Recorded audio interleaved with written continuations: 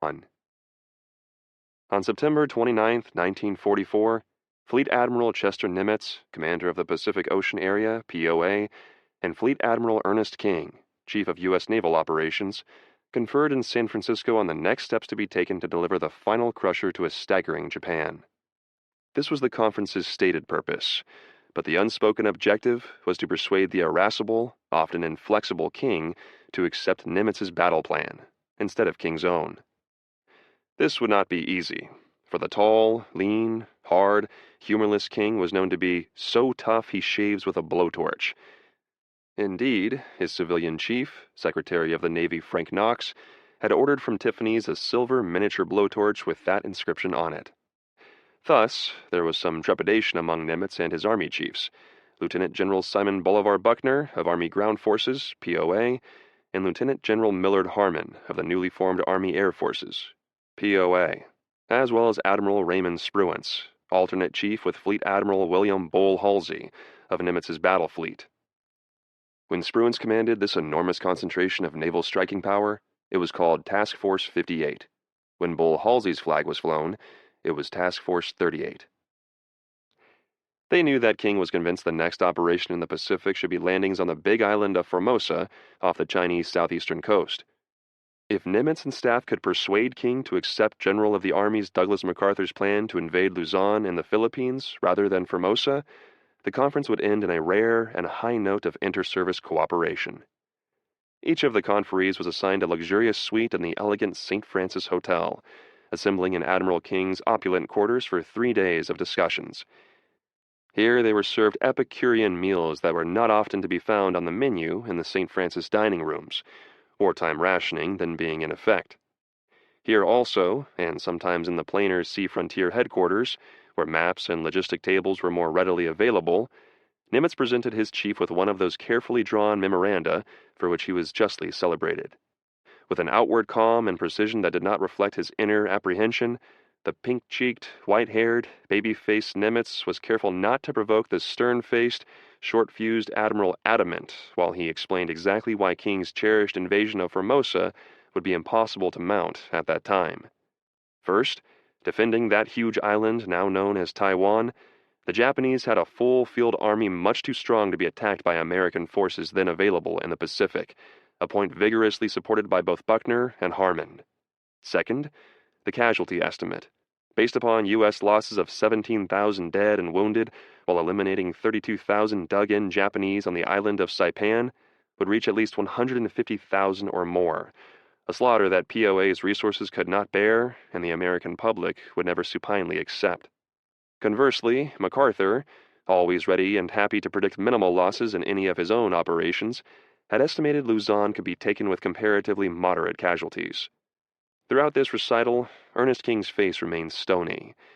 It is possible, though not reported anywhere, that at the introduction of the name of Douglas MacArthur, one of the Admiral's eyelids might have flickered. But Nimitz was prepared for this moment, for he had long ago learned that you cannot take without giving, and Nimitz would give with an alternative to King's cherished plan. He suggested to his chief that if he acquiesced in MacArthur's liberation of Luzon and recapture of Manila, these victories would clear the Pacific for the direct invasion of Japan's home islands by seizing Iwo Jima and Okinawa and using them as staging areas. King's eyebrows rose as Nimitz continued. This would completely sever Japan from her oil sources in Borneo, Sumatra, and Burma, and without this lifeblood of war, her fleets could not sail, her airplanes fly, her vehicles roll, or her industries produce. Equally satisfying, from Okinawa and Iwo, the giant B-29s, or superforts, could intensify their bombardment of Japan proper and might conceivably even bomb Nippon into submission without the necessity of invading her home islands.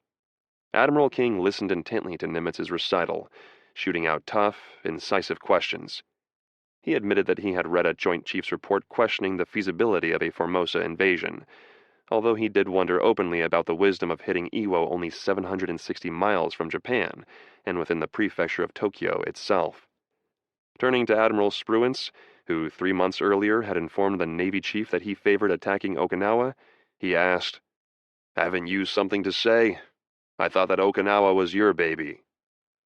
Never a man to allow himself to be caught between the upper and nether millstones of command, Spruance replied that he thought his direct superior, Nimitz, had summarized the situation nicely, and he had nothing to add.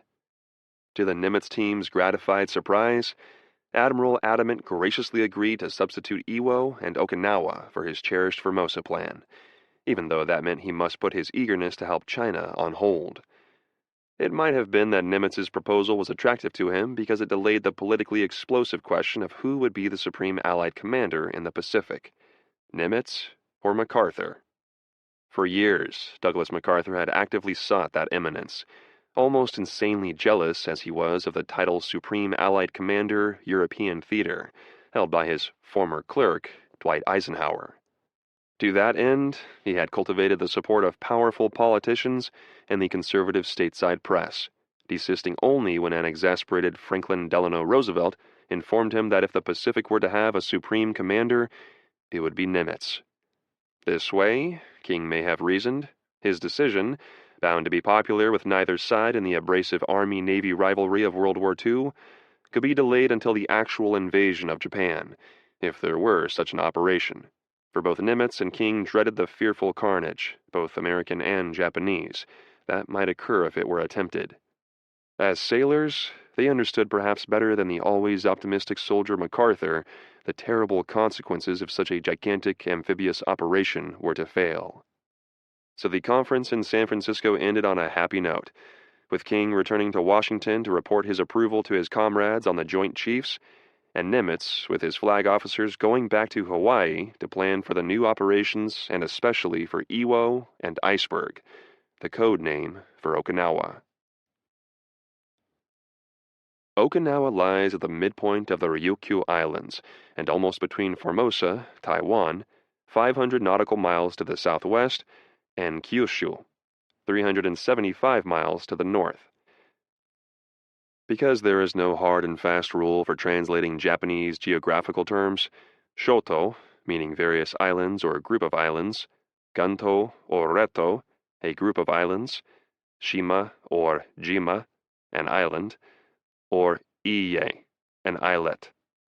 This narrative will use the general English words for the same. In ancient times, Okinawa was a dependency of China, paying an annual tribute to the imperial court at Peking. The group of islands was called the Liuqiu, the Chinese word usually pronounced Lu Chu, meaning either pendant ball or bubbles floating on water. But after annexation by Japan in 1879, their new lords, who have great difficulty pronouncing the L sound, changed their name to Ryukyu. These islands lie southwest of Japan proper, northeast of Formosa and the Philippines, and west of the Bonins, which include Iwo Jima. Peaks of drowned mountains, they stretch in an arc about 790 miles long between Kyushu and Formosa. Approximately in the center of the arc is the Okinawa group of some 50 islands clustering around the largest of them, Okinawa, 60 miles long, running generally north to south, from 2 to 18 miles wide, and covering 485 square miles. Obviously, such a base so close to Japan, able to support dozens of airfields, as well as dozens of divisions together with all manner of warships anchored either in the enormous Hagushi anchorage off the west coast, or the equally valuable Nakagosuku Bay off the southeast shore, would be almost another England, the staging area for the Allied invasion of Europe, for the waterborne attack upon Japan. In 1945, Okinawa had a population of about 500,000, of whom roughly 60% lived in the southern third, much more amenable than the rugged and mountainous north above the 2-mile-wide isthmus of Ishikawa. Originally, Okinawans resembled Japanese, but an influx of Malay, Chinese, Mongol, and other races left them smaller and fuller of face than their new masters from the north. They were also among the most docile people in the world. They had no history of war, neither making nor carrying arms. When a traveler informed Napoleon of this fact, the Corsican conqueror was indignant. Although Jesus, Allah, and Confucius had been to Okinawa, their missionaries persuaded few, if any, natives to renounce their primitive animist religion based on a mystical reverence for fire and hearth and worship of the bones of their ancestors. These were placed in urns kept inside fairly large lyre-shaped tombs, which the Japanese, with their customary indifference to the feelings of any race but their own, began to fortify with machine guns and cannon at the outbreak of the war. Okinawan standards of living were low, and the Japanese made no attempt to raise them. Generally, the haughty Nipponese despised the Okinawans as inferior people and were content to regard them as hewers of wood and drawers of water, useful with their small-scale farms to supply them, and eventually their troops, with sugarcane, sweet potatoes, rice, and soybeans. Aside from teachers trained in Japan, almost all Okinawans, like the Amerindians of America, had no desire to enjoy the blessings of industrial society, but were content to live as their ancestors had lived, in tiny villages of about 100 people or towns numbering 1,000. Although the Japanese, for all of their contempt for them, had drafted many young Okinawan males into their militia, on the whole, Japanese troops in the Great Lu-Chu were hated with a quiet and sullen resentment similar to the attitude of the early American colonists toward the British redcoats quartered in their homes. Although the Japanese and Okinawan languages are alike, neither is intelligible to the other race. The southern third of the island below Ishikawa, where most of the fighting would rage, is rolling, hilly country lower than the mountainous, jumbled north, but actually much easier to defend. Steep, natural escarpments, ravines, and terraces, as well as ridges abounding in natural caves, were generally aligned east and west across the island. This meant that an attacking force must engage in the most difficult warfare: crosshatch fighting. There were no north-south ridges with river valleys or passes through which troops might move easily. Thus, moving south, the Americans would encounter a succession of these heavily fortified east-west ridges, and each time one fell, a new one would have to be assaulted. The only two-way decent road in the south was in the Naha-Shuri area. Naha, the new port and commercial center; Shuri, the capital of the ancient Okinawa kings. Even these were impassable during the torrential rains that regularly turned the entire island, except for the limestone ridges, into a sea of mud. For the skies of the Great Lu-Chu were capable of pouring out 11 inches of rainfall in a single day. Just as inimical to health or endurance was an enervating humidity unrivaled even by Eritrea or the Belgian Congo, and the best description of the country lanes over which a modern, mechanized army would have to travel is an American soldier's wry comment: Okinawa had an excellent network of bad roads. Shuri Castle was the point of Okinawa's defensive arrowhead. It lay on high ground overlooking Naha to the east, or right, as it would face the American invaders. Beneath it, an ancient cave system was being extended and strengthened to provide a completely safe bomb and shell-proof headquarters for the Japanese 32nd Army. Heavy guns in place nearby could bombard any part of southern Okinawa. If the Americans, in spite of heavy losses, were able to penetrate Shuri's outer defenses, the defending Japanese could withdraw toward the center. So long as Shuri remained unconquered, so did Okinawa. These fortifications resembled the blood-soaked caves and fissures of Peleliu, a drowned coral mountain that had heaved itself above the sea. But Okinawa's were man-made. Its soft coral and limestone could be grubbed up with pick and shovel, and small natural caves expanded to hold as many men as a company of 200 or more. The fill, thus removed, was eminently useful in building barricades that, when soaked with water and baked by the sun, were almost as hard as concrete. But Peleliu was only 6 miles long by 2 miles wide, while southern Okinawa was about 20 miles long and in some places 18 miles wide. This, then, was the terrible, fortified terrain that would confront the Americans when they came storming ashore in the spring of 1945. Even worse, for the seamen of the U.S. Navy at least, would be the Japanese new weapon of the kamikaze. Japan at Bay. Chapter 2. No one, and especially not the members of Japanese Imperial General Headquarters or the United States Joint Chiefs of Staff, expected Okinawa to be the last battle of World War II. Why the surprise? The Joint Chiefs, having woefully underestimated enemy striking power at the beginning of the Pacific War, had just as grievously exaggerated it at the end. Actually, as some perceptive Okinawans were already privately assuring each other, Nippon ga maketa. Japan is finished. In early 1945, after the conquest of Iwo Jima by 3 Marine divisions, the island nation so vulnerable to aerial and submarine warfare had been almost completely severed from its stolen Pacific Empire in the land of eternal summer. Leyte in the Philippines had been assaulted the previous October by an American amphibious force under General of the Army's Douglas MacArthur, and in the same month, the U.S. Navy had destroyed the remnants of the once proud Japanese Navy in the Battle of Leyte Gulf. In January 9th, Luzon in the Philippines was invaded, and on February 16th to 17th, like a typhoon of steel, the fast carriers of the U.S. Navy launched the first naval air raids on Tokyo Bay. A week later, Manila was overrun by those American devils in baggy pants. In late March, Iwo fell to 3 Marine divisions in the bloodiest battle of the annals of American arms.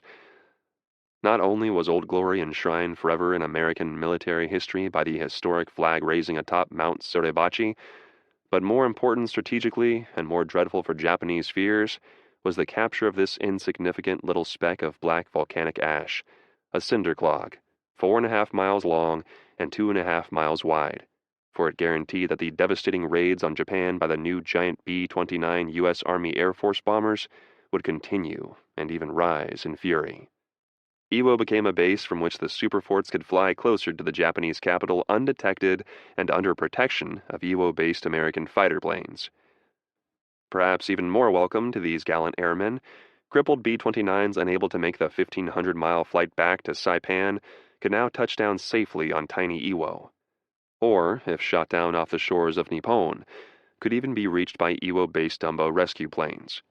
Thus, not only could these exorbitantly expensive aerial elephants be saved, but their truly more valuable crews as well. On the night of March 9th, to prove their worth and sound the requiem of the unconquerable island empire, the superforts already striking Tokyo, Nagoya, Osaka, and Kobe in pulverizing 300-plane raids came down to 6,000 feet over Tokyo to loose the dreadful firebombs that consumed 250,000 houses and made 1 million human beings homeless while killing 83,800 people in the most lethal air raid in history, even exceeding the death and destruction of the atomic bomb strikes on Hiroshima and Nagasaki that were to follow. Meanwhile, the huge Japanese merchant fleet, employed in carrying vital oil and valuable minerals to the headquarters of an empire singularly devoid of natural resources, had been steadily blasted into extinction by the flashing torpedoes of the United States Navy submarines. Here, indeed, were the unsung heroes of the splendid Pacific Sea Charge of 3 years' duration, 4,000 miles from Pearl Harbor to the reef-rimmed, slender Long Island of Okinawa. These men of the Silent Service, as it was called, were fond of joking about how they had divided the Pacific between the enemy and themselves, conferring on Japan the bottom half. In fact, it was true. Only an occasional supply ship of transport arrived at or departed Nippon's numerous seaports, themselves silent, ghostly shambles. Incredibly, the American submarines, now out-of-sea targets, had penetrated Japan's inland seas to begin the systematic destruction of its ferry traffic. Transportation on the 4 home islands of Honshu, Shikoku, Kyushu, and Hokkaido was at a standstill. Little was moved, by road or rail, over the water or through the air. In the imperial palace, hissing, bowing members of the household staff kept from Emperor Hirohito the shocking, grisly protest arriving in the Daily Mail, the index fingers of Japanese fathers who had lost too many sons to the red-haired barbarians. Most of these doubters, silent and anonymous because they feared a visit from the warlord's dreaded thought police, were men who had lived and worked in America, knowing it for the unrivaled industrial giant that it was. They did not share the general jubilation when the Emperor's glorious young eagles arrived home from Pearl Harbor. Their hearts were filled with trepidation, with secret dread for the retribution that they knew would overtake their beloved country. For 8 months following Pearl Harbor, the victory fever had raged unchecked in Japan. During that time, the striking power of America's Pacific Fleet had rolled with the tide on the floor of Battleship Row. Wake had fallen. Guam, The Philippines. The rising sun flew above the Dutch East Indies. It surmounted the French tricolor in Indochina, blotting out the Union Jack in Singapore, where columns of short tan men in mushroom helmets double-time through silent streets. Burma and Malaya were also Japanese. India's hundreds of millions were imperiled.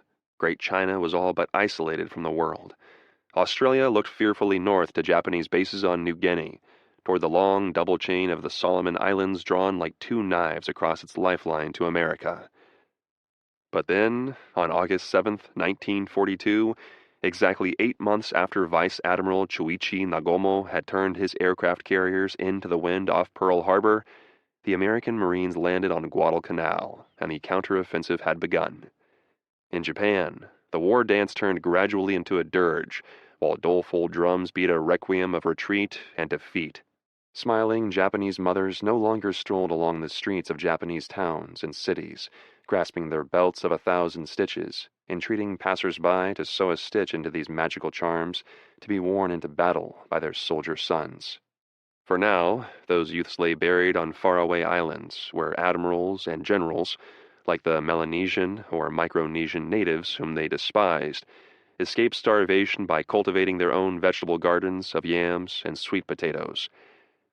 And the belts that had failed to preserve the lives of the boys who wore them became battle souvenirs second only to the samurai sabers of their fallen officers. This, then, was the Japan that the United States Joint Chiefs of Staff still considered a formidable foe, so much so that it could be subdued only by an invasion force of 1,000,000 men and thousands of ships, airplanes, and tanks. To achieve final victory, Okinawa was to be seized as a forward base for this enormous invading armada. In the fall of 1945, a three-pronged amphibious assault called Operation Olympic was to be mounted against southern Kyushu by the 6th U.S. Army, consisting of 10 infantry divisions and 3 spearheading Marine divisions. This was to be followed in the spring of 1946 by Operation Coronet, a massive seaborne assault on the Tokyo Plain by the 8th and 10th Armies, spearheaded by another amphibious force of 3 Marine divisions and with the 1st Army transshipped from Europe to form a 10-division reserve. The entire operation would be under the command of General of the Armies MacArthur and Fleet Admiral Chester Nimitz. Okinawa would be the catapult from which this mightiest amphibious assault force ever assembled would be hurled. The Divine Wind. Chapter 3.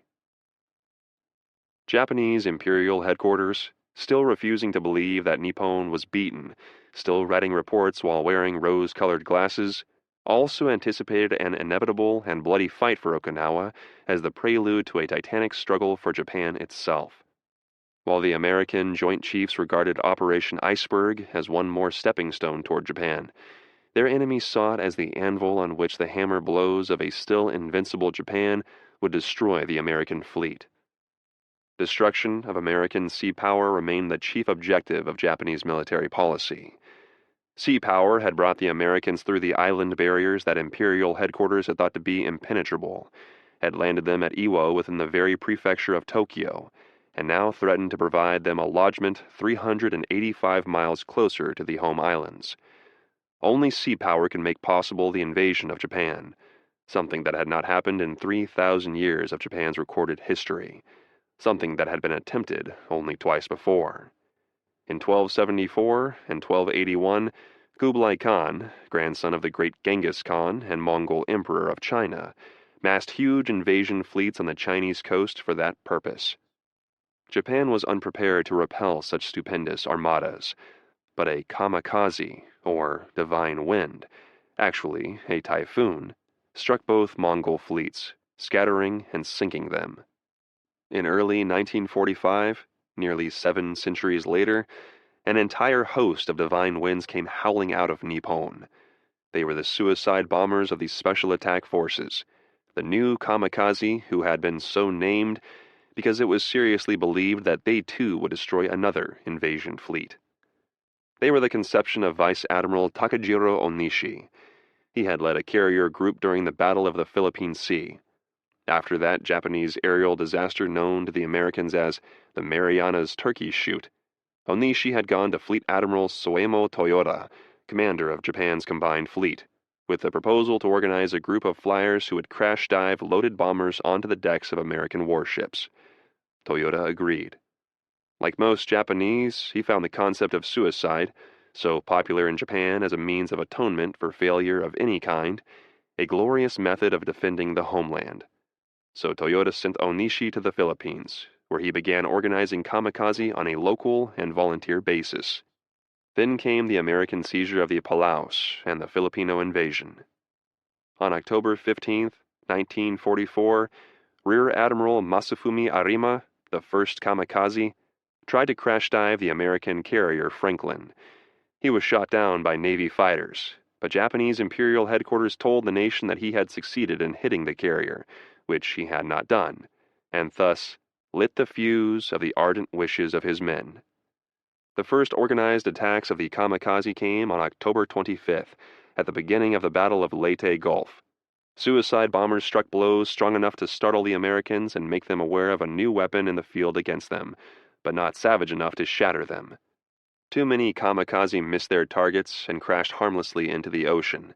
Too many lost their way, either arriving or returning, and too many were shot down. Of 650 suiciders sent to the Philippines, only about a quarter of them scored hits, and almost exclusively on small ships without the firepower to defend themselves like the cruisers, battleships, and aircraft carriers. But Imperial headquarters, still keeping the national mind carefully empty of news of failure, announced hits of almost 100%. Imperial headquarters did not believe its own propaganda, of course.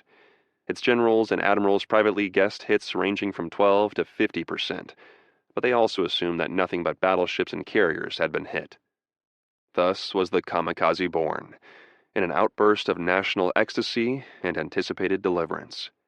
In the homeland, a huge corps of suiciders was organized under Vice Admiral Matume Ugaki. By January 1945, they were part of Japanese military strategy, if not the dominant part. So many suiciders would be ordered out on an operation to be joined by so many first-class fighters and bombers, the fighters to clear the skies of enemy interceptors, the bombers to ravage American shipping and guide the kamikaze to their victims. They needed to be guided because they usually were a combination of old, stripped-down aircraft and young, often hopped-up flyers. Admiral Ugaki did not use his newest planes or his most skilled pilots, as Admiral Onishi had in the Philippines. Ugaki considered this wasteful. He believed that the spiritual power of the glorious, incomparable young eagles would compensate for the missing firepower of obsolete crates from which even the instruments had been removed. At a period in the Pacific War when perceptive Japanese commanders were beginning to ridicule the bamboo spirit tactics of the school of spiritual power as opposed to the realities of firepower, Ugaki was showering his brave young volunteers, for brave they truly were, with encomiums of praise intended to silence whatever reservations they may have had about piloting these patched-up old cripples, and also to inspire the nation. So the suiciders were hailed as saviors, wined, dined, photographed, lionized. Many of them attended their own funerals before taking off on their last mission. Farewell feasts were held in their honor at the numerous airfields on the southernmost Japanese island of Kyushu. Solemn samurai ceremonies were conducted, and many toasts of sake drunk, so that some of the pilots climbed aboard their airplanes on wobbly legs. It did not seem to occur to the Japanese, and especially Ugaki, that insobriety might affect the aim of the kamikaze and thus defeat the purpose of the Suicide Corps. And this was because the concept of the suicide savior had so captivated the nation from schoolgirls to Emperor Hirohito himself that the slightest word of criticism would have been regarded as treason.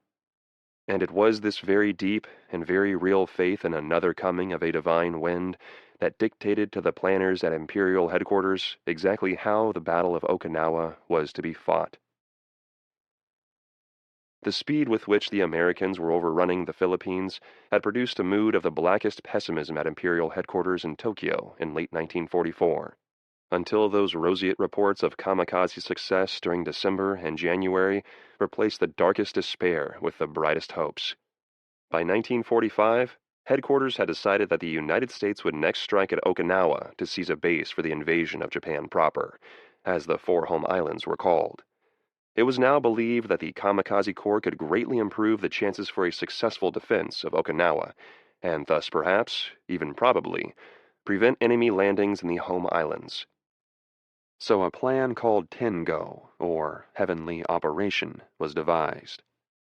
New armies were to be formed from a reserve of military-age men who had been deferred for essential labor, while a powerful air force built around the kamikaze would be organized to destroy the Americans. More than 4,000 airplanes, both suicide and conventional, would launch an all-out attack, joined by hundreds of suicide motorboats operating from Okinawa and the Kurama Islands, and followed by a suicide dash of Japan's remaining warships, including the mighty battleship Yamato. The air assaults would come from two directions: north from Formosa, where the Japanese Army's 8th Air Division and the Navy's 1st Air Fleet were based, and south from Kyushu, with a more powerful force combining several Army and Navy commands, all under the direction of Vice Admiral Ugaki. On February 6, a joint Army-Navy air agreement stated, "In general, Japanese air strength will be conserved until an enemy landing is underway or within the defense sphere. Primary emphasis will be laid on the speedy activation, training, and mass employment of the Special Attack Forces, kamikaze. The main target of Army aircraft will be enemy transports, and of Navy aircraft carrier attack forces." On its face, this was a bold plan conceived in an atmosphere of the most cordial cooperation. Actually, the only leaders motivated by the same conviction were those who believed that the war could no longer be won. Otherwise, there was a deep divergence, the Navy officers seeing Tengo as the last opportunity to score a great, redeeming victory, the Army staffers in agreement that the final battle would be fought not on Okinawa, but on Kyushu. Though their views conflicted, their reasoning was logical. The sailors, certain that if air power could not stop the enemy at Okinawa, neither would it do so on Kyushu. The Army insisting that even on the Philippines, the Americans had not yet fought a major Japanese army, and that, shattered and whittled by the suicide saviors, they could be repulsed in Japan proper. However, all, even the doubters, were convinced that at the very least a severe defeat must be inflicted on the Americans to compel the Allies to modify their demand for unconditional surrender. There was one more consideration, probably more apparent to the Army than the Navy.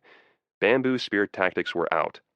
The illogical belief that spiritual power could conquer firepower had spawned that other cause of Japan's absolute inability to halt the American charge across the Pacific, the doctrine of destroying the enemy invaders at the water's edge.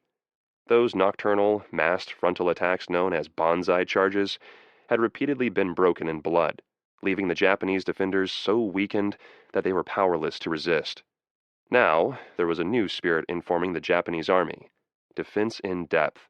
As careful as the banzai was reckless, as difficult for the enemy to overcome as the foolhardy wild banzai had been easy for him to shatter, and so costly in the attrition of enemy men, machines, and ships as to weary the Americans and thus induce them to negotiate. Ambush, or the tactics of delay raised to a military science, began on the large island of Biak off the western extremity of New Guinea. It was conceived by Colonel Kuzume Naoyuki, commander of about 11,000 troops of the defense garrison there.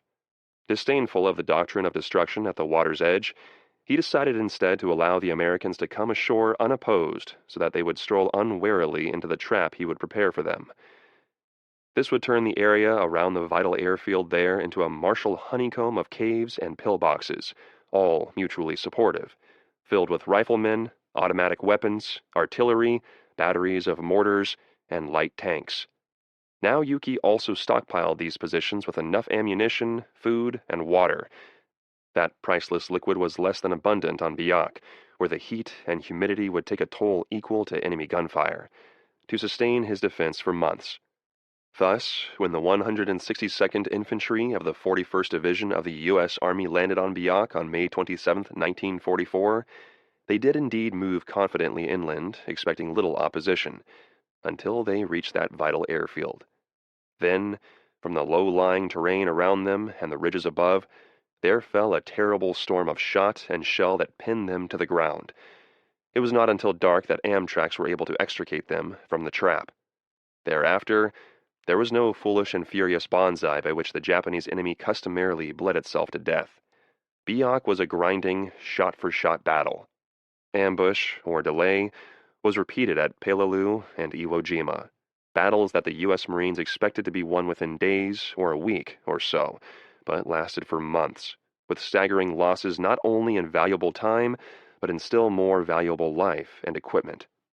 These were the tactics that Lieutenant General Mitsuru Ushijima intended to employ on Okinawa with his defending Japanese 32nd Army. After his arrival there in August 1944, he hurled himself into the gratifying task of turning that slender Long Island into an open fortress. In January 1945, he sent his chief of staff, Lieutenant General Isamu Cho, to Tokyo for a review of his defenses. Imperial headquarters planners were delighted with his preparations, for they dovetailed with Tengo. Ushijima's monster ambush was just the tactic to lure the Americans within range of the suiciders, airborne and seaborne, to be smashed so shatteringly that the 32nd Army could take the offensive and destroy them. Upon his return to Okinawa, Isamu Cho was a happy soldier, thirsting for battle and bursting to tell his chief the good news about Japan's devastating new weapon of the Divine Wind. The Japanese Samurai. Chapter 4. To understand the samurai, a hereditary class of professional warriors peculiar to Japan, it is necessary to understand the history of Nippon. Up until 1853, when the American Commodore Matthew Perry opened Japan to world trade, Nippon had been a hermit kingdom into which no foreigner who valued his life would venture. True, between the founding of the island empire in 660 BC and the arrival of Perry, there had been a brief interlude of intercourse with the West. This occurred after a storm drove a China-bound Portuguese ship ashore in 1543. Later ships brought Catholic missionaries, among them St. Francis Xavier, the great Jesuit missionary and a leader of the Catholic Counter-Reformation, who stepped ashore in 1549. Under his influence, the population of a large area of the southern island of Kyushu became Catholic Christians. This pleased neither the ruling shoguns, military commanders-in-chief who had seized power from the emperor, or the Buddhist priests. The shoguns quite understandably suspected that the Catholic missionaries might actually be advance scouts or spies for the colonizing Catholic powers of Europe. They remembered that after Spanish priests came to the Philippines with Ferdinand Magellan, they were followed by Spanish soldiers who made those islands the possessions of the King of Spain. An uprising of Kyushu Christians was put down with ferocious severity, and in 1617, a persecution of Christians was begun. All Christians, whether foreign or Japanese, Protestant or Catholic, were hunted down ruthlessly, and those who did not recant under torture were executed. Thereafter, Japan sank back into isolation. No one could leave the country under pain of death, and no foreigner enter under the same grim penalty. Nor were ocean-going ships allowed to be built. Every Japanese family was required to register at a Buddhist temple, and interest in Buddhist studies was encouraged. Shinto, the naive nature and ancestor worship of ancient Japan, was also revived. Shinto, a Chinese word, significant of Chinese influence on Japanese culture, was based on a simple feeling of reverence for any surprising or awesome phenomenon of nature: a waterfall, a splendid cloud formation, a mountain, a magnificent tree, or even an oddly shaped stone. Places that stimulated such delight or awe became Shinto shrines.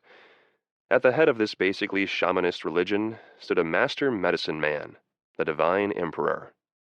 Japanese tradition claimed that the imperial family was directly descended from the sun goddess. Actually, this family issued from the Yamato clan, which claimed the sun goddess as its progenitor. During the 3rd and 4th centuries, the Yamato clan's priest chiefs gained suzerainty and may be said to have unified the country, although without destroying the rights of the other clans. This ruling family, then, could claim an antiquity with which none of the other reigning families of the world could compare. It also could claim the allegiance of its subjects unto death itself. To fail or embarrass the emperor was a heinous, unforgivable crime, for which there could be no penance or expiation other than self-destruction. This belief in the divinity of the emperor was cleverly and cynically exploited by the shoguns, who ruled the country through the emperor as figurehead. The shoguns came to power after the imperial armies in the 8th century suffered setbacks at the hands of Japan's original inhabitants, the Ainu, an extremely hairy race thereafter exiled to the inhospitable north by the heartless and frequently hairless Japanese, and called in contempt the hairy Ainu. Scorning the imperial conscripts, the shoguns formed their own smaller but better trained and disciplined armies. These were commanded by a new class of officers drawn from the sons of local clan chiefs and called samurai. They formed this new hereditary class of professional warriors serving the daimyos, or feudal lords. The samurai were distinguished by their hair, shaven in front and top-knotted, and the clan badge worn on their kimonos. They lived Spartan lives and were rigidly drilled, from childhood to manhood, in self-control. A samurai was taught to show no joy or anger, nor was he ever to engage in trade or handle money. Like Christian seminarians, he had contempt for commerce as being infra dignitatem, beneath his dignity. He was also trained to excel in the martial arts. Indeed, the 2 swords worn by the samurai, one long and one short, were also badges of rank. Samurai were expected to become especially proficient with the long, 2-handed sword, actually a thick, heavy, single-edged, and extremely sharp saber. The short one was for decapitating a fallen enemy or dispatching himself by seppuku, more commonly known as harakiri, literally stomach cutting. To kill himself in atonement for failure or disgrace, a samurai would squat on the floor and thrust his short sword into his stomach, turning it in a ceremonial disembowelment that, if it became unbearably painful, could be ended by a comrade standing by to strike his neck with a saber, severing the spinal column. A lifetime of cultivating indifference to pain, however, was part of a samurai's code of Bushido, the way of the warrior. With this inevitably arrogant warrior class, permitted to cut down any commoner who has behaved to him in a manner other than he expected, the shoguns ruled Japan, and their reign continued for more than 2 centuries after the extinction of Christianity. It ended only when Commodore Perry appeared in his steam-driven black ships, so terrifying to the insular Japanese when they saw these vessels without sails, moving easily against the wind on Tokyo Bay. Very quickly, a treaty opening 2 ports to the Americans was signed. This unprecedented deference, not to say obeisance, to a foreign power, so enraged conservatives of all callings, the merchants, daimyos, the samurai, that it provoked a revolution known as the Meiji Restoration, ending the power of the shoguns and restoring it to the emperor. It also culminated the career of the samurai. No ruler could feel entirely safe with such dangerous zealots at large within his borders, and so by imperial edict, these fierce warriors accepted the lump sum termination offered them to hang up their swords and become merchants, lawyers, doctors, or bureaucrats. But they did not remain long suppressed, for the Meiji Restoration, in perhaps the most astonishing national turnabout in history, had embraced in one swoop the entire apparatus of the once despised Western civilization. Everything invented or developed by the Roundeyes since Greece, Rome, and the advent of the Christian era, their science, industry, culture, political institutions, methods of education, business practices, economics, dress, and even sports, was swallowed whole by Nippon. Despite the undoubted exuberance of this nonviolent social revolution, sometimes comical to a Westerner at first sight of a smaller Japanese going to his daily workplace in a tuxedo, hanging on him like a scarecrow's suit, and a top hat reaching down to his ears, the change was outward only. Japan, for all of its pretensions to democracy, remained a paternalistic, authoritarian state. The secret police organized in the 1600s may have been banned, but the new Japan replaced them with thought police, censors and spies sniffing out sedition and suspicious activity like tireless bloodhounds, and empowered like the samurai of old to put to death anyone caught doing anything different. In classrooms and army barracks, young Japanese were taught to glory in Nippon's military traditions, to believe that dying on the battlefield for the emperor was the most sublime fate to which a man could aspire. Inevitably, the spirit of the samurai returned, and their code of Bushido was revived. Soldiers of a mainly peasant army, both officers and men, were trained in the hard, selfless samurai school, taught to think of themselves as heirs of that departed warrior class. Officers adopted a so-called samurai saber, much like the two-handed longsword of old, as their badge of rank. Properly sharpened, and even though wielded by diminutive Japanese, it could sever a prisoner's head at a single stroke, and this summary execution of captives, usually after they had been tortured for information, became one of the least gruesome features of Japan's new, samurai-led army as it took the field in pursuit of territorial conquest and the raw materials and markets in which Nippon, for a modern industrial nation, was so deplorably deficient. Eventually, the chief officers among them emerged as the warlords of Japan. In collusion with the Zaibatsu, leading politicians, bureaucrats, and industrialists, such as the Mitsubishi and Mitsui families, the warlords ruled the country through the figurehead of Hirohito. This career of territorial aggrandizement by an authoritarian coalition began in 1879 with Nippon's annexation of the Ryukyu Islands, of which Okinawa was the largest. 66 years later, three typical samurai took charge of defending this last barrier between American armed forces and the home islands of Japan. Lieutenant General Mitsuru Ushijima, commander of the Japanese 32nd Army, may be said to have been the samurai beau ideal. Ramrod straight and lean, sharp-featured with a graying military brush mustache, he was able to awe subordinates by his unshakable composure and iron self-control. Yet he was a considerate man whose staff not only respected, but even revered him. Ushijima's style was low-key. He abstained from the rough-and-tumble of staff discussions of policy, plans, or operations, in which, as had happened during the Guadalcanal disaster, irate officers could actually come to blows. Rather, he let his aides make the decisions, which he would either approve or reject. But he always took responsibility for the results, good or bad. In their unreserved admiration of him, his idolizing staff compared him to Takamori Saigo, a celebrated hero of the Meiji Restoration. Early in the war, Ushijima had distinguished himself as an infantry group commander during the conquest of Burma. There he met Isamu Cho, chief of staff of the Southern Army. They returned to Tokyo together, Ushijima to become commandant of the Japanese Military Academy, Cho to serve on the General Military Affairs Bureau.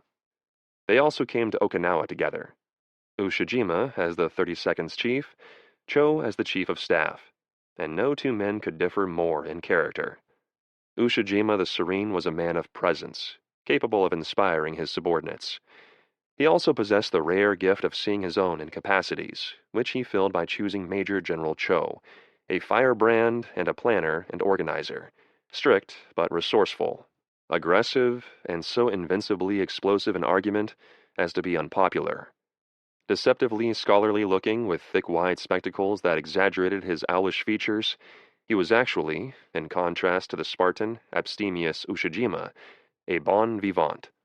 In his quarters, even toward the end of the battle for Okinawa, might be found unrivaled meals, the best Scotch whiskey, the finest sake, and the prettiest women.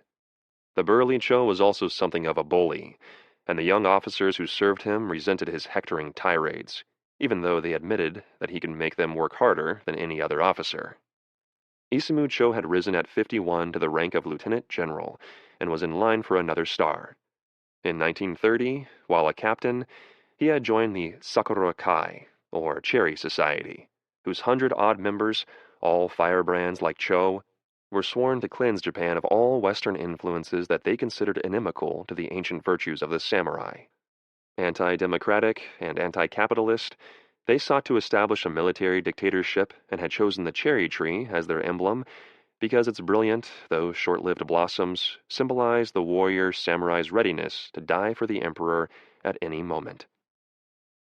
A few generals eager to wear the dictatorial mantle courted the cherry favor, and thus contributed to the society's increasing influence and to Cho's emergence as the leading hothead and strong-arm advocate. In January 1931, he helped plot a conspiracy to murder the prime minister and replace him with a leading general, but that distinguished officer declined to accept the honor, since he seems to have expected to gain that eminence by legal means. In October, the Cherries tried again, with Cho once more the leader. The plan was to have revolutionaries fly over Tokyo to bomb selected targets, chief among them the Prime Minister's residence. With him dead, Emperor Hirohito could be compelled to choose a general as his successor. However, Cho's very exuberance foiled the plot. At one of the meetings, held in a geisha house in Tokyo's red light district, he declared that the conspiracy must succeed even if it is necessary to threaten the emperor with a drawn dagger. To one Cherry member, this was treasonous talk indeed, and after he blew the whistle, Japanese military police raided a geisha house to arrest the ringleaders, Cho not included, and put an end to the notorious plot of the brocade banner. In any other army, Cho's activity would at least have led to his being court-martialed or even executed, but instead of being punished, he was rewarded with a coveted assignment to the Kwantung Army, then engaged in ripping the province of Manchuria from the flabby big body of the Chinese giant. Nor was the public as outraged as it might have been by the brocade banner affair, for in those days, a man who excused his misdeeds by wrapping himself in the flag of patriotism was forgiven almost anything. Gradually, however, as the militarists tightened their hold on Japan, any kind of opposition to the status quo, no matter how supposedly patriotic, was not so conveniently ignored. Nevertheless, Cho could not, restrain himself. In 1938, he nearly provoked a war between Japan and the Soviet Union when he and another officer ordered an unauthorized attack on Russian forces just over the Manchurian border. 3 years later, as chief of staff of the army that had seized Thailand, he seems to have encouraged hostilities between Thai and Vichy French troops. Yet, he remained in the High Command's mystifyingly good graces, much to the dismay of generals senior to him who also sought the Okinawa assignment. Perhaps Imperial headquarters believed that Cho's very excess of zeal could now be helpful rather than detrimental to the army. If the fires burning in his breast could rekindle the ardor of the soldiers on Okinawa, then another kind of kamikaze might yet overwhelm superior American firepower and save Japan. Such a possibility might indeed have inhabited the minds of these mystical Japanese generals and admirals, men who actually did believe that the soul of a samurai killed fighting for the emperor would dwell eternally in Yasukuni Shrine in Tokyo. But from the standpoint of reality, a more hopeful savior than either the traditionalist Ushijima or the fiery Cho existed in the person of Colonel Hiromichi Yahara, chief planning officer of the 32nd Army. At 42, Yahara was much younger than either Ushijima or Cho, although his record was almost as impressive. Graduated from the Japanese Military Academy in the class of 1923, Yahara had served in an infantry regiment, had attended the Japanese War College, and spent 10 months at Fort Moultrie in the United States as an exchange officer. He had also served with distinction during fighting in China, Thailand, Malaya, and Burma. Tall for a Japanese, poised, patrician, and intellectual, there was about him a kind of superciliousness, probably born of his contempt for those advocates of bamboo spear tactics that alienated many of his comrades, especially Cho. Indeed, Cho and Yahara were as antithetical as two men could be. Where Cho was impetuous, Yahara was deliberate. Where Cho was physical and aggressive, Yahara was thoughtful and careful. And where Cho was all heart, Yahara was all head. To Yahara, war was not a contest but a science, to be won by superior tactics adjusted to terrain, weapons, and troops, not by those wretchedly bloody bonsai charges. In this intellectualism and the aloofness issuing from it, and in his unconcealed contempt for others who did not share his acumen, he again offended fellow officers on Ushijima's staff. Nevertheless, Hiromichi Yahara's rationalism was the perfect complement to Ushijima's magnetism and Cho's fire, thus conferring on the 32nd Army a superb leadership, which, now devoted to the new tactic of defense in depth to be executed on the most compatible terrain imaginable, did not presage a quick and easy victory for the American invaders. This trio's intention to give up no ground willingly and to whittle and weary the enemy was reflected in the 32nd Army's slogan composed by Ushijima: "One plane for one warship, one boat for one ship, one man for 10 of the enemy or one tank." Fulfillment of the first slogan was up to the kamikaze, for General Ushijima had little air power based on Okinawa's 5 airfields. One boat for one ship would be the objective by nautical divine winds of the sea-raiding squadrons. They were enlisted youths fresh out of high school, trained to ram explosive stuffed motorboats into American ships. There were about 700 suicide boats hidden in the recounts, and approximately 350 were only about 15 miles west of southern Okinawa in the islets of the Kerama-Reto. The third stricture was left to a force of about 100,000 men, of whom a fifth were conscripted from the Okinawan population. The bulk of these troops was concentrated in Okinawa's southern third. Here, Ushijima began to build a line facing north like a broad arrowhead. Its point rested on the heights surrounding Shuri and Shuri Castle, the city and citadel of Okinawa's ancient kings. Its flanks swept back to the sea on either side, through a jungle of ridges to the chief city of Naha on the left, to the west, through similar hills back to Yanabaru airfield on the right. It was the Naha-Shuri-Yanabaru line. It held the bulk of Ushijima's fighting men, the 62nd Division, which had served in China, the 24th Division, and the 44th Independent Mixed Brigade. To its left, on the Roko Peninsula jutting into the sea west of Naha, were about 3,500 Japanese sailors and 7,000 Japanese civilians under Vice Admiral Minoru Ota. Roughly 3,000 soldiers of the 2nd Infantry Unit under Colonel Takehiko Udo held the wild, uninhabited northern half of Okinawa, that part that Ushijima, at the urging of Yahara, had chosen not to defend. Nor would Ushijima attempt to contest the Hagushi beaches in west-central Okinawa. He would defend the Minatoga beaches to the south because they were in the rear of his Naha-Shuri-Yanabaru line, but he would protect almost nothing north of that line, except, of course, its approaches. He would not even defend Yantan and Kadena airfields to the east of the Hagushi beaches. These would be wrecked the moment the Americans appeared by a special force drawn from the Boatai, the home guard of about 20,000 men whom Ushijima had ruthlessly called up from among the Okinawan males between 20 and 40. The wrecking crew was called the Bimbo Butai, or Poor Detachment, by those Japanese soldiers whose loathing of Okinawa and all things Okinawan had already become a problem to General Ushijima. Conscription of the Boatai had unwittingly led to one of the chief complaints among Ushijima's soldiers, the lack of fresh vegetables. There hadn't been enough adult males around to produce the normal vegetable crop that fall and winter, and Tokyo was shipping in bullets, not beans. "I cannot bear having just a cup of rice for a meal with no side dishes at all," a soldier wrote. "Our health will be ruined." The lament was raised frequently elsewhere, and Ushijima took account of it by urging his men to display a more firm and resolute spirit, hold to the belief of positive victory, and always remember the spirit of martyrdom and of dying for the good of the country. By way of consolation, the general issued each man a pint and a half of sweet potato brandy, proclaimed a temporary amnesty for drunkards, and promised another issue on April 29, 1945, when the Emperor Hirohito would become 44 years old. Cho came back from his visit to Tokyo in late January. He reported that Ushijima's defense plans dovetailed with Imperial Headquarters strategy, and that he had been able to dispel some doubts about the decision not to defend the Hagushi beaches. Cho was also elated by a secret report he had seen concerning the kamikaze. The attacks by 26 of Admiral Ugaki's 6-plane units had brought about instantaneous sinking of 1 American battleship, 6 carriers, and 34 cruisers. Even the clear-headed Cho had been blown overboard by the divine wind. He got out an inspirational message for the 32nd Army's top commanders.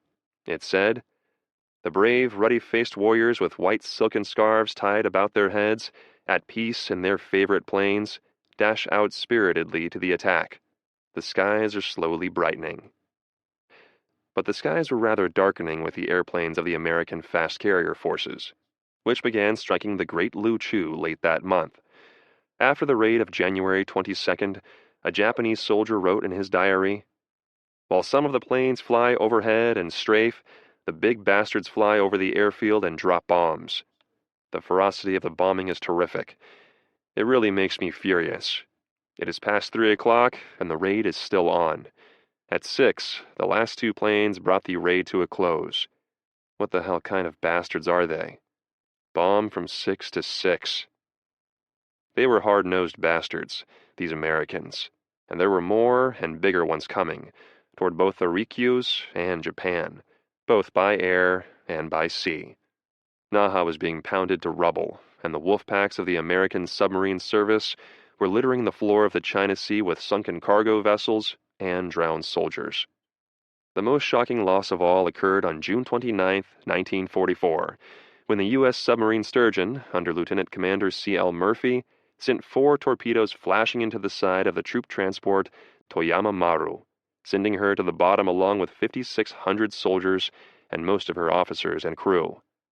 Such reports helped to discourage the troops of the 32nd Army, and one private wrote in his diary, "The enemy is brazenly planning to destroy completely every last ship, cut our supply lines, and attack us."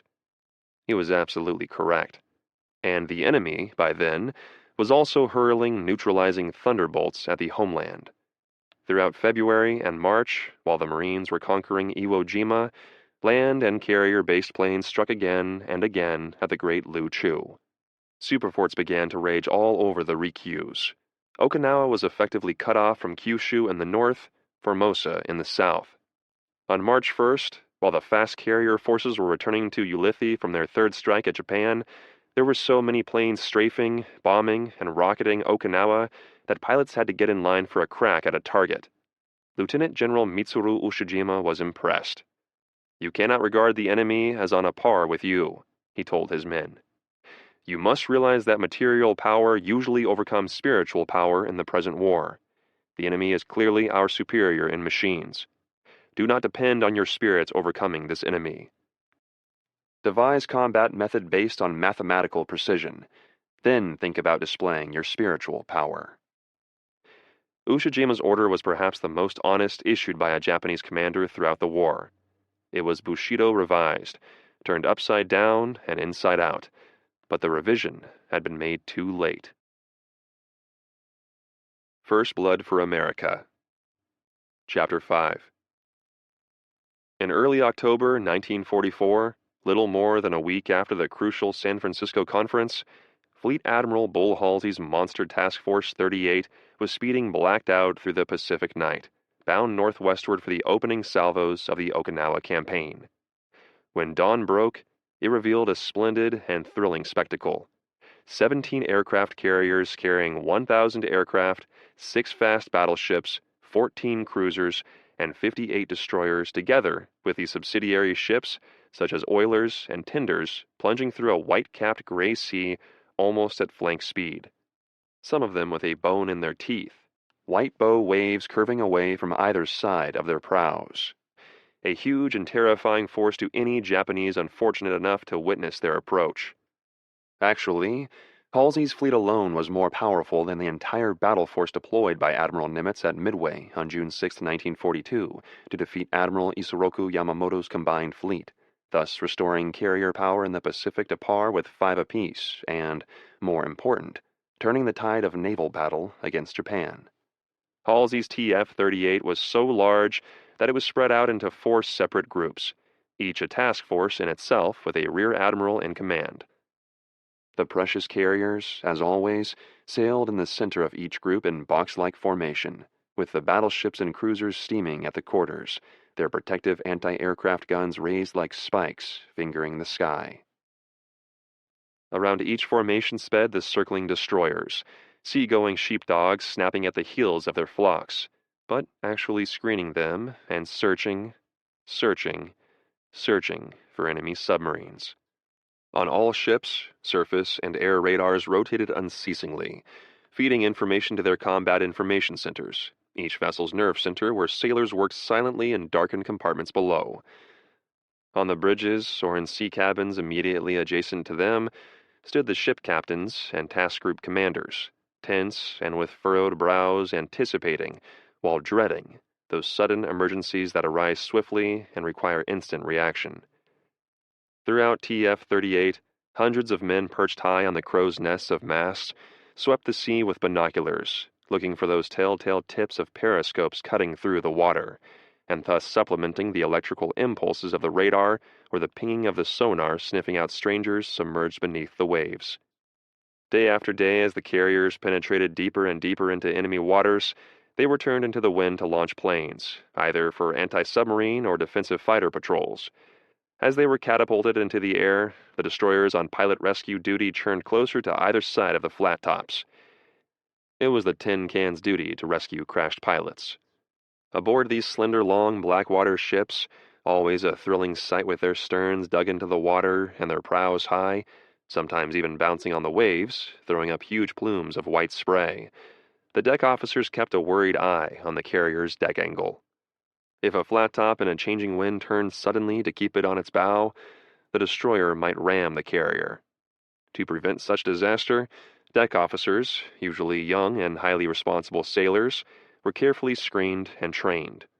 Each carrier had a dual organization, its regular crew that sailed or fought the ship, and its air group.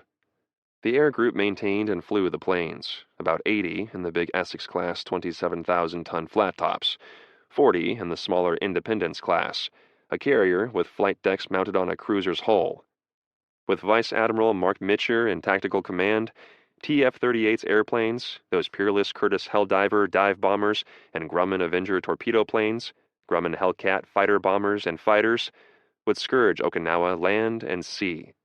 Especially the enemy island's 3 operational airfields, as well as the one on Little Ie Island off Okinawa's midwestern shore. All facilities, runways, barracks, warehouses, hangars, AA, anti-aircraft, defenses, parked planes, would be blasted. Perhaps just as important, camera planes would take mosaic strip photographs of the island for mapmakers back in Hawaii.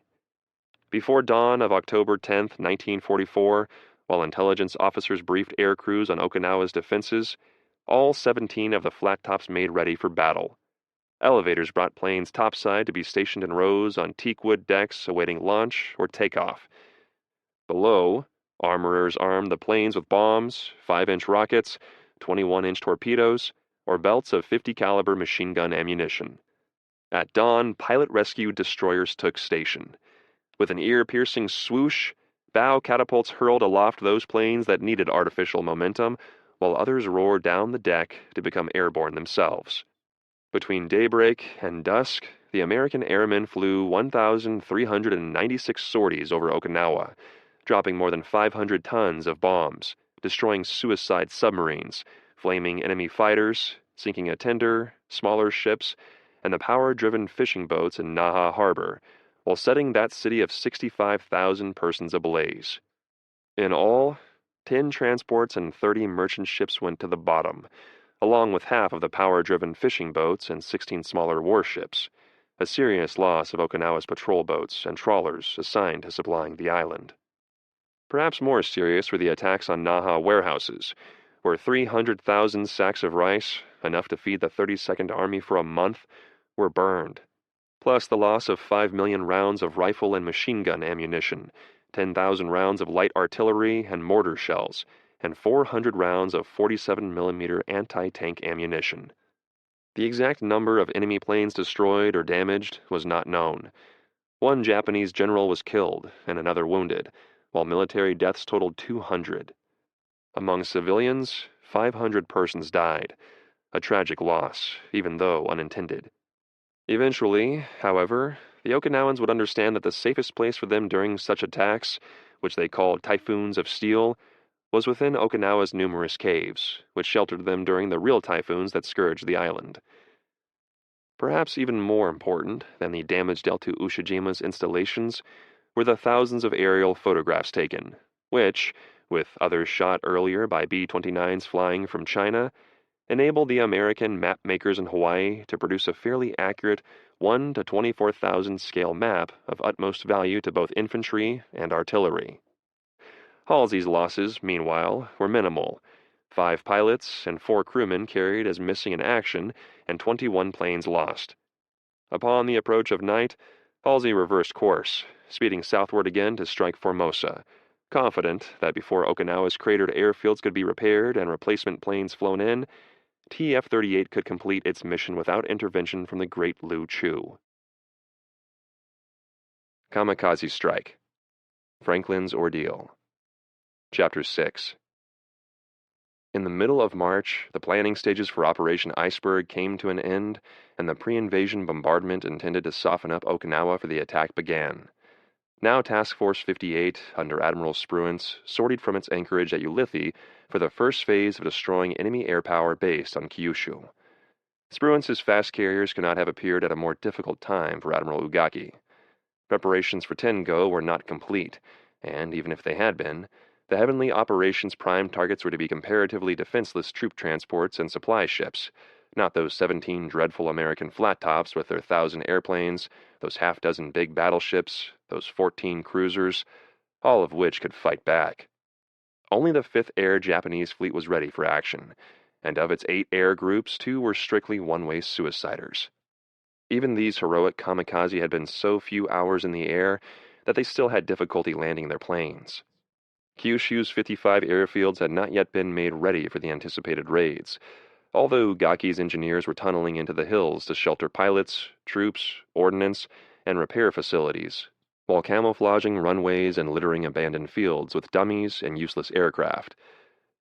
Communications were poor, as they usually were among the Japanese, and there were real problems in transmitting orders from Ugaki's headquarters in Kanoya. Poor mechanical communication inhibited Japanese battle coordination throughout the war, but even worse was the consistent failure to report defeat, perhaps because to do so would require the unfortunate commander to kill himself. Probably the worst instance of this peculiarly Japanese weakness was after the Battle of Midway. Admiral Yamamoto never told the army he had lost 4 carriers there. Although he informed Premier Hideki Tojo he had been defeated, he never supplied the details. Emperor Hirohito heard nothing. On a much smaller scale, but perhaps even more shocking, was the report to Tokyo headquarters of the complete annihilation of the 2,000-man Ichiki detachment by the 2nd Battalion, 1st Marines, on Guadalcanal. All that was revealed was that the attack of the Ichiki detachment was not entirely successful. Japan's unique ideographic language was another cause of imprecise orders. Finally, the acrimonious debates that could divide staff members at every level was one more hindrance. Such a furor arose at Imperial headquarters over whether or not to use the special attack forces against Spruance's approaching fleet. One side was against extending the kamikaze against enemy warships when the true purpose of Tengo was to destroy as many troop transports and supply ships as possible, while the opposing group argued that a passive defense on Kyushu would expose the island to such destruction from sea and sky that there wouldn't be any aircraft left to strike TF-58. In the end, Tokyo ordered Ugaki to hit Spruance with what he had. He did. From the start of the American attack at 5:45 a.m. on March 18th and throughout the following day, Ugaki hurled 193 planes, including 69 kamikaze, at the Americans, again attacking in 4 separate carrier groups. Of these, 161 planes, or 83%, were lost, while another 50 planes were damaged on the ground. Even with such staggering losses, Admiral Ugaki was gratified, for his pilots, again retrieving victory from defeat with a few strokes of the pen, and for whom all minnows were whales during those 2 days, had reported hitting 5 carriers, 2 battleships, 3 cruisers, and 1 unidentified ship. But they reported these losses with such joyful shouts of victory that Ugaki assumed that they were all sunk, and that Spruance had withdrawn because his fleet was so badly crippled that the Okinawan invasion would be postponed for some time. Actually, TF-58, though shaken, was far from being crippled. Japanese bombers had indeed scored hits, damaging 4 big carriers, Wasp seriously, and Franklin so badly that she was presumed lost. It was at exactly 7:08 a.m. on March 19th that Franklin's ordeal began. At that moment, a lone Judy bomber undetected by radar emerged from a low overcast to drop 2 550-pound bombs from only 100 feet above the flat top's wooden flight deck. Japanese warplanes were divided into feminine names for bombers and masculine ones for fighters. The first missile pierced the deck just ahead of a pair of Helldiver bombers, while the second penetrated aft among a group of 29 fueled and armed Helldivers, Avengers, and Corsairs awaiting their turn to be launched. Zooming up and away from the double explosion's flame and shockwaves, the Judy was unharmed by the fusillade of shells fired at her by the carrier's AA gunners, but was shot down by Commander E.B. Parker, chief of Franklin's air group. But its destruction was small compensation for the dreadful damage it had inflicted on the carrier. Both bombs exploded in the hangar deck, setting afire 23 planes, fueled, armed, and awaiting their turn to be moved by elevator to the flight deck above. Flames and explosives flashing from the stricken planes instantly killed most of a line of about 200 sailors and airmen waiting to descend to the mess deck below for breakfast. Almost simultaneously, a huge and growing cloud of black smoke enveloped Franklin, obscuring her from the sight of surrounding ships. On the navigation bridge, concussion struck Franklin's skipper, Captain Leslie Gares, knocking him sprawling. Jumping erect, he was horrified to see a sheet of flame come out from under the starboard side of the flight deck, engulfing the starboard batteries and spreading aft. At the same instant, Gares saw that a great column of flame and black smoke came out from the forward elevator well. To clear the smoke and flame from his ship, he ordered Quartermaster V.R. Ryan to steer Franklin to the right. Ryan did, but succeeded in surrounding the entire island superstructure, himself and the skipper included, in a cloud of hot, oily smoke issuing from the parked planes burning aft. Realizing that his ship was also stricken in its stern, Gares ordered Ryan to swing the carrier the other way, meanwhile ordering the still-functioning engine room to increase speed by 2/3. Almost at once the scorching smoke was blown clear of Franklin. Now there ensued a spate of morning-long blasts, mostly from bombs and Tiny Tim 12-inch rockets stored on deck. The Tiny Tim were especially frightening to men trying to fight the flames, because, as Commander Joe Taylor, the ship's executive, later described it, some screamed by the bridge to starboard, some to port, and some straight up to flight deck. Yet, even in the midst of this death-dealing holocaust, neither Gares nor Taylor lost their sense of humor.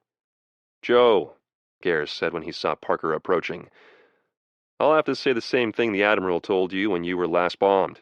Your face is dirty as hell." Grinning, the knot in his stomach quickly coming undone, Parker hurried to the flight deck to organize firefighting parties. From there he hastened to the hangar deck to organize the same details. Because foam and CO2 were useless to squelch the inferno raging on Franklin's decks, a pair of emergency pumps began supplying salt water to the fire hoses now put into play. Meanwhile, hundreds of sailors and airmen trapped by the flames took the only recourse possible to save themselves. They jumped overboard to a man, until there were long strings of heads bobbing on either side of the carrier. While Franklin pulled ahead of the swimmers at a steady 8 knots, pilot rescue destroyers closed her stern to pick up the survivors. Eventually, they rescued hundreds. Both to Captain Gares and Rear Admiral R.E. Davison, commander of Task Force 58.2, it was clear that Franklin was badly hurt and might go under. To continue to direct his ships and planes against the enemy, Davison had no other choice but to remove his flag to another ship. But as he prepared to board the light cruiser Santa Fe, which he had ordered to come alongside the blazing Franklin to help fight fires and take off wounded, he was pleased to hear Gares flatly reject any proposal to abandon ship. Gares knew that perhaps 300 of his men were trapped below in a mess compartment beneath the blazing hangar deck. "I had promised these kids I'd get them out," he explained. Meanwhile, Dr. J. L. Fueling, a ship's physician, calmed the trapped sailors by ordering them to sit quietly and not consume oxygen by talking. As they sat terrified, who would not be, in the stifling heat, the only air reaching them came from a hole in the ship's side just big enough to pass a baseball through. It is probable that they might have suffocated if not rescued soon, and that succor did come from a brave junior-grade lieutenant named Donald Carey. As ship's fuel and water officer, Carey was familiar with the maze of passageways and compartments below decks, and he relied upon this knowledge to grope his way to locate the trapped bluejackets and lead them topside to safety, a daring feat for which he received a Medal of Honor. That highest military award and the gift of the United States also went to Chaplain Joseph O'Callahan. To Commander Stephen Jerka, Franklin's navigator, Father O'Callahan was a soul-stirring sight. He seemed to be everywhere, giving extreme unction to the dead and dying, urging the men on and himself handling hoses, jettisoning ammunition, and doing everything he could to save the ship. He seemed as composed as his master moving through the smoke with the cross on his helmet shining like a beacon, his head bowed slightly as if in meditation or prayer. Marveling at his serenity, Captain Gares said, "I never saw a man so completely disregard the danger of being killed." Perhaps the most awesome feat of seamanship during Franklin's entire ordeal came from Captain Hal Fitz of the Santa Fe, who daringly slammed into the carrier's side, remaining there to fight fires and take off wounded as well as able sailors. In spite of continuing explosions like strings of giant firecrackers, Fitz doggedly held Santa Fe fast, his own hoses joining Franklin's in dousing flames, meanwhile taking aboard 800 of the carrier's seamen. By noon, the fires were dying down and the explosions less frequent and dangerous, but Franklin was still dead in the water, their black gangs having been driven from the engine rooms by intense heat.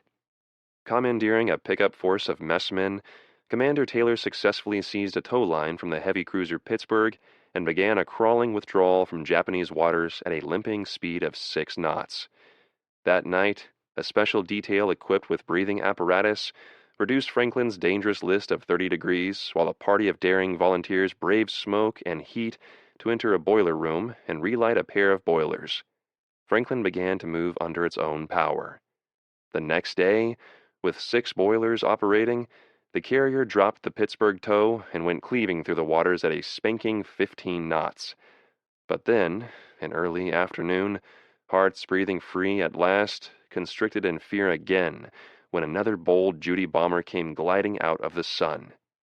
Without power to operate the Flat Top's plentiful AA guns, Franklin appeared helpless.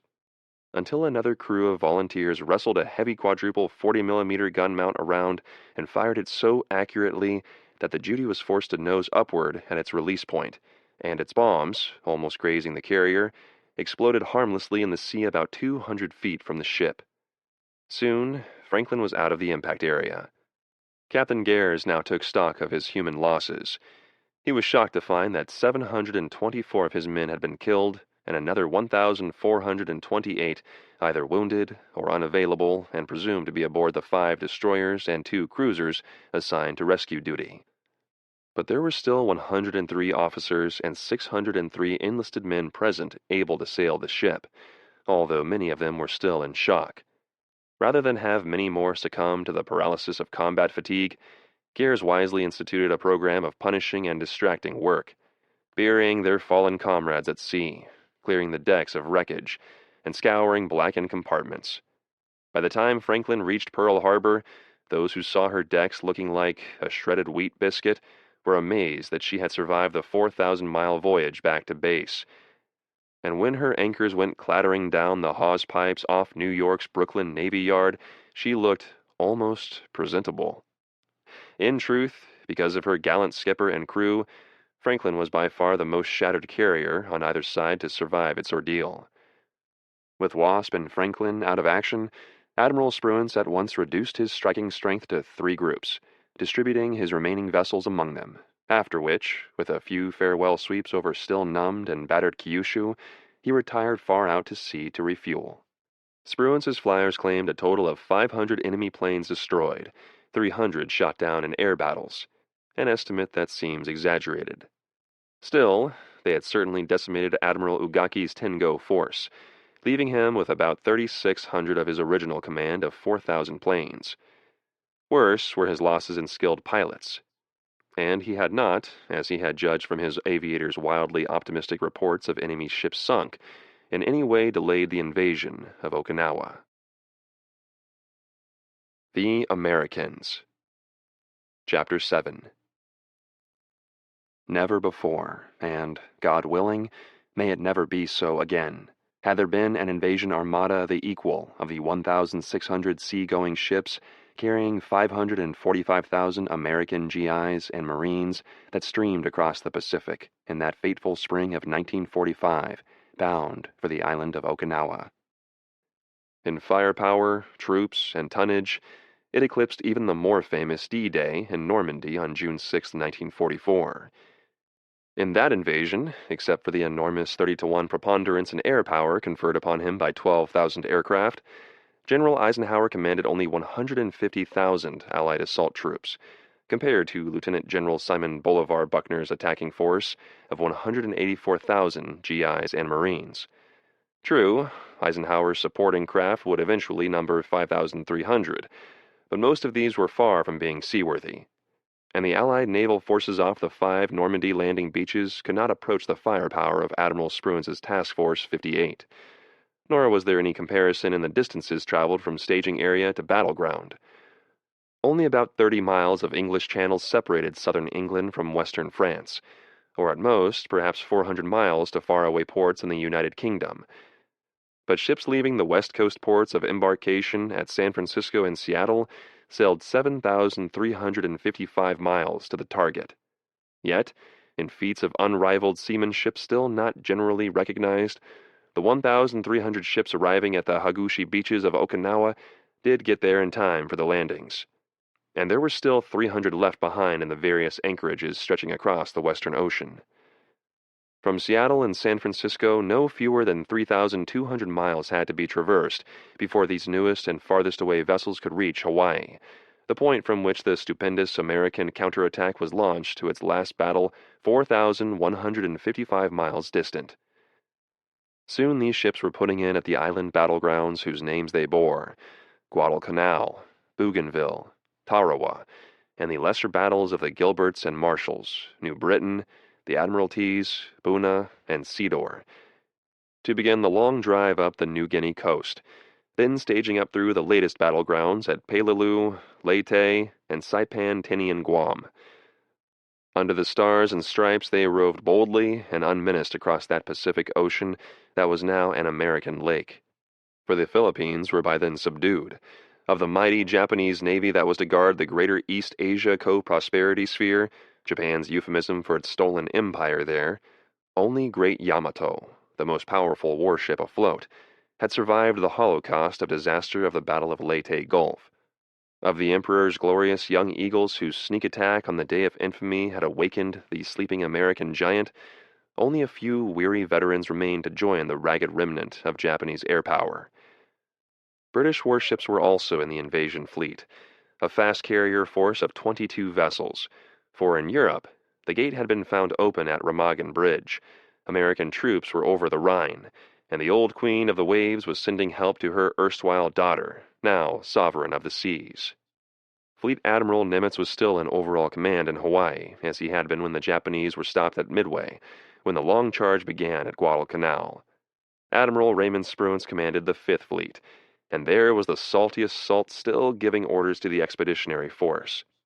Vice Admiral Richmond Kelly Turner had brought the Marines to Guadalcanal, and now, nearly 3 years later, still roaming his flagship bridge in an old bathrobe, still a profane perfectionist with beetling brow and abrasive tongue, a matchless planner who had also not scrupled to tell the coxswain how to beach his boat, Kelly Turner was bringing the 10th Army to Okinawa. Many of the officers and men aboard Turner's ships, especially the Marines, were not ecstatic to have the old salt in charge. The Leathernecks could not forget his monstrous blunder at Guadalcanal, when he was the amphibious force commander at this first invasion in the long-awaited American counteroffensive. In the night of August 8th to 9th, 1942, the Battle of Savo Island, better known to the sailors and Leathernecks involved as the Battle of the Four Sitting Ducks, Turner had lost 4 cruisers: Astoria, Quincy, Vincennes, and the Australian Canberra, while a 5th, Chicago, had its bow blown off. He lost them because he violated a commander's basic principle: never act on the premise of what you think the enemy will do, but what he has the capacity to do. Thus, he was unprepared for battle when a Japanese task force led by Rear Admiral Gunichi Mikawa, the hero of Pearl Harbor, came tearing down the slot the day after the Americans landed to surprise Turner in a disaster that might have been a catastrophe. Guadalcanal might have been reconquered by the enemy but for the tenacity of the Marines, whom Turner quickly abandoned, and wisely so, his fire support force having been almost annihilated, sailing away with empty transports and some supply ships not even half unloaded, others still deep in the water. And the U.S. Navy did not return to Guadalcanal in force until 3 months later. But for Turner's friendship with Nimitz, he might have lost his head just as Admiral Husband Kimmel did at Pearl Harbor. But he did come back again and again, risking his ships in the submarine-infested waters of the Coral Sea, to bring reinforcements and badly needed supplies to Major General Alexander Van de Grift. This writer well remembers the 4 sitting ducks, for our battalion was lost in the jungle that night, and the monster explosions that shook the trees and flames that seemingly set the clouds on fire were not suggestive of good times to come. When we returned to the beach the next day and saw not a single ship on a bay that had been full of masts 24 hours earlier, we knew that we were all alone. Worse, our ship, the George F. Elliot, an African slaver if ever there was one, had been sunk on D-Day by a Zero that crashed her amidships, sending all our supplies, beans, bullets, and barbed wire, down to the bottom, along with our extra clothing and mosquito nets, so that many of us quickly came down with malaria, and the first time I shot a Jap, I had Jap clothing on. We also lived on wormy Japanese rice for the next few months. Worse for me, the portable typewriter that my mother had given me on my 16th birthday also sank into Davy Jones' locker, thus wrecking my naive plan to fight by day and write by night. So those Americans sailing toward Okinawa who had been on the canal were not enchanted to have Kelly Turner at the helm again. It was well known that he was a constant thorn in Vandegrift's flesh, trying to take personal command of the reinforcements he brought to the island, planning to deploy them in tactical traps when, actually, he had no authority on land and knew exactly nothing about ground warfare. One infuriated officer wrote, "Turner was a martinet, very, very gifted, but he was stubborn, opinionated, conceited, thought that he could do anything better than anybody in the world. By and large, naval officers, they were wary of trying to run land operations. But Turner? No, because Turner knew everything." Soldiers who served at New Georgia and the Solomons also were given a sampling of Admiral Turner's hectoring style when he was playing general, especially Major General Oswald Griswold, commander of the Army 14th Corps. Turner repeatedly usurped Griswold's authority, divided his staff, and, his critics maintained, prolonged what turned out to be a miserable campaign. Whether or not General Simon Bolivar Buckner was aware of Turner's tendency to interfere is not known, and it may be that the 10th Army commander, as a newcomer to the Central Pacific, was unfamiliar with the amphibious chief's abrasive personality. Buckner was the son of the Confederate general of the same name, so often described by military historians as famous. Actually, Buckner's father was rather more infamous throughout the Southland, for it was he who had accepted the humiliating terms of unconditional surrender of Fort Donelson offered to him by his fellow West Point cadet U.S. Grant. It was to Grant that this adjective famous really applied, for he did become famous, not only because his capture of Donelson was received in the North with delirium — these were the early dark days of defeat and retreat for the Union — but also because his initials U.S. fitted his feet, and he became known thereafter as Unconditional Surrender Grant. Buckner, Jr., for some inexplicable reason called the Old Man of the Mountain, was definitely unlikely to submit to this sort of bluff Grant ran on his father. A big man, ruddy-faced and white-haired, avid for the conditioning of troops, he had served 4 years in Alaska and the Aleutians, where he had improved the defenses of the North Pacific. He had hoped to lead the invasion of Japan from this region, but the thrust from the Aleutians was never made. Instead, it was coming from the Central Pacific, and Buckner had been called to Hawaii to lead it. His command was the 10th Army, a new number for 7 old divisions. These were the 7th, 27th, 77th, and 96th Infantry Divisions of the U.S. Army 24th Corps commanded by Major General John Hodge, and the 1st, 2nd, and 6th Marine Divisions of the 3rd Amphibious Corps under the silver-haired veteran of Guadalcanal, Major General Roy Geiger. All of these troops, and especially the replacements who fleshed out formations left under strength by battle losses, disease, or accident, hated the Pacific with a fierce, personal venom. Upon arriving in the islands, they stood breathless at the rail of their transports, drinking in the beauty of a tropical paradise seen from the sea, especially at sunrise or sunset. But then, when they went ashore, even on a peaceful island, they saw the backside of beauty, a face as hideous as Medusa's. The first to be so disillusioned by the ambivalent South Seas were the men of the 1st Marine Division when they came on deck the morning of August 7th, 1942, who stood at the rail of their ship studying Guadalcanal. My buddies and I, waiting to follow our machine guns down the cargo nets to the wooden Higgins boats wading and wallowing in the swells, were enchanted until after we landed. Years later, I remembered that scene. She was beautiful seen from the sea, this slender long island. Her towering central mountains ran down her spine in a graceful east-west keel. The sun seemed to kiss her timberline, and lay shimmering on open patches of tan grass dappling the green of her forest. Gentle waves washed her beaches white, raising a glitter of sun and water and scoured sand beneath fringing groves of coconut trees, leaning languorously seaward with nodding, star-shaped heads. She was beautiful, but beneath her loveliness, within the necklace of sand and palm, under the coiffure of her sun-kissed treetops with its tiara of jeweled birds, she was a mass of slops and stinks and pestilence, of scum-crested lagoons and vile swamps inhabited by giant crocodiles, a place of spiders as big as your fist and wasps as long as your finger, of lizards the length of your leg or as brief as your thumb, of ants that bite like fire, of tree leeches that fall, fasten, and suck, of scorpions without the guts to kill themselves, of centipedes whose foul scurrying across human skin leaves a track of inflamed flesh, of snakes that slither and land crabs that scuttle, and of rats and bats and carrion birds, and of a myriad of stinging insects. By day, black swarms of flies feed on open cuts and make them ulcerous. By night, mosquitoes come in clouds, bringing malaria, dengue, or any one of a dozen filthy exotic fevers.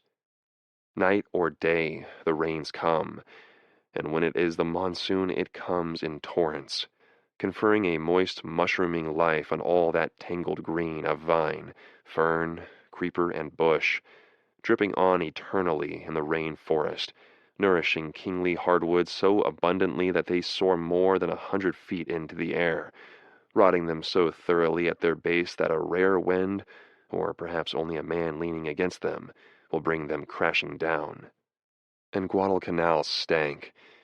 She was sour with the odor of her own decay, her breath so hot and humid, so sullen and so still, that all those hundreds of thousands of Americans who came to her during the ensuing 3 years of war cursed and swore to feel the vitality oozing from them in a steady stream of enervating heat. The same reaction was felt by Buckner's troops at the same island, then a huge staging area, and from the same division.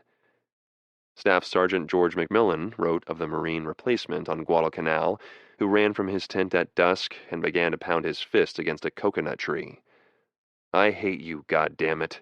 I hate you!" the man cried, sobbing, and from another tent came the cry, "Hit it once for me!" Almost all the troops of Buckner's 10th Army shared this loathing, for they had not enjoyed malaria or monsoons or playing hide-and-seek with crocodiles or scorpions, snakes, or poisonous centipedes. Indeed, as late as February 1945, General Hodge's infantry divisions were still mopping up on Leyte in weather and terrain exactly duplicating Guadalcanal's. Hodge was dismayed. A veteran and respected infantry commander who had served during the mop-up at Guadalcanal under the famous Lightning Joe Collins, a future Army Chief of Staff, and had again defeated the Japanese on New Georgia and Bougainville and the Solomons, as well as Leyte, Hodge knew that his troops were dearly in need of what is today called rest and rehabilitation, i.e., a rousing beer and girls' furlough in Melbourne or Sydney, Australia, Wellington, New Zealand, or even Manila. But he was not able to withdraw them from combat until March 1st, with D-Day at the Great Lu Chu scheduled for April 1st, exactly a month away. Yet, like the Marines training on Guadalcanal, when the GIs heard that their next campaign was to be on Okinawa, they were inexplicably reassured. Perhaps because that island's highest temperature of 85 degrees in no way approached the paradise reading of 120. Before landing day, meanwhile, the 77th Division would be in action on the Kerama Islands. GIs of the 77th, known as the Statue of Liberty Division because of its shoulder patch, had fought at Guam alongside those fuzzy-cheeked Marine youngsters who pinned on them the nickname of the Old Bastards. Their commander was Major General Andrew Bruce, who had also led them on Leyte. They were the first in action because Admiral Turner, having already felt the shudder of a kamikaze ship beneath his feet, wanted a safe group of islands with deep anchorages to be used as ships' hospitals, to which the victims of Japanese suiciders could be towed and repaired. General Hodge also wanted a base for long-range artillery to support his corps' landing. On the night of March 25th, the Marines of Major Jim Jones's veteran reconnaissance battalion paddled their rubber boats to Kerama to scout the enemy. Reassured by their reports of little opposition, the 77th landed there the next day, destroying the layers of Ushijima's suicide boats as they took the reef islets one after another. On the morning of March 29th, soldiers of the 306th Infantry realized how cruel their enemy could be. This means regiment, not division. In American military parlance, a regiment formed by 3 battalions is known by its arm. Thus, the 1st Regiment of the 1st Marine Division is called 1st Marines, or the 7th Regiment of the 1st Cavalry Division, 7th Cavalry. Too often, historians with no military experience mistake these designations to mean division, a much larger formation that, whether infantry, cavalry, or marine, is usually formed by 3 line regiments and an artillery regiment with other special troops. In a valley below their position, they found about 150 dead and wounded Okinawan civilians, many women and children among them. They had disemboweled themselves with grenades the Japanese had given them, after telling them the Americans would torture and murder the men and rape the women. In another 3 days, Hodge's 2 other divisions would be storming those Hagushi beaches that Ushijima had chosen not to defend. Major General James Bradley's 96th Division would be on the right flank of the 24th Corps assault. Fresh from Leyte's jungle and depleted by losses suffered during the fierce battle for Catman Hill, and like Hodge's other divisions denied replacements meant for them, but sent to Europe to help crush Hitler's last gasp in the Battle of the Bulge, the 96th would face a far more punishing ordeal of blood and mud while attacking Ushijima's monster Swiss cheese of steel and rock. The soldiers of the 96th called themselves the Deadeyes, because Brigadier General Claudius Easley, the division's assistant commander, was a crack shot, a somewhat illogical extension of the part for the whole, especially in a formation so recently formed and new to combat. This comment in no way is intended to demean these gallant GIs, or anyone who has looked upon the horrid Medusa face of battle, but appears only because it might be asked why other nicknames are mentioned, but not the 96th. In the division's spearheads would be the 381st Regiment, under Colonel Michael Screamin' Mike Halloran, and Colonel Edwin May's 383rd. Eddie May was a fine commander whose iron discipline was softened by his compassion for his troops. General Hodge considered him the finest soldier in the entire 24th Corps. On the left flank of Hodge's zone would be his most experienced division, the 7th, called the Hourglass Division because of its shoulder patch and commanded by Major General Archibald Arnold. Its GIs had seen action at Attu in the Aleutians with their sub-zero cold, then Kwajalein in the Marshalls with its decidedly yet infinitely more amenable heat, and finally those dripping, enervating, malarial jungles of Leyte. In Corps Reserve would be the 382nd Regiment of the 96th Division, while the 77th Division, still engaged in mopping up the Karamas, would be committed to the Down Island attack once the landings at Hagushi had been completed, Yontan and Kadena airfields had been seized, and the 24th Corps wheeled right, or south, to attack Ushijima's Swiss cheese. Probably the most experienced and famous formation in the American Armed Forces was the 1st Marine Division of Major General Geiger's 3rd Amphibious Corps. On Guadalcanal alone, where on August 7, 1942, its Leathernecks landed to launch the long 3-year American counteroffensive, they had been in combat a total of 142 days, from the landing date until December 26th, probably a record for sustained combat without relief, if such statistics are kept anywhere. During this 5-month campaign, which turned the tide of the Pacific War against Japan, These men of the old breed were responsible for destroying most of the 50,000 Japanese who fell on Death Island.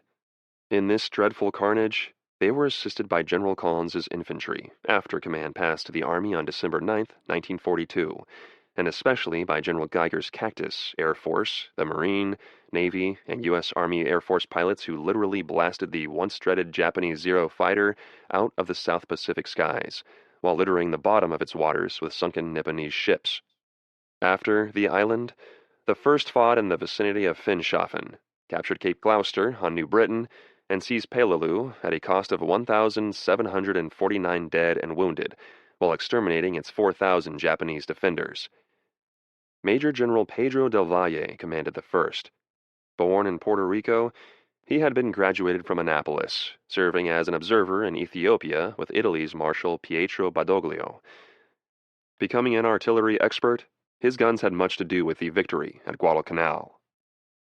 The 6th Marine Division was commanded by another Guadalcanal veteran, Major General Lemuel Shepard, who would one day be Commandant of the U.S. Marine Corps.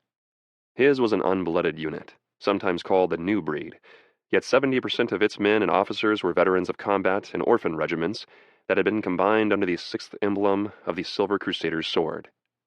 Only 2 of its 12 rifle battalions had never known the music of bombs and bullets, and among its battle-wise veterans were Lieutenant Colonel Victor Kulak, a belligerent bantam called the Brute, the sarcastic nickname that Annapolis midshipmen pinned on all the coxswains of its rowing crews. In the ranks of this most gung-ho of Marine divisions were such improbable swashbucklers as 20-year-old Corporal Donald Rusty Goler, the self-styled Glory Kid. A brawny redhead, Rusty had fought with the 22nd Regiment on Guam and won a Bronze Star. "I'm a storybook Marine," he would say, grinning when his buddies laughed outright. "I'm looking for glory, and I'm looking for Japs." There were glory boys from collegiate football, too. Colonel Alan Shapley, commander of the 4th Marines, had been one of the Naval Academy's finest athletes. Lieutenant George Murphy of the 29th Marines had been captain of the Notre Dame football team. And General Geiger's 3rd Corps Reserve was the 2nd Marine Division. Its 2nd Marines had joined the original landing on Guadalcanal to be joined later by their comrades of the entire division. Derisively nicknamed the Hollywood Marines because they were based in California, they were not play acting when they waited ashore at Tarawa in 1943 to take in 4 days the island citadel that Rear Admiral Keiji Shibasaki had claimed could not be captured by 1,000,000 men in 10,000 years. They went on to fight the grinding battle at Saipan in 1944. Major General Thomas Watson still commanded the 2nd. Because his leathernecks had staged the eminently successful feint of the textbook shore-to-shore operation at Tinian, he had been asked to do it again at the Minnetonka beaches on Okinawa. It was fitting that the commander of the 3rd Amphibious Corps, which included these 3 Marine divisions, should be Geiger, the gruff and grizzled white bear of a man more prone to deeds than words. Though a flying general, he had been in so many other invasions since Guadalcanal and had devoured so many textbooks on tactics that he had emerged as an excellent leader of ground troops as well. Finally, 10th Army's 7th Division, the 27th Infantry commanded by Major General George Greiner, was to be in floating reserve at Okinawa. If all went well there, the 27th would occupy the island as a garrison division. For a division supposedly blooded in combat, such an assignment was not particularly dangerous, but the 27th's record in the Pacific had not been outstanding. A New York National Guard outfit, the 27th saw its first action on Makin, where 6,500 of its GIs landed on November 20th, 1944. On the first night, many of these half-trained guardsmen were panicked by Japanese scare tactics. Actually, the enemy numbered only 500 lightly armed garrison soldiers holding paper-thin fortifications. But they held out for a week, though outnumbered 13-1 and with almost no artillery to match the overwhelming American superiority in ordnance. During this delay, the escort carrier Liscum Bay was sunk on the last day of battle, with a large loss of life. It was not the fault of the troops. It never is. For as Napoleon said, there are no bad regiments, only bad colonels. Many of the 27th's officers, from Major General Ralph Smith down to the lowliest 2nd lieutenant, were ineffective. In fact, they were so indifferent to their responsibility that during maneuvers in Hawaii, more than a few of them checked into Honolulu hotels for a night of revelry while their men slept on the bare ground. Again, on Saipan under Smith, the 27th in between two Marine divisions moved so slowly that it lagged 1,500 yards behind these advancing formations. Thus a giant U was formed with the 27th at the base, presenting the enemy with an unrivaled opportunity to exploit it. Immediately, Marine Lieutenant General Holland M. Howland Mad Smith, commander of the 5th Corps, relieved Ralph Smith and replaced him with another Army general. This episode exploded with the loudest bang of the Pacific's shameful Army-Navy rivalry. Prior to Saipan, 5 Army generals had been relieved in the Pacific, but that had been by Army generals. For a Marine general to have the insolence to remove an Army general was to join cardinal sin to unforgivable insult. Actually, the 27th improved after General Greiner took command, and he was still in command at Okinawa, with many brave men eager to follow him and redeem their division's honor, which they would do. The 27th was not at full strength, only 16,143 men compared to the 22,000 of the other Army divisions and the 24,000 for the Marines, which brought their replacements with them. Altogether, General Buckner's 7 combat divisions numbered 183,000 men, of whom 154,000 would be an assault on the Hagushi beaches, half again as many as Ushijima's 110,000, although many of the Japanese commander's troops were raw Okinawa conscripts. However, traditional military doctrine specifies that an attacking force, especially an invader from the sea, should possess at least a 3-to-1 superiority over the defense. These then were the troops with which General Buckner intended to make rapid conquest of Okinawa, unaware that only at Peleliu had Americans encountered such a formidable fixed position. At Okinawa, Ushijima commanded at least 20 times as many men, and had fortified in depth 10 times as many square miles. That Buckner was unaware of the grueling, step-by-step, shot-for-shot battle that awaited him was neither his nor his intelligence's fault. For the winter and spring clouds that shielded the great Lu Chu from the skies had made aerial pinpointing of enemy defenses extremely difficult, while the Japanese, unrivaled at camouflage, had so artfully concealed their caves and crevices that a man might stand but a few paces from a 47mm anti-tank gun and never notice it.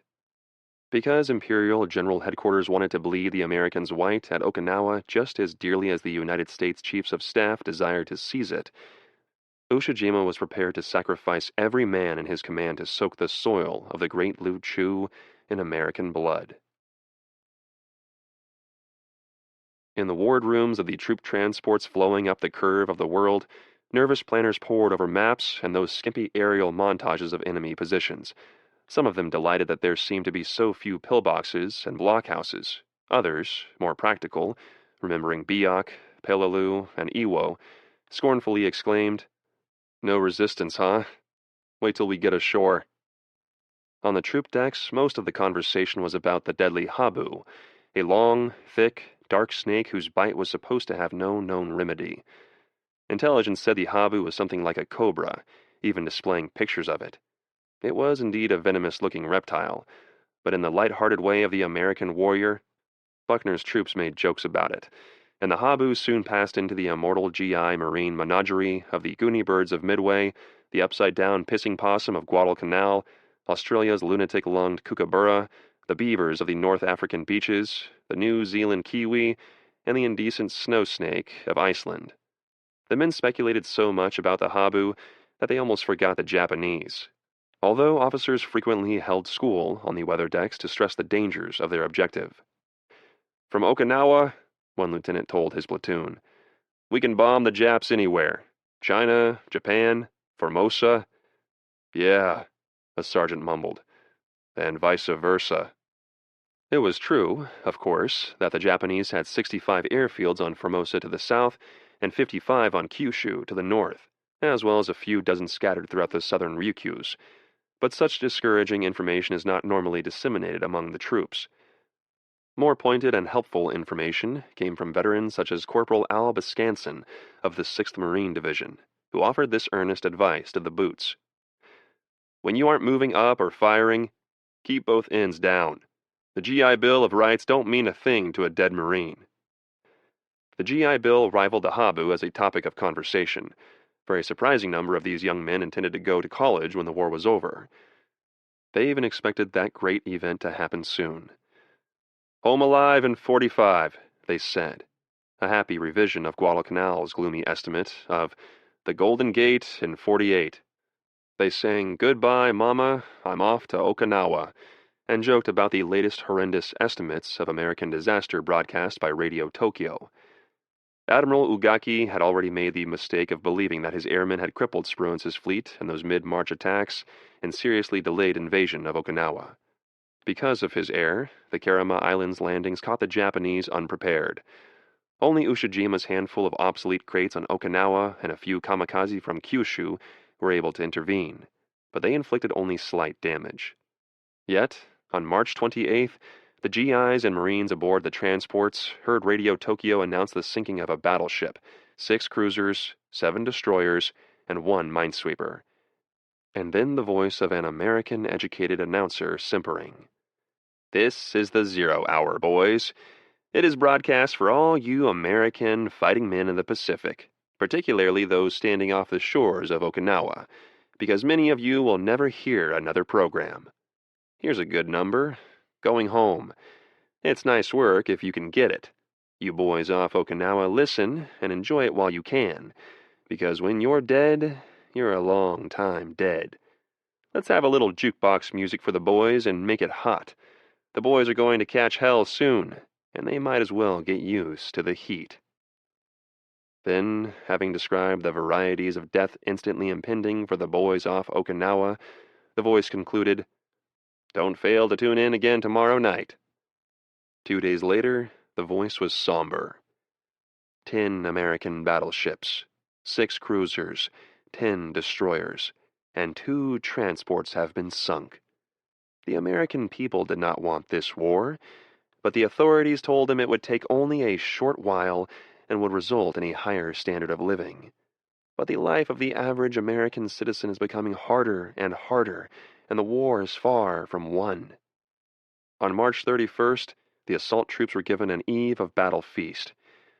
"We had a huge turkey dinner," the famous war correspondent Ernie Pyle reported. "Fattening us up for the kill," the boys said. The next day, Radio Tokyo had lost its audience. The boys off Okinawa had gone ashore. That was on April 1st, Easter Sunday, 1945, April Fool's Day, or L Day, as it was called officially.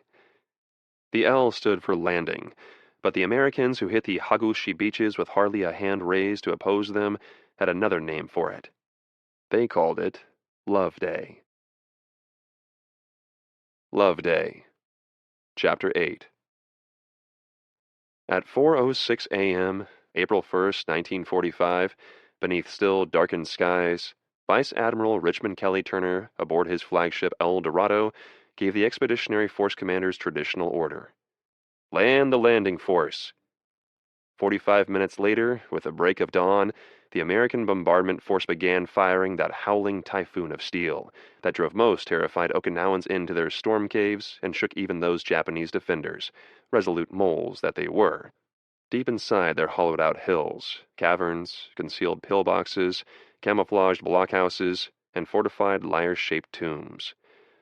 Along 8 miles of beaches, 10 battleships were firing, their huge turret guns ranging from 12 to 16 inches in their bore diameter, hurling spinning shells weighing from 1,200 to 1,800 pounds. Most of these battle wagons were obsolete, and some had been raised from the floor of Battleship Row at Pearl Harbor and been rebuilt. The ancient Arkansas had been commissioned well before World War I, and had been ready for the scrap heap until Pearl Harbor Day kept her afloat. There they were, flagship Tennessee, Colorado, Idaho, New Mexico, Texas, New York, West Virginia, Nevada, and, of course, Arkansas. Most of them shared a common defect. They were too slow to keep up with the modern fast carriers, and so had been refitted for shore bombardment. Normally, battleships fought other ships, firing armor-piercing shells on flat trajectories, but these off Okinawa had been adjusted to high-angle fire of high explosives strong and heavy enough to pierce and shatter enemy emplacements, and sometimes even to strike reverse slopes.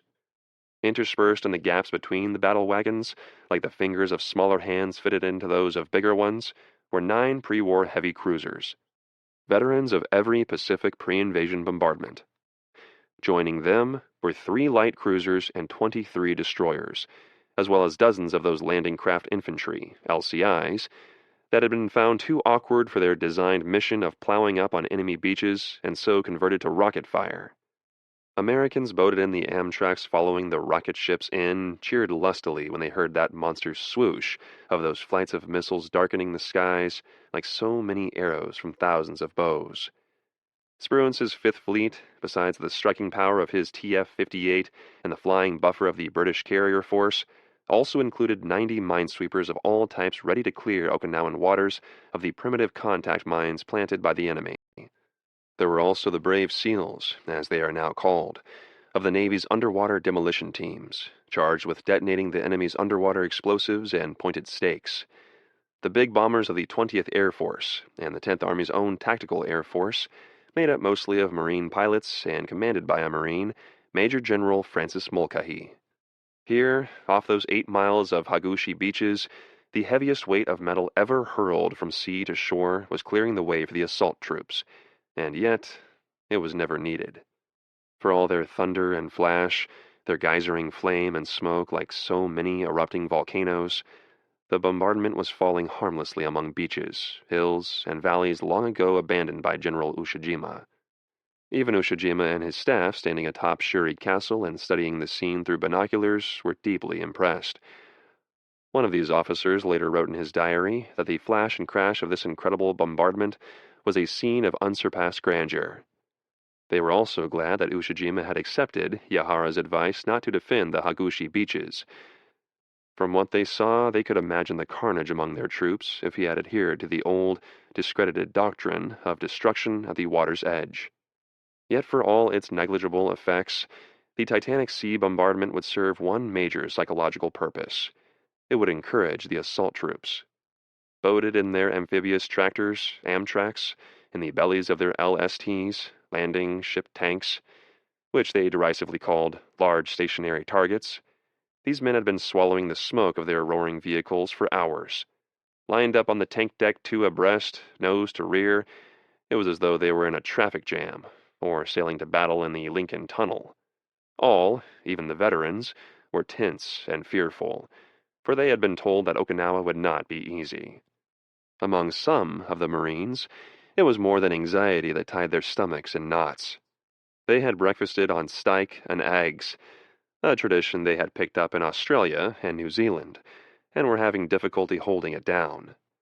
Some ship's doctors hoped that they would all let it go over the side once they were seaborne. "Steak and eggs," one dismayed surgeon had cried. "A nice lot of guts that'll be to sew up. Full of steak." Ernie Pyle smiled when he heard that complaint. Pyle had left the European theater, in which the Axis had been driven to its knees, to travel with the Marines in the Pacific. And he was aboard one of those numerous LSTs when their big bow doors yawned open and the Amtraks, roaring louder as the coxswains accelerated, began waddling down the tank decks to go plunging into the East China Sea. They could see ahead of them the white-capped gray water beneath a mackerel sky, and they could almost feel the impact of that monster howling, seemingly encasing their heads in a great brass bowl on which some insane giant was hammering. Until that moment, the bombardment had been merely a steady rumbling noise outside, but now it was a bellowing, clanging clamor like Shakespeare's iron tongue of midnight. None of these men of the assault troops were dismayed to hear this martial symphony overhead, big guns booming like kettle drums, shells speeding shoreward with the woodwind's howl and the shriek of violins, the snare drum rattle of machine guns together with a brass section of braying ack-ack, and beneath it all, in counterpoint keeping the beat, the cough and hum of mortars like strummed cellos and bass viols. Rather, the GIs and Marines were delighted by the sound and the fury so suggestive of their enemy's destruction, and many of them grinned as they raised their helmeted heads above the gunwales or lifted their hands on high with the thumb and forefinger joined in the gesture of perfection. Ernie Pyle, though exulting in his first experience of an amphibious invasion, was nonetheless a bit shaken by the bombardment, which he thought actually set up vibrations in the air, a sort of flutter which pained and pounded the ears as though with invisible drumsticks. Even Kelly Turner, like all bomber barons or admirals of artillery, thought that the bombardment would end all opposition, reporting to Nimitz, "I may be crazy, but it looks like the Japanese have quit the war, at least in this sector." Back came the counter-message. Delete all after crazy. Nimitz would be proved a truer prophet, of course, but on Love Day, Turner looked like a better bet. Off the beaches, 4,000 yards distant, the control boats were organizing the attack waves. Perhaps 800 Amtraks loaded with GIs and Marines were sent speeding beachward in from 5 to 7 lines, each with bow waves curling away from their prows, their churning propellers leaving frothy white wakes trailing behind like tails 1,000 yards long. Crawling steadily ahead of them were the amphibious tanks. Abruptly, as those switched off, the beach bombardment ceased, and the GIs and Marines in the Amtraks glanced skyward nervously, wonderingly. Actually, the sea cannonade had been lifted only to strike enemy installations farther inland, and during the respite, 2 flights of 64 carrier planes apiece came roaring over the beaches to strafe them with machine gun fire, making the men in the Amtraks lift their heads in approval once again. Usually the strafing planes raised only dust, but sometimes a Japanese fuel storage tank would be hit, and plumes of flame and clouds of smoke swirled skyward to enter drifting white clouds and suffuse them pink and black. Once the aircraft departed, the bombardment ships resumed their cannonade, this time firing every gun they mounted, even 40mm AA spitting out red tracers flashing low across the water to explode just inland of the beach. Even so, all this also had not been needed. But woe to the commander who would have ordered anything else. Marines who had landed at Iwo Jima were still bitter over the less than adequate 3-day preparation there, for when they came ashore, they were instantly struck by hundreds of enemy positions that had been left intact. 3 more days of steel and fire, they insisted, could not have failed to knock out all remaining obstacles on that tiny 2x4 island, and there would have been far fewer casualties than those 22,000 dead and wounded United States Marines. That was why Okinawa got 6 days, with ships firing no less than 7,000 shells in every caliber from 16 inches to 40mm, plus the aerial onslaught. During the beach bombardment preceding H hour alone, the fleet fired 44,825 rounds of 5 to 16-inch shells, 33,000 rockets, and 22,500 mortar shells. 70 miles east of Okinawa, Task Force 58 was deployed to furnish air support and to intercept air attacks from Kyushu, while support carriers were protecting troop carriers still arriving with second and third echelon troops. Earlier, carrier fighter bombers had bathed the beaches in flaming tanks of napalm. Thus, whether needed or not, this terrible weight of metal had made it certain that when the American spearheads climbed the reef to assault the beaches, not an enemy hand was raised to stop them. Within the first hour, no less than 16,000 troops had come ashore, an incredible achievement. With the beachhead secure, the remaining combat troops streamed onto Okinawa. They were followed by waves of tanks, some of them amphibious, some carried ashore by flotation devices, others ferried to the beaches by LSMs. Then came ammunition and supplies. Well before noon of April 1st, 1945, the Hagushi beaches were safely in American hands. Down to the south off the Minatoga beaches, meanwhile, the troops of Major General Watson's 2nd Marine Division also came roaring shoreward in a masterful feint that not only drew off some of Ushijima's defenders, but actually, and unintentionally, brought upon their heads the wrath of the first kamikaze to strike the invaders. They damaged a transport and an LST, killing and wounding 16 Americans.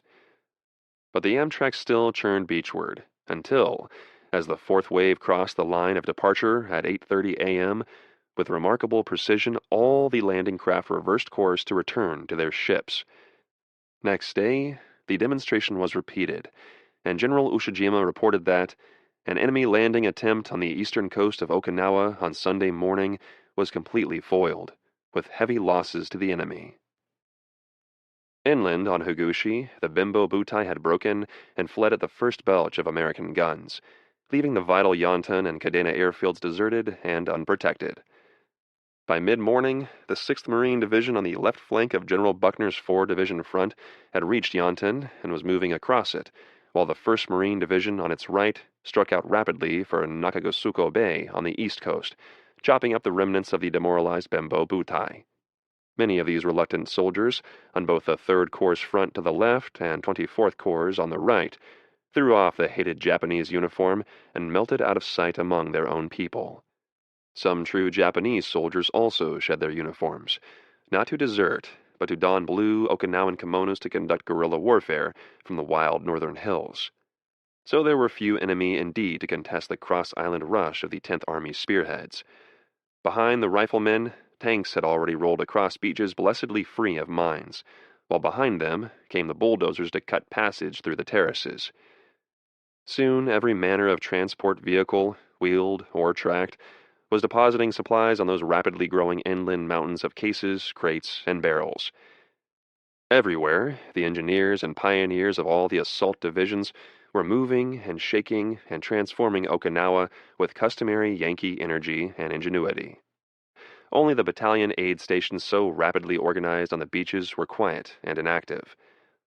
Bottles of blood plasma or whole blood swung upside down and unused on their tall fork-like stands, while doctors and medics squatted on their heels or sat perched on water cans, smoking and staring wonderingly at empty operating tables like so many embarrassed supernumeraries.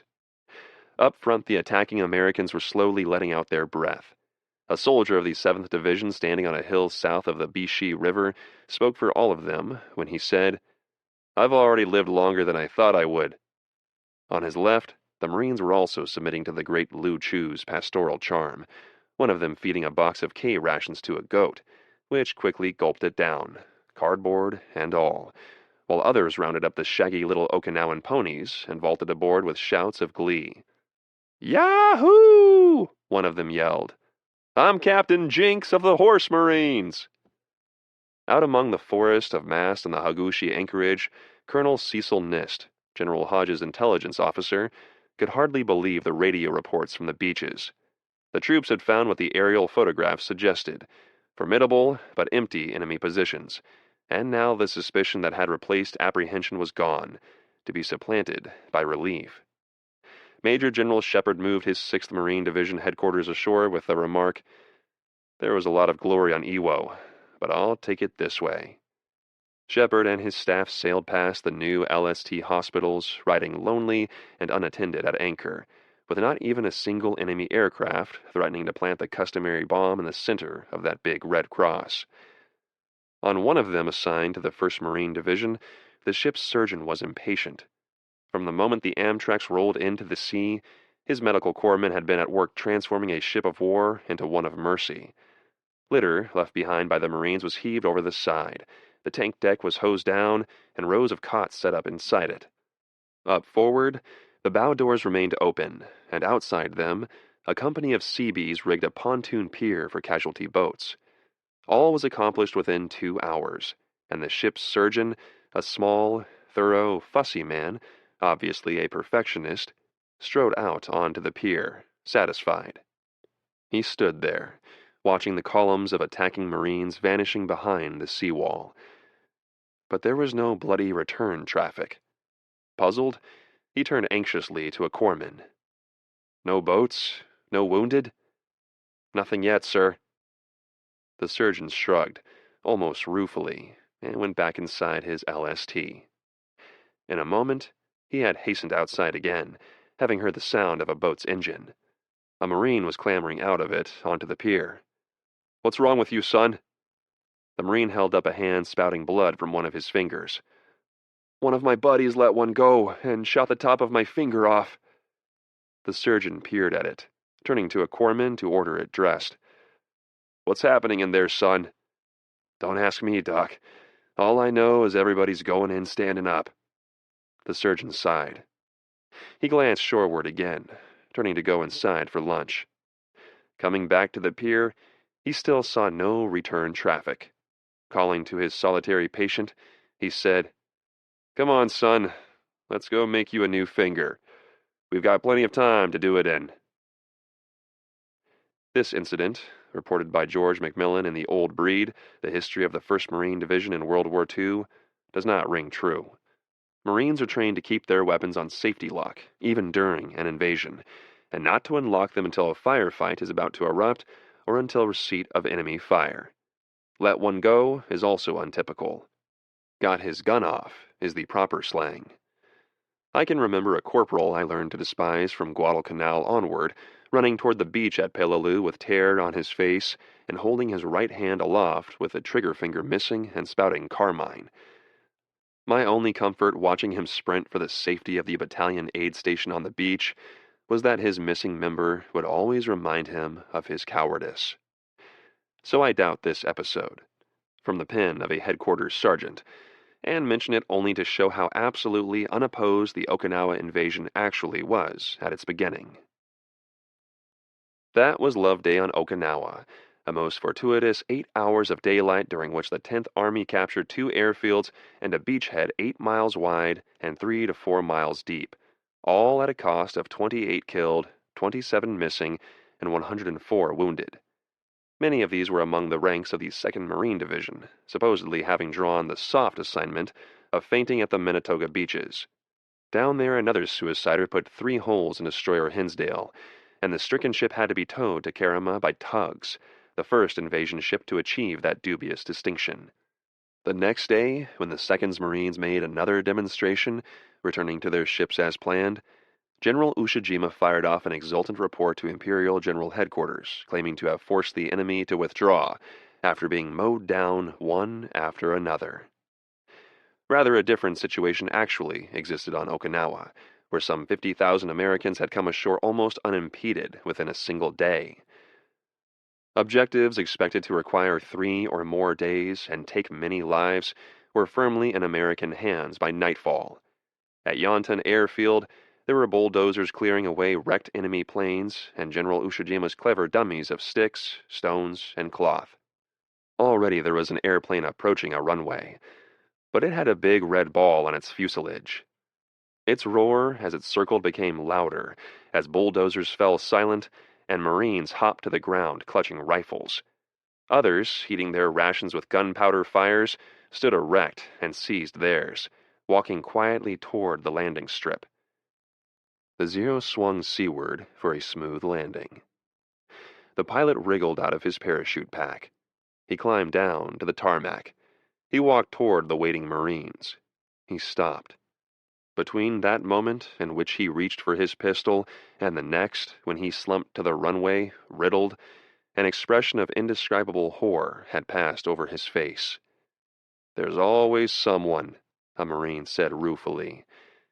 "There's always one poor bastard who doesn't get the word." The Marines overrun the North. Chapter 9.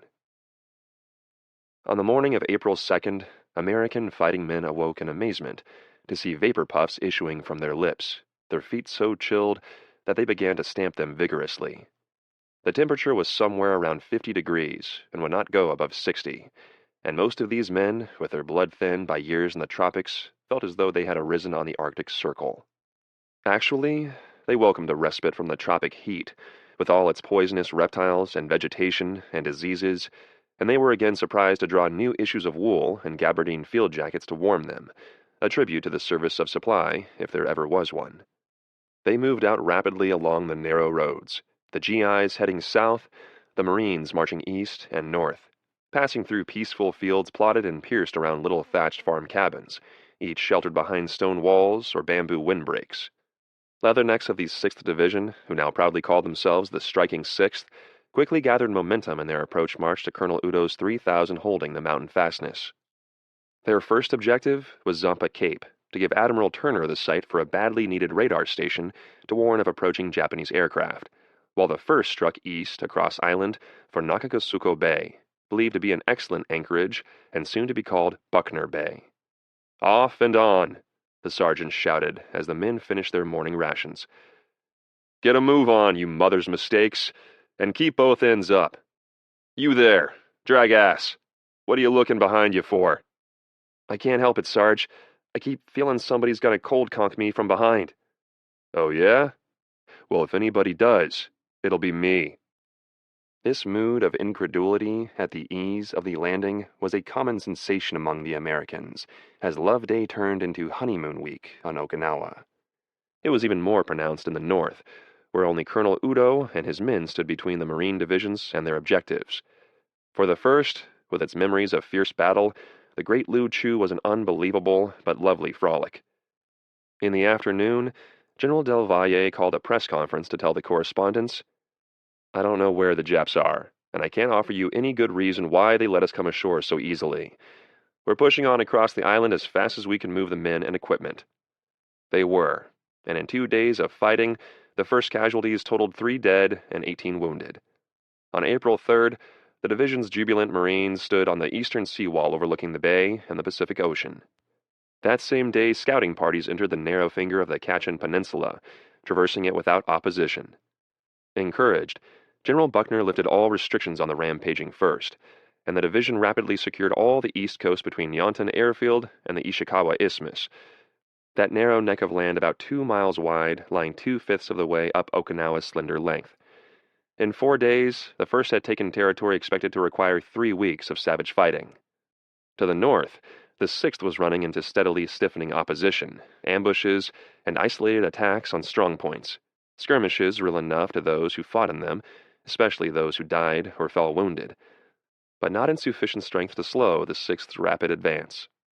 After the division had sealed off the northern side of Ishikawa, its men started marching north for Zampa Cape at route step speed. The first would clean up behind the sixth, and also attend to the problem of the Okinawan refugees now clogging the roads. There were so many of them. Women with babies at their breasts, children without parents, grizzle-bearded ancients hobbling along with bent backs, leaning on staffs and carrying pitiful small bundles representing all that the war had left them, that terrible war that had also robbed them of the authority of their beards and had exposed them to Japanese mockery and American pity, and the old white-haired women who could not walk, who merely squatted in the road, shriveled, frail, hardly bigger than monkeys, waiting to be carried, waiting for the kind Marine who might stop and stick a lighted cigarette between their toothless gums. They were a docile people, and now they were terrified because the Japanese had told them the Americans would torture them. They were frightened also because they knew that among them were Japanese soldiers disguised as civilians. But their fear vanished with gentle treatment, with the policy of carefully searching all males between 15 and 45, to discover many a knife or cartridge belt beneath a smock, and of placing all of these within prisoner-of-war camps. Soon, the Okinawans were speaking openly of their hatred for the Japanese, their loathing for the reign of radiant peace. "Nippon ga maketa," they said. Japan is finished. Marines of the 6th Division were still marching rapidly north, sweeping up both coasts, a regiment to either side, and making giant strides daily. Tanks packed with grinning riflemen rolled up the narrow, dusty roads, unimpeded, but for an occasional sniper, a hastily built and unforbidding roadblock that bulldozers or the tanks themselves could easily shove aside. Or here and there an obviously freshly planted landmine that could be detonated with a well-aimed rifle shot. On April 8th, the tanks in the lead came to the mouth of the Motobu Peninsula, a wild headland jutting into the East China Sea on the left or west of the Marines. Here the Americans discovered why it was that they had moved so easily north. On Motobu were gathered almost all of the 2,000 soldiers remaining to Colonel Udo.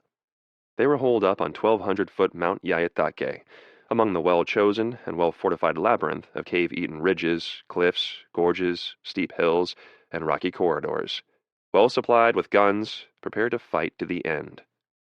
The Marines moved in. They pushed cautiously around the coastal roads, their engineers swiftly building bridges over the ruins of those demolished by the Japanese, or trucking in loads of rock and dirt to fill tank traps blasted at the foot or cliffs or out in the rice paddies. By April 13th, they had driven the Japanese back onto the crest of the Yaitake stronghold. They were prepared to attack in pincers, 3 battalions to begin a fighting climb from Otobu's west coast, 2 to strike from the east. With first light on Friday the 13th on Okinawa, these Marines of the 6th Division were startled, then grief-stricken, to hear the bullhorns of the ships offshore blaring, "Attention! Attention! All hands! President Roosevelt is dead! Repeat, Our Supreme Commander, President Roosevelt, is dead. Swiftly the news reached the men out of earshot. Many of them cried. Most of them prayed. So many of these youths had known no president other than Franklin Delano Roosevelt. They had truly loved him, had depended on him. How much they did not know until they heard that he was dead. Nor could they turn for solace to company officers, barely a few years their senior. They could ask only, "What do we do now?" Memorial services might be possible on ships, even now flying the flag at half-mast, but the Marines on Motobu could do nothing but move out. The Yayataki attacks became a week-long nightmare against a phantom enemy. Everywhere in the hills were small groups of Japanese clustering around a Hotchkiss heavy machine gun and the usual proliferation of Nambu lights. Marines might grenade these nasty spitting nests, might call down exact mortar fire, but then, in the succeeding rush, might find nothing but a trail of blood to suggest that anyone had struck at them. "Geez," a Marine swore. "They've all got Nambus, but where the hell are they?" On April 15th, naval gunfire and close-up airstrikes grew stronger. More artillery was brought in. Artillery observers went forward, among them a battery commander and his spotter, Private First Class Harold Gonzalez. The commander lived because Gonzalez hurled himself on a Japanese grenade to save him and win the Medal of Honor.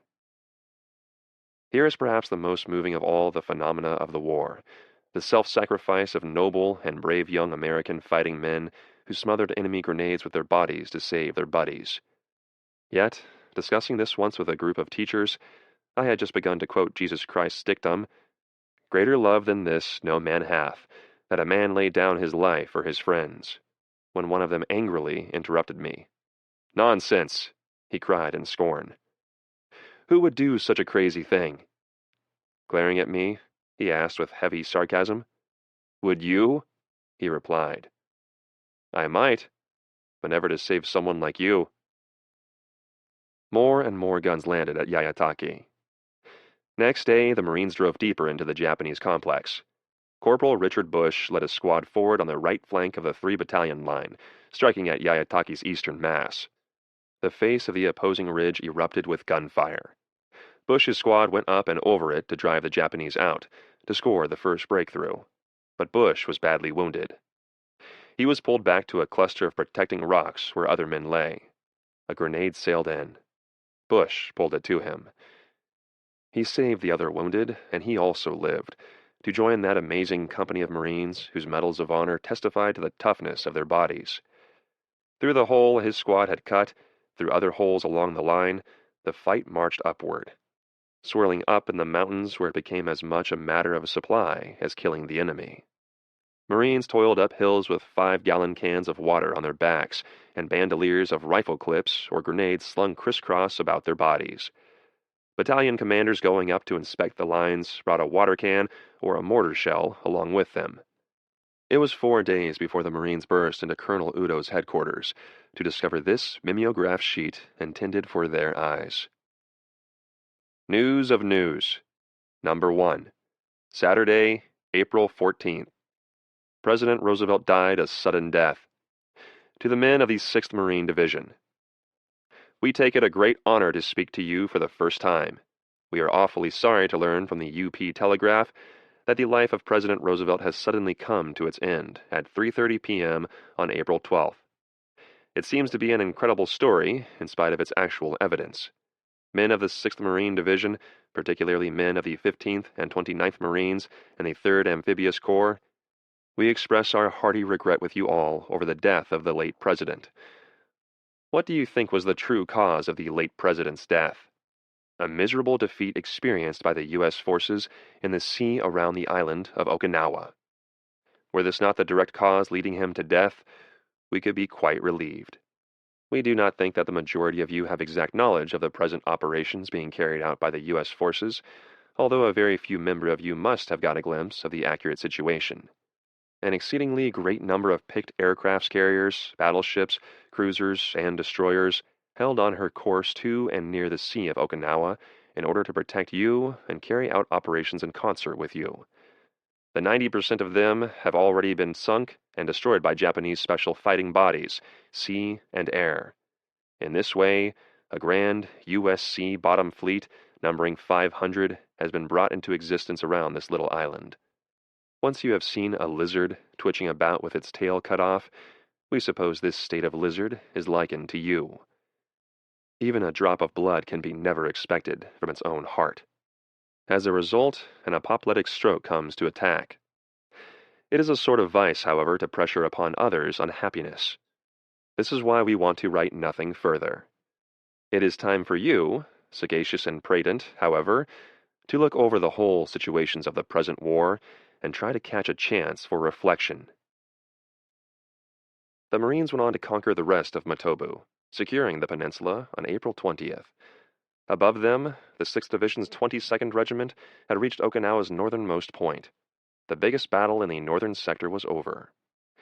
The 6th spent the rest of April patrolling and pursuing those Japanese who had fled Yaitaki and turned irregular, using war dogs to scent the enemy and bark a warning. They even found that natural enemy of whom they had had such ample, ominous warning. "Look at the snake I just killed. It's one of them habu."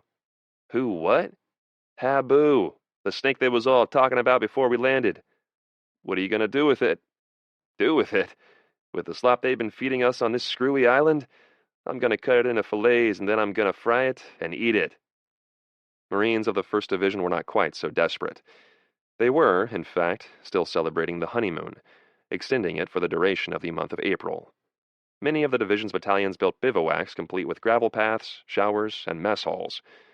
The men went to abandoned Okinawan homes to remove the sliding panels that separated the rooms. They used them for foxhole covers or to build shanties. Everybody had a pet, a pony, a goat, even one of those numerous Okinawan rabbits that might have escaped the pot. There was an open-air theater at division headquarters, and there all the clerks and typists gathered nightly to play leapfrog until it was dark enough for a movie. This was not battle as the first had known it, but the men said, "Peace. It's wonderful." They were so enchanted by lilac time that they brewed jungle juice out of their rations, drank it from borrowed lacquerware, one of Okinawa's few crafts, and began to harmonize. They sang all the old favorites, such as the Wabash Cannonball or Birmingham Jail, as well as that vast repertoire of bodies and unprintables collected or composed by local bards during 3 years of tramping the Pacific. There was a new printable one for Okinawa, and it went, "Oh, don't you worry, Mother. Your son is safe out here. No Japs on Okinawa, no sake, booze, or beer. Your sons can't find no nips, so we're going back on ships. But don't you worry, Mother, 'cause we're going on another." But they were not. The honeymoon was ending. They were staying on Okinawa and going south, down to that Naha-Shuri-Yanabaru line that had stopped the Army's 24th Corps. In the meantime, Admiral Ugaki had hurled the first of his kikusui, or floating chrysanthemums, aerial strikes on the American warships surrounding Okinawa, while Admiral Soemyu Toyota, Navy Chief of Staff, had also ordered Great Yamato, the mightiest warship ever built, to join these kamikaze attacks as a suicide battleship. Floating Chrysanthemums. Chapter 10. In Japan, the chrysanthemum is probably the most beloved of all flowers, woven into wreaths for weddings and funerals alike, decorating graves or dropped by grieving pilots onto waters in which their dearest comrades had plunged to their death. Thus, in conformance with this custom among the flower-loving Nipponese, Admiral Matsume Ugaki decided to give the scheduled Tengo aerial attacks on American shipping the name Kikusui, or floating chrysanthemums. Although Ugaki's aerial strength on Kyushu had been seriously weakened by Halsey's strikes of mid-October 1944, and especially by Spruance's sweeps of March 18th to 19th, 1945, he still had well over 3,000 planes, both conventional and suiciders, in his command after the Americans landed on Okinawa. Ugaki had few reservations about his ability to shatter the enemy fleet and so delay or even prevent the invasion of Japan proper, but he did occasionally despair about the absence of coordination and cooperation among the Army and Navy subordinate air commanders on both Formosa and Kyushu. Though the Japanese command structure was probably better unified for Okinawa than for any other operation thus far, It was still a most casual chain of command, in which the last thing a subordinate commander in, say, the Army, would think of doing was to obey an order from his superior in the Navy. At best to them, an order was no better than a suggestion. Thus, Army and Navy commanders on those two great island fortresses neither cooperated with each other nor followed directives from the combined fleet or Imperial Army headquarters in Tokyo. Although there was indeed intense and divisive rivalry between the American Army and Navy in the Pacific, orders from superiors were never, or at least seldom, ignored. If Fleet Admiral Nimitz issued orders to Admiral Turner off Okinawa, he transmitted them to General Buckner, who obeyed them without question. Admiral Ugaki enjoyed no such luxury. If he wanted Lieutenant General Michio Sugahara, commander of the 6th Air Army on Kyushu, to take some action, he would not issue an order, but rather send a diplomatic officer to Sugahara's headquarters to explain in the least offensive language what was being required of him. Such deference, of course, did not forge the Japanese chain of command with iron links, and it also wasted valuable time, for Ugaki was based at Kanoya, and Sugahara at Chiren. Nor could he ask Admiral Toyoda's fleet to issue an order binding on both of them. All that Ugaki could do was to send orders to a pair of Army air divisions that made most of the Okinawa attacks, although even here they were sometimes ignored. It is possible that this deference by senior officers to their subordinates was the result of Japanese misunderstanding of the character of Western military officers. When Japan decided to build the Imperial Navy, the model was the British Royal Navy, and the innate courtesy of its officers was mistaken for reticence. Thus, an admiral might hesitate to insist that a commander give unbending obedience to his orders, lest it be considered rude. Ugaki had a second problem in organizing his forthcoming Kikusui attacks: how to strike a balance between undertraining and overtraining his kamikaze. Overtraining a pilot in the sense of turning him into a skillful combat flyer would be a wasted effort, when all that was needed was to guide an obsolete aircraft to its target and then crash dive it. But suicide attacking wasn't that simple, especially in the North Pacific springtime when the weather was so variable, with conflicting wind currents, poor visibility, and low ceilings. In such weather, even an experienced pilot could become lost. For a rookie pilot to keep a bomb-loaded crate on a direct course was not enough, for he still might not find his target. In such unreliable planes, engine trouble was frequent, and the student pilot needed to be trained enough to return successfully to base. But a new recruit would not emerge as a qualified suicider until months later. This requirement put an unbearable burden on Ugaki's attempt to build up a powerful air armada. The suicide tactic for which this force was being formed was not only innately self-destructive, but also time-consuming. Japan, in the spring of 1945, could not afford to lose more months of what had become a fast-vanishing resource. Finally, the American seaborne attacks on Kyushu and Formosa, as well as the Mariana-based B-29 strikes on Kyushu and to a lesser degree of MacArthur's 5th Air Force on Formosa, along with the willingness of these suicide saviors to take their own lives, had left Ugaki with nothing like the minimal 4,000 aircraft he needed to destroy or cripple Spruance's 5th Fleet. That was one reason why Ugaki's airplanes did not immediately strike the Americans the day the invasion began, and it was not until that very day that Admiral Toyoda in Tokyo ordered Kikusui-1 to be launched on April 6. That morning dawned overcast, with northeast winds whipping a mackerel sea into a white-crested gray mass, pushing layers of smutty clouds scudding along at altitudes of 3,000 to 7,000 feet. It was good kamikaze weather, providing them with excellent cover. Yet Rear Admiral Toshiyuki Yokoi, whom Ugaki had placed in charge of the Kikusui attacks, waited until around noon before sending his squadrons aloft, hoping thereby to catch patrolling American fighters at that most dangerous moment of refueling, either on carrier decks or the aprons of Yantan and Kadena airfields. It was a good idea that may have come to Yokai by his recollection of how Yamamoto's carriers at Midway were struck at exactly that moment. But there would be no such surprise, for Spruance's task force commanders had long since installed the routine of keeping defensive fighter patrols aloft from sunup till sundown. Nor did Yokoi's ruse of dropping window, aluminum strips to create false blips on radar screens to lure American fighters away from the impact area, for radar operators picked them up almost as soon as they were dropped. Both Spruance and Turner were aware that a massive enemy aerial strike would arrive that day, not only from warnings from intelligence officers reading messages in the broken Japanese code, but through combat instincts sharpened by years of experience. Once the enemy had collected enough planes, he would strike. To thwart him, Turner had deployed a wide circle of 16 radar picket destroyers like irregular length spokes in a wheel winding around Okinawa and some of its surrounding islands. These spokes extended from Point Bolo, a reference point on that Zampa Cape he had so ardently desired, and which had been presented to him by the 6th Marine Division. Each radar picket could give early warning of an enemy attack, and also carried a 5-member radar direction team trained in vectoring patrolling fighters onto bogies, unidentified targets.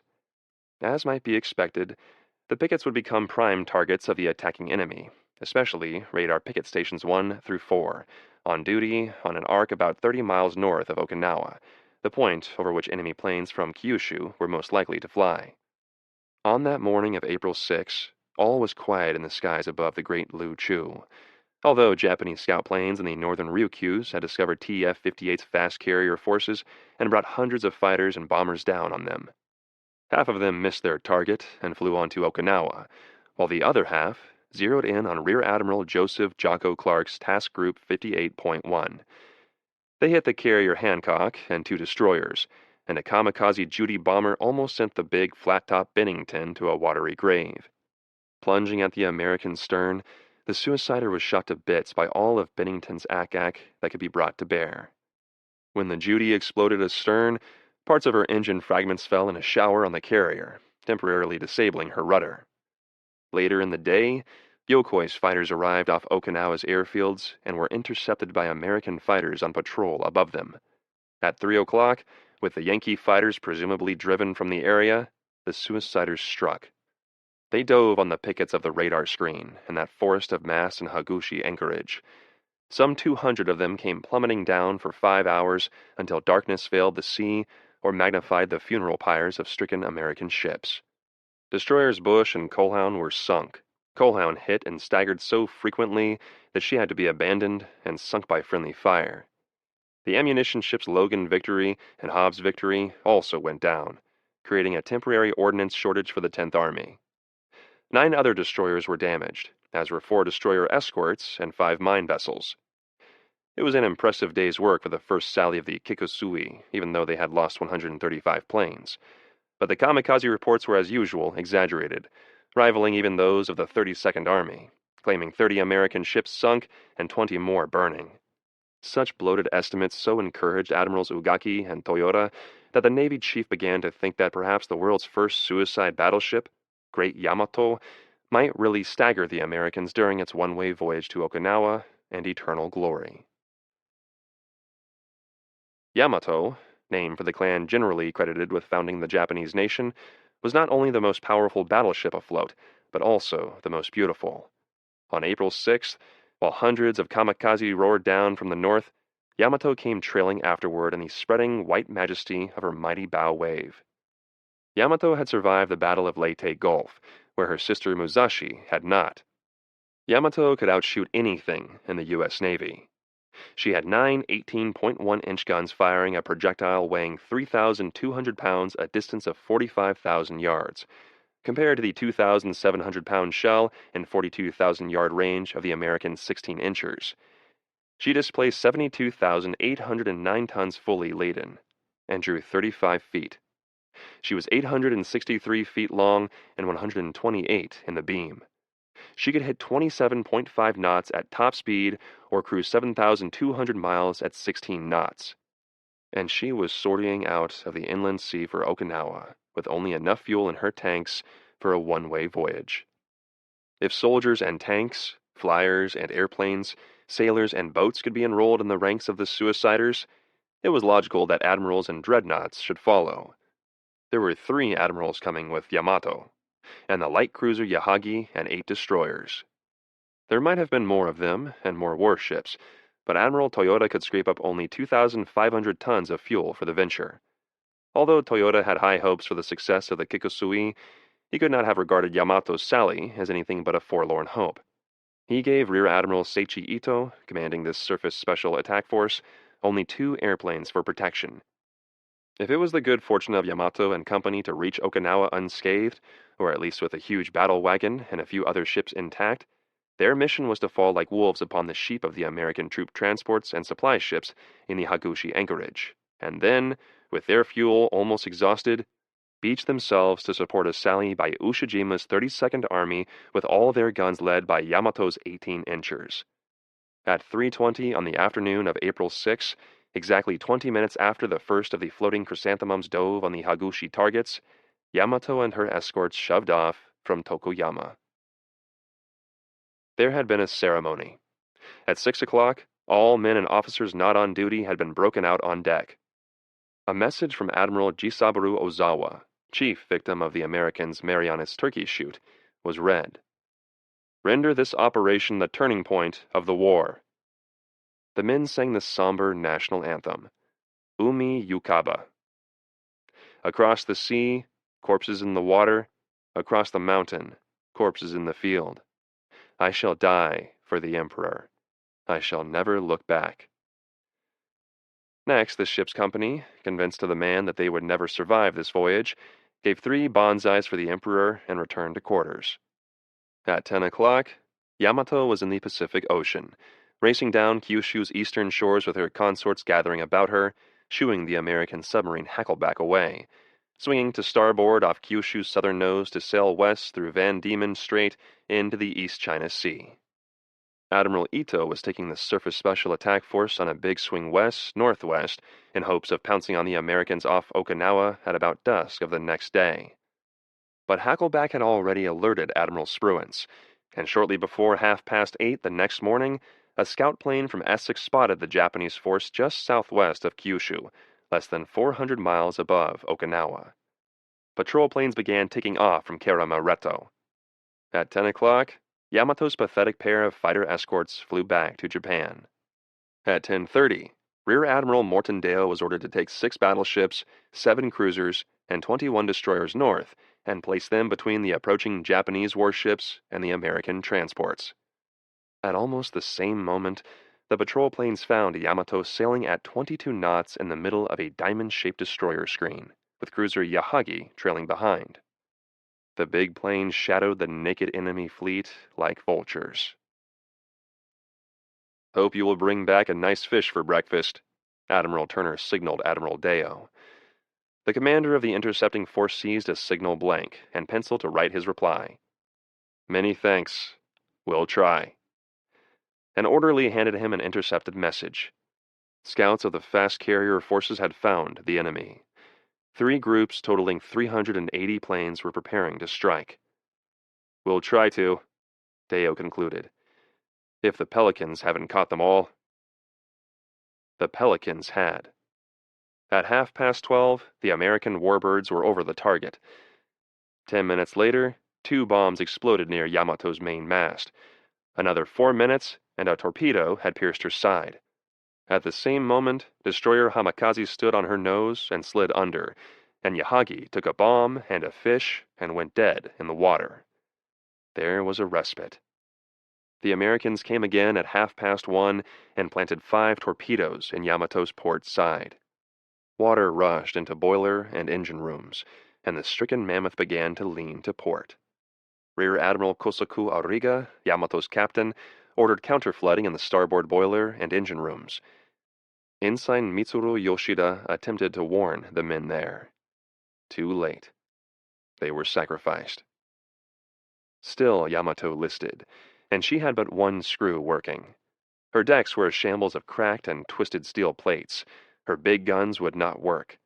The watertight wireless room was filled with water, and an explosion had wrecked the emergency dispensary and killed everyone inside. At 2 o'clock, the final attack began. Hellcats and Avengers plunged from the skies to strike at the hapless ship. Yamato was shaken fore and aft, and the entire battleship shuddered violently. Communications with the bridge were cut off. The distress flag was hoisted. The steering room became flooded, and with the rudder jammed hard left, mighty Yamato sagged over to a list of 35 degrees. Correction of list hopeless, the executive officer cried. Down came the Americans for the death blow. Hold on, men, Ariga shouted. Hold on, men! Bombs were striking around and upon Yamato, raising a giant clanging. flinging waves of roaring air across her decks, jumbling men together in heaps.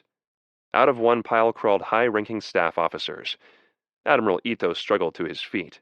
His chief of staff arose and saluted him. The two men regarded each other solemnly. Ito turned, shook hands with each of his staff officers, wheeled, and strode into his cabin, either to embrace death or await it. The world will never know which.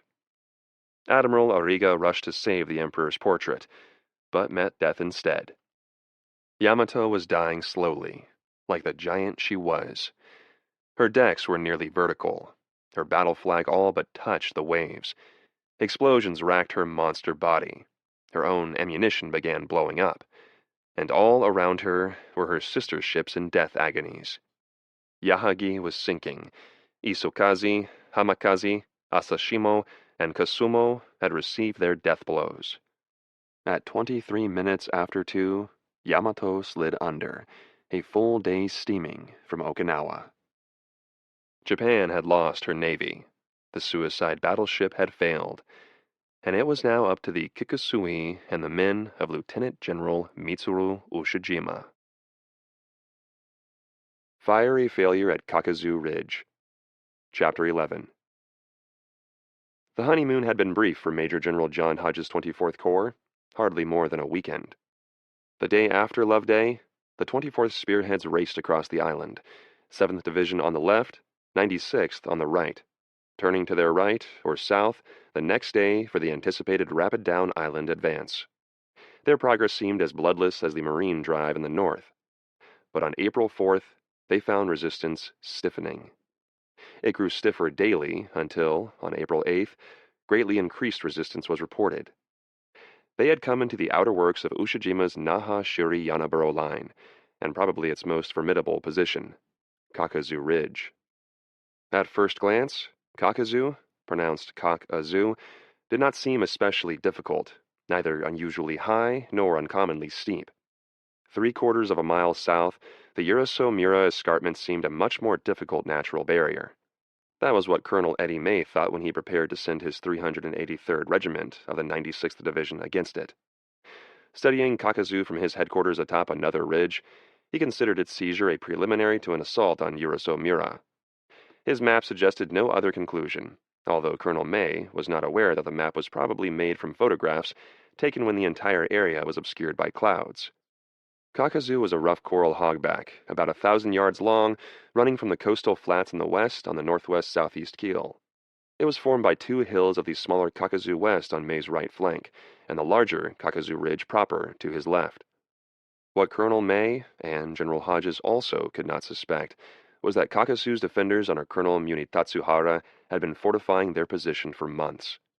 Assisted by Okinawan laborers, they had constructed a subterranean honeycomb of caves, tunnels, and passageways. This would not be the first such impregnable position encountered by Americans in the Pacific War. What made it unique was its complete camouflage, its incredible variety and number of fortified positions, its depth, its abundance of supplies and ammunition, including a spigot mortar unit launching huge 320mm shells, its network of mutually supporting emplacements firing interlocking fire, and its absolute invulnerability to those 1,900-pound shells hurled at it by the battleship Colorado cruising offshore. Because Colonel Hara had buried his headquarters deep below the mountain ridge, he had complicated his communications, his only problem. Although many tunnels had interconnecting passages and there were also voice tubes, some underground positions were isolated, compelling Hara to use runners who would be exposed to enemy fire once they appeared above ground. Hara had no fear of the Americans' plentiful and powerful tanks, so superior to the Japanese diminutive kitchen sinks that had been nevertheless unstoppable against inferior or lightly armed troops in the Manchuria, Burma, Philippines campaigns. Fronting Kakuzu Ridge and running its entire length was a deep gorge cut into the coral by the immemorial passage of a narrow stream. The gorge was a natural anti-tank obstacle, impassable to tracked vehicles. For tanks to attempt to turn either flank of the ridge would bring down on them a storm of artillery. Finally, Colonel Hara had emplaced outposts and tombs and concrete pillboxes on the ridge's northern face. Most effective of all, he had cleverly emplaced most of his infantry and all of his mortars on the southern or reverse slope of the ridge. They were thus an untouchable defilade, shielded from enemy troops, artillery, and even American battleships. Not even enemy mortars, with that weapon's high, looping trajectory, could reach them. Moreover, the Americans were absolutely unaware of this reverse slope concentration, while Hara, of course, had his entire front registered by his own guns. Thus, Kakuzu Ridge. Colonel May was sometimes called a soldier of the old school, meaning that he believed that a brave charge could usually carry the day. This does not suggest that he would not maneuver, only that faced by such a forbidding, unflankable position, he would instinctively fall back on the frontal assault. So he ordered 2 of his 3 battalions to storm Kakuzu Ridge and Kakuzu West on April 9th, actually expecting both to fall by the following morning.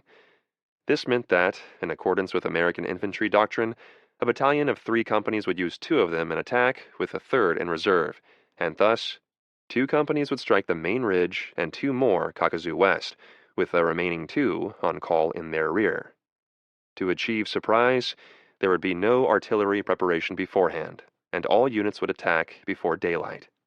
Right at the start, one of the companies assaulting Kakuzu West was late moving out, and did not march until daylight, when it was sighted and promptly pinned down. The other company was commanded by a born fighter and leader, First Lieutenant Willard Mitchell, a powerfully built Southerner who had played both football and basketball for Mississippi State. Idolized by his men and called Captain Hoss, he was also beloved for his unbashful battle cry. "Watch out! Here comes the hoss, and God is on the hoss's side." Mitchell returned their affection by calling them his lardasses, a fondly derisive and droll nickname that they loved.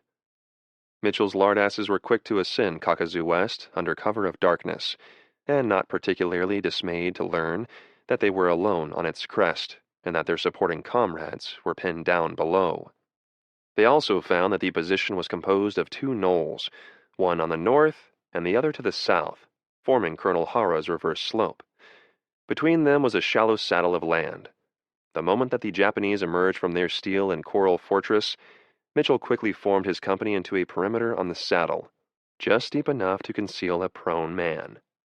He hoped to riddle them if they charged forward to clear both saddle and northward knoll.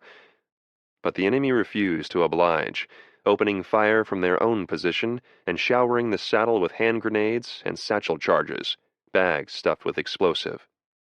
Mitchell's men fought back with the same weapons, and a furious battle raged back and forth all morning long, with men killed and wounded on both sides. Throughout the action, Mitchell rode the besieged saddle, hurling grenades and firing his carbine, his battle cry booming from his lips. His men were his gallant equal, and one of them, Private First Class Joseph Solch, spotted an enemy spigot mortar mounted in a cave on the reverse slope. Just one of its 320 mm shells could destroy the Americans on the saddle. With Captain Hoss, Solch and his buddies attacked the huge mortar, destroying it with hand grenades and killing its 9-man crew. At about noon, sensing that the Americans had but a small force in front of him, Colonel Hara ordered his men to make a series of 4 furious counterattacks on the enemy, so that they might surprise the Americans, and with brutal indifference to their destruction or survival, he sent them charging through his own mortar fire. Lieutenant Bill Curran killed both the leaders of the first charge, while his men repulsed the Japanese with heavy loss. When a second assault came, Solch, squatting on his haunches, fired his Browning automatic rifle, BAR, from the hip to repel an entire company. In the final charge, the Japanese, throwing satchel charges as big as boxes of apples, came within a few feet of overrunning the American Devils, but finally fell a few feet short. Even so, Mitchell's company was being badly whittled. Because his soldiers were lying on hard coral, they could not get below ground by scooping out foxholes, and thus were inviting targets for enemy riflemen and exposed to the flame and fragments of exploding mortar shells. Fierce fighting also raged atop Kakuzu Ridge to the east, or left, of Mitchell's position. Here, the Japanese popped in and out of their barricaded caves to strike the men of companies led by Captain Jack Royster and First Lieutenant Dave Bellman. They also charged up the reverse slope, again braving their own mortars. An entire American platoon was pinned down by a pair of enemy machine guns. Private First Class Edward Moskala crawled toward them, clutching his BAR.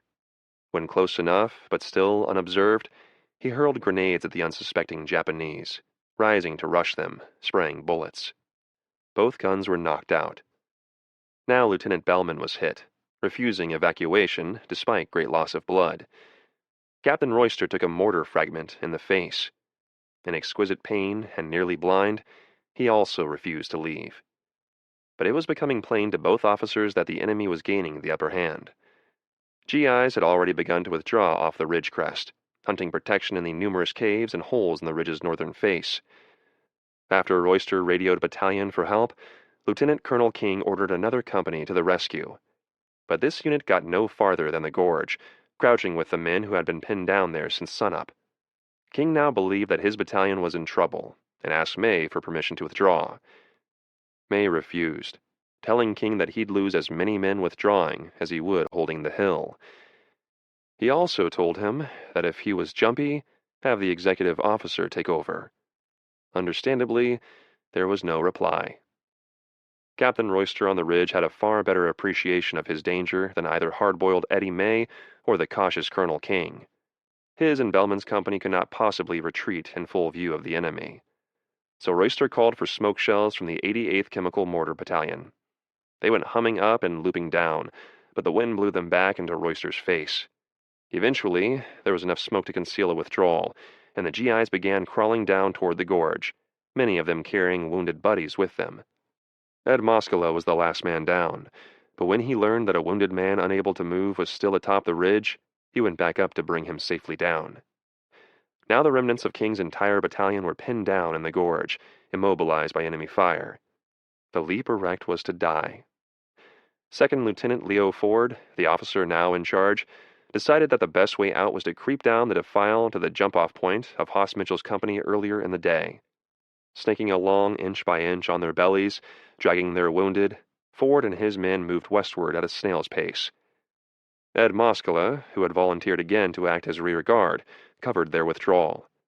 Twice he rescued wounded buddies, but on his second trip he paid for his gallantry with his life. For these acts of infinite compassion and his bravery in destroying the enemy guns, Moskala received the posthumous award of the Medal of Honor.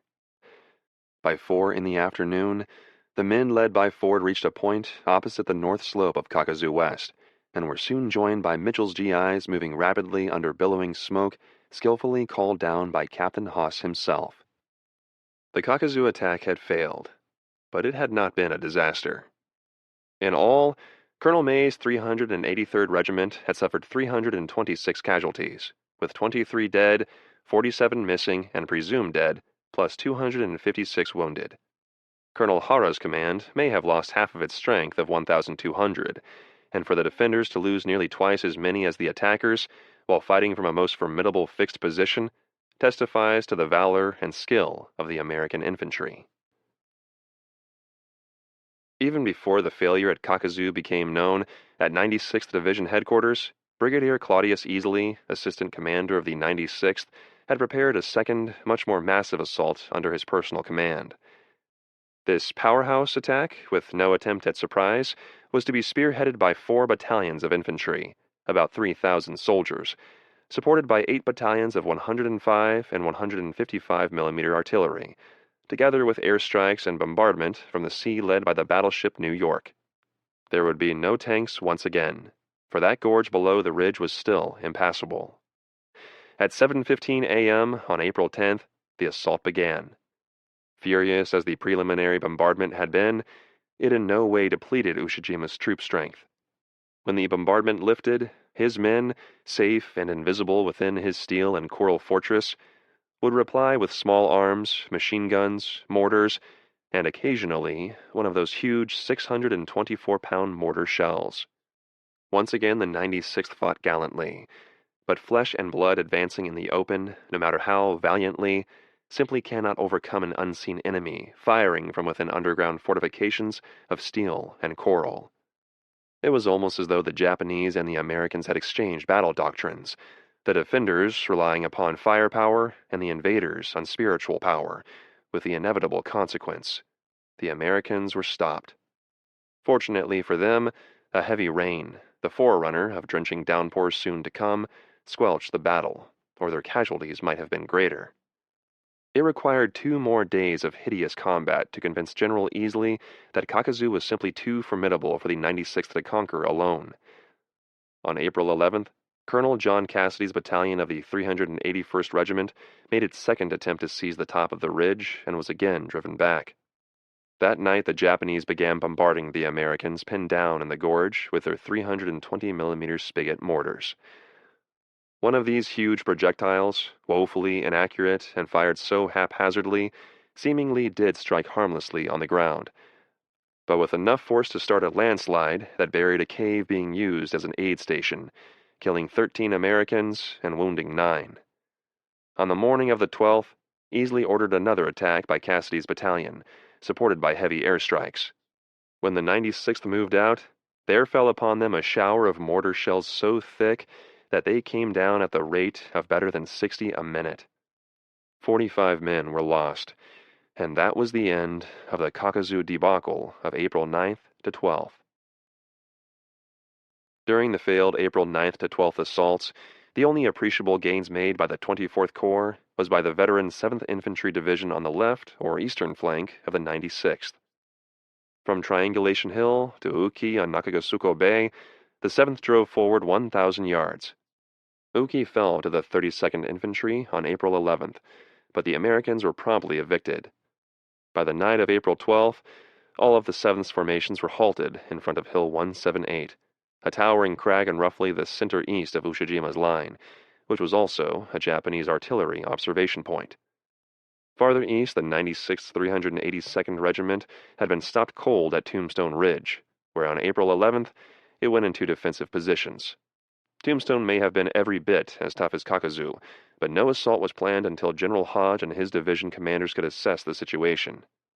Casualties in the 7th and 96th Divisions had been 451 dead, with 241 missing and presumed dead, and 2,198 wounded, for a total of 2,890. Enemy losses were estimated at 5,750, all killed, although this was almost certainly exaggerated. A truer figure, more likely, would be about 4,000. Most of these men were killed by bombardment, for during April 9th to 12th, the American invaders had hurled a massive weight of metal from land, sea, and air upon the defending Japanese. The fact that Kakuzu, Tombstone, and Uki remained in enemy hands demonstrated to the American commanders that the key to success on Okinawa lay in possession of the reverse slopes of all those ridges from Kakuzu to Shuri Castle.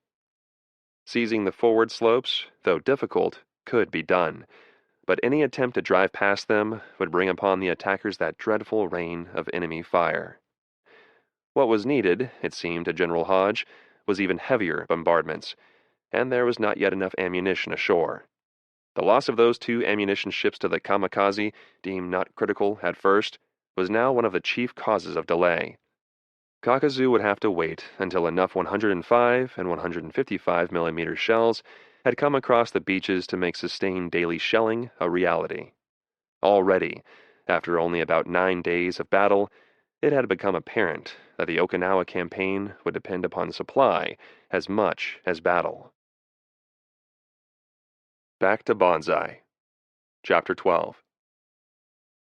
Reports of the Battle of Kakuzu Ridge were received by Lieutenant General Isamu Cho. He had received another star, and Colonel Hiromichi Yahara with predictable reactions.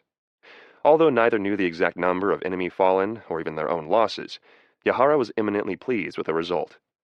The Americans had been dealt a bloody repulse exactly as he had planned in his defense-in-depth tactics, and soon the rate of attrition among them would so whittle the 10th Army that the Americans would cancel their offensive so that not only the homeland would be saved, but Okinawa as well.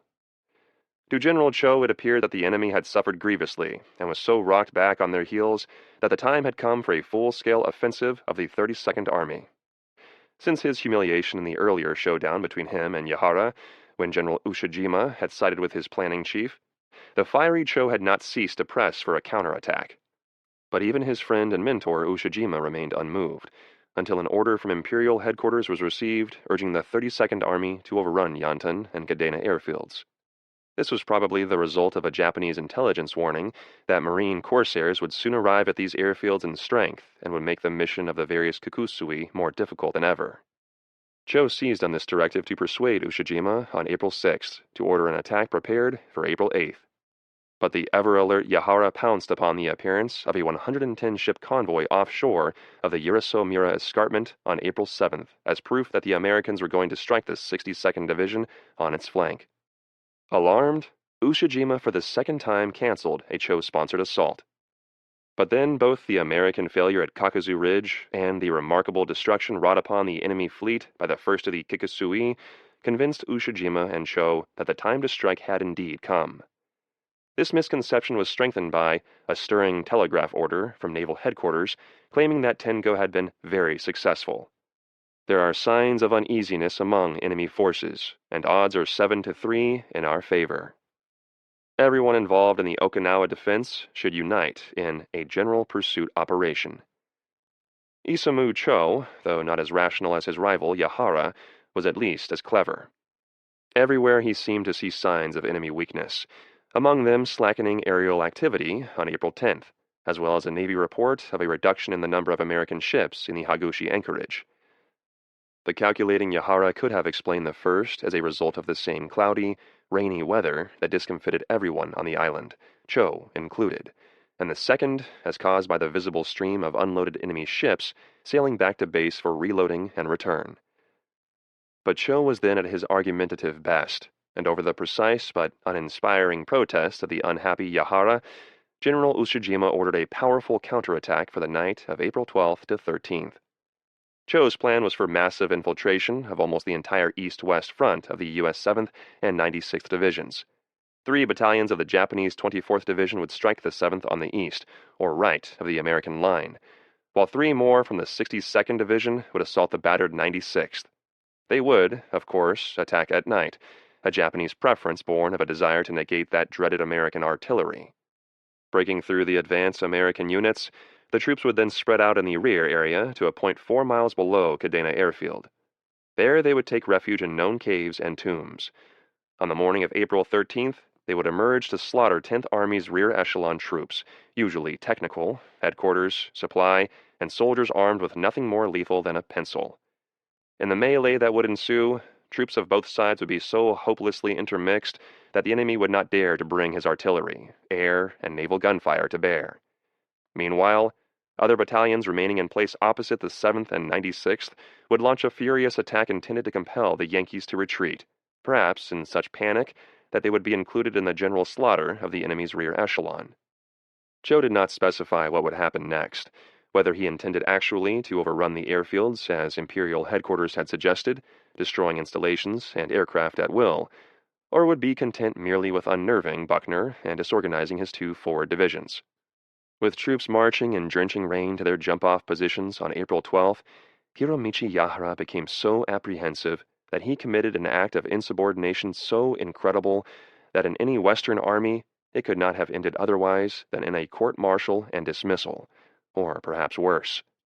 He went to Lieutenant General Takeo Fujioka, commander of the 62nd Division, and Lieutenant General Tatsumi Amamiya, commander of the 24th, and actually persuaded them not to use 3 battalions each in the forthcoming operation, but only 2. Not 6, but 4 battalions would march to the plan of Isamu Cho. 3 flares burst over Kakuzu Ridge during the early darkness of April 12th. 2 were red, the first signaling, "Commence artillery fire," and the other, "We are attacking with full strength tonight." And the third, shaped like a dragon, was for "Make all-out attack." Almost instantly, at about 7 p.m., there fell on the Americans the heaviest Japanese artillery concentration of the war. On the sector of the battered 96th alone, about 2,200 pounds exploded, while within 5 minutes, another 200 rocked the 7th zone. Fortunately, these Yankees with their painfully acquired battle savvy had dug their holes so dry and deep that few casualties resulted. First to strike the Americans was the 22nd Infantry Regiment, which had marched for 2 days in pouring rain from its base on the Oroku Peninsula, just south of Naha.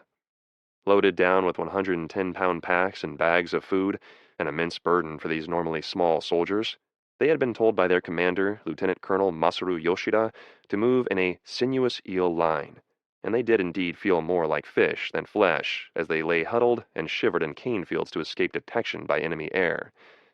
By nightfall, they were already dispirited and bewildered, moving over unfamiliar terrain and with no precise plan.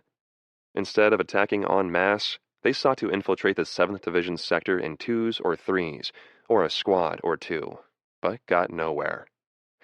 One massed attack of about 100 Japanese was riddled by GIs firing rifles and machine guns, killing about a third of them, wounding about a third, and compelling all survivors to take refuge in a cave. The assault on the 96th Division's front, however, was much heavier, better organized, and of longer duration, personally directed as it was by General Fujioka. Guileful and stealthy as always, a long column of Japanese sought to penetrate the 96th's position by pretending to be GIs marching openly down Highway 5 in a column of twos. 20 of them slipped past scrutiny until the Americans, realizing that they were not friendly troops on their flank, opened fire with all weapons. Those who survived scurried for cover in caves and tombs, but 58 of their comrades were left dead on the field. 2 more attacks were mounted against the 96th, but both failed with heavy loss. General Fujioka next tried to roll up his enemy with 2 companies following an artillery barrage against Kakuzu Ridge. A small force staged a diversion around the western flank of Kakuzu West, while the main body tried to overrun the draw between that point and Kakuzu Ridge. First to meet them was Private First Class William Daly at the trigger of a heavy machine gun in the draw. Unable to depress his gun enough to strike the approaching enemy below him, Daly began tossing grenades. Their explosions alerted Staff Sergeant Buford Snuffy Anderson, holed up in a tomb with his light mortar section. Anderson left the tomb to hurl all of his grenades at the Japanese, and then emptied his carbine. Glancing about him, his eye fell on a dud enemy mortar. Seizing it, he spiraled it football style into the draw and was rewarded by an explosion and screams. Rushing back into the tomb, he collected his own mortars, wrenched them from their casings, yanked out the safety pins, slamming the shell against a rock to release the setback pin, and spiraled this heavier and more lethal football into the draw. Again, an explosion and screams. With this impromptu passing attack, Anderson sent all of his 15 lethal footballs spinning into the darkness below, and by this effective exercise in Yankee battle ingenuity, he stopped an entire enemy platoon. In the morning, he counted 25 enemy bodies, plus 7 abandoned knee mortars and 4 machine guns. For his bravery and quickness of thought, Anderson received the Medal of Honor. Other Japanese who had infiltrated Kakuzu West met the same end. When an enemy officer approached a BAR man and asked him if he were Japanese, the GI snorted, "No," and shot him dead, along with 10 of his men following in single file. Soldiers of a company command post under attack in a tomb sallied forth to kill 20 Japanese.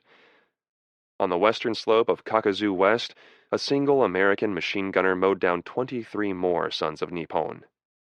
Another enemy force nearly broke through the draw, until they were illuminated by star shells fired over the battlefield by American warships offshore, a technique developed at Peleliu and so successful that night actually could be turned into day.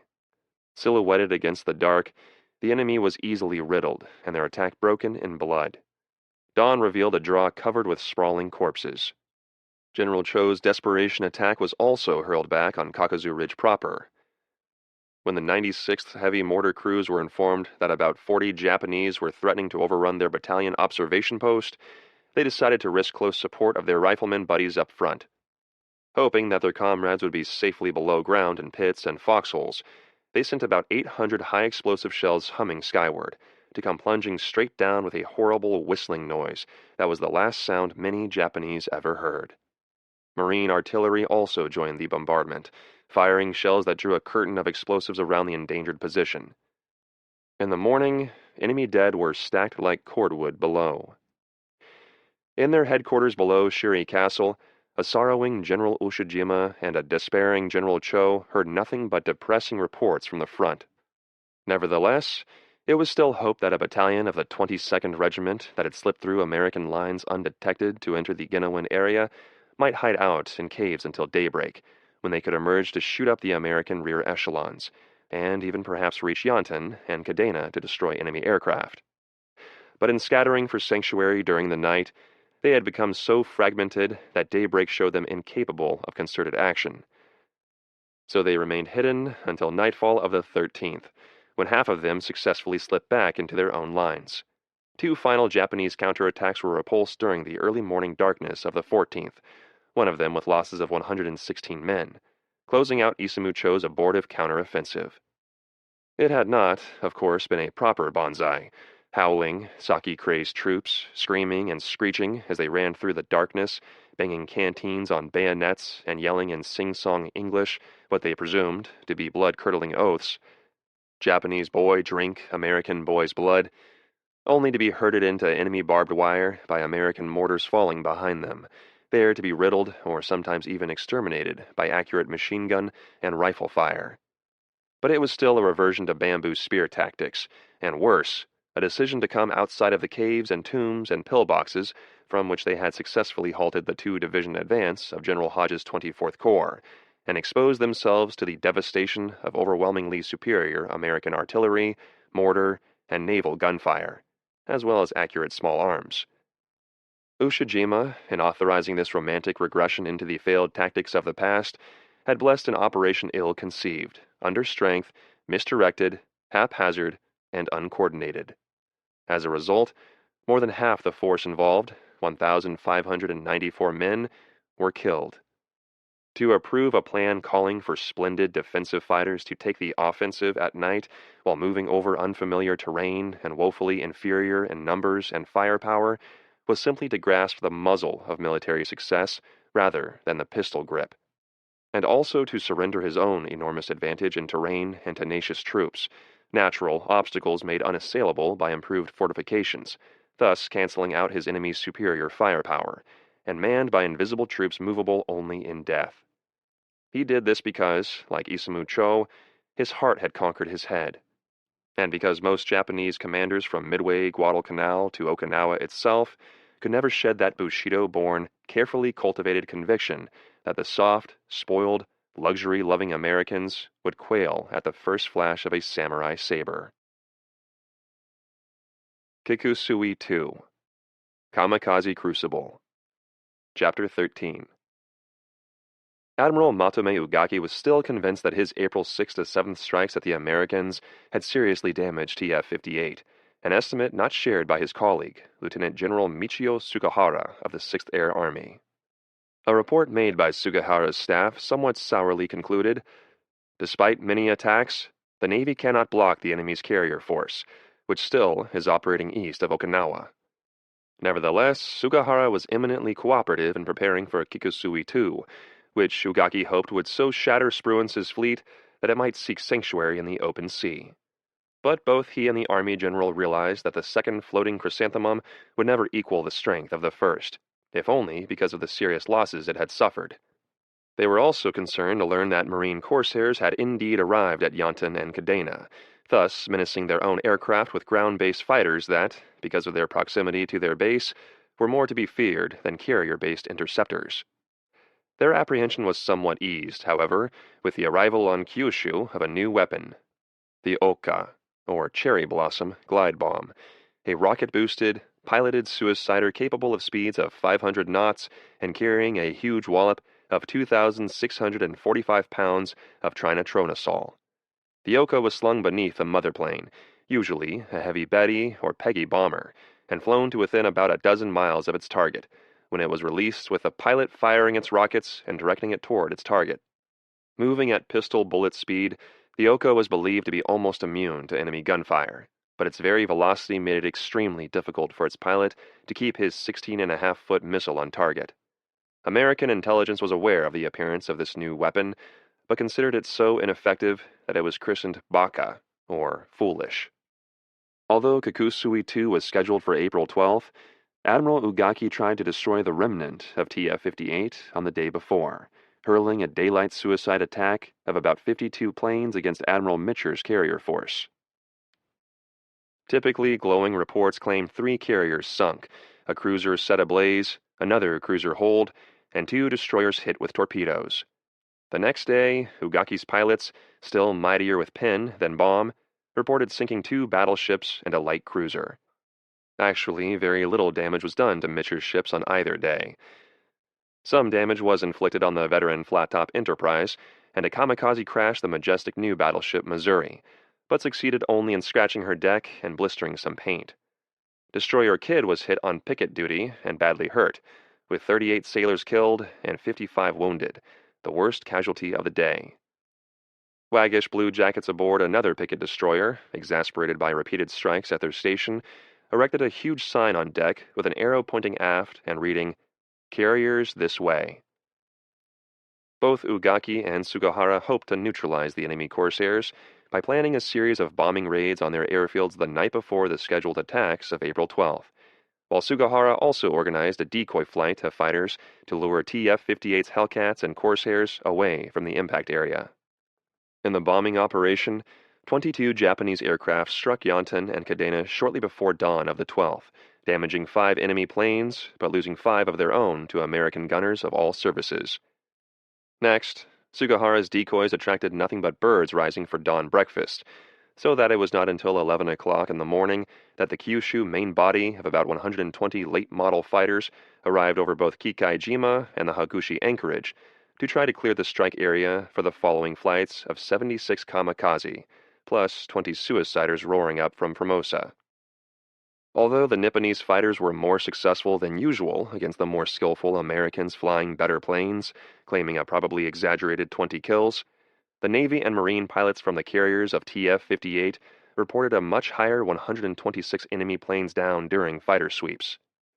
This also is probably exaggerated, not by intent like the starry-eyed enemy, but from the inevitable duplication occurring when more than one fighter was firing on the same enemy, or even when a flamer, plunging toward a watery grave, might have the winds caused by his velocity blow the fires out, enabling him to return successfully to base. Kill estimates, like body counts, were much like American taxpayers' income tax returns, so full of deductions for charity that the churches of America would all be rich beyond the dreams of avarice. But the American interceptors did effectively prevent the enemy fighters from protecting the kamikaze.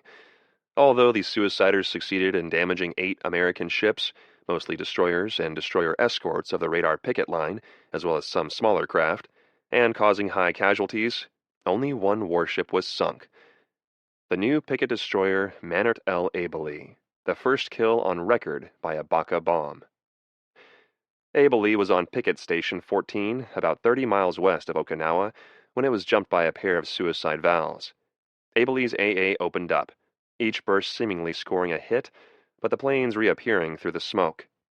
One of the attackers was sent into the sea, but the second struck the destroyer's after engine room, spreading death and destruction and causing Abele to buckle visibly. Just then, one of 2 Betty bombers circling like scavengers overhead released its Baka bomb, which came shrieking at the stricken destroyer at 500 knots.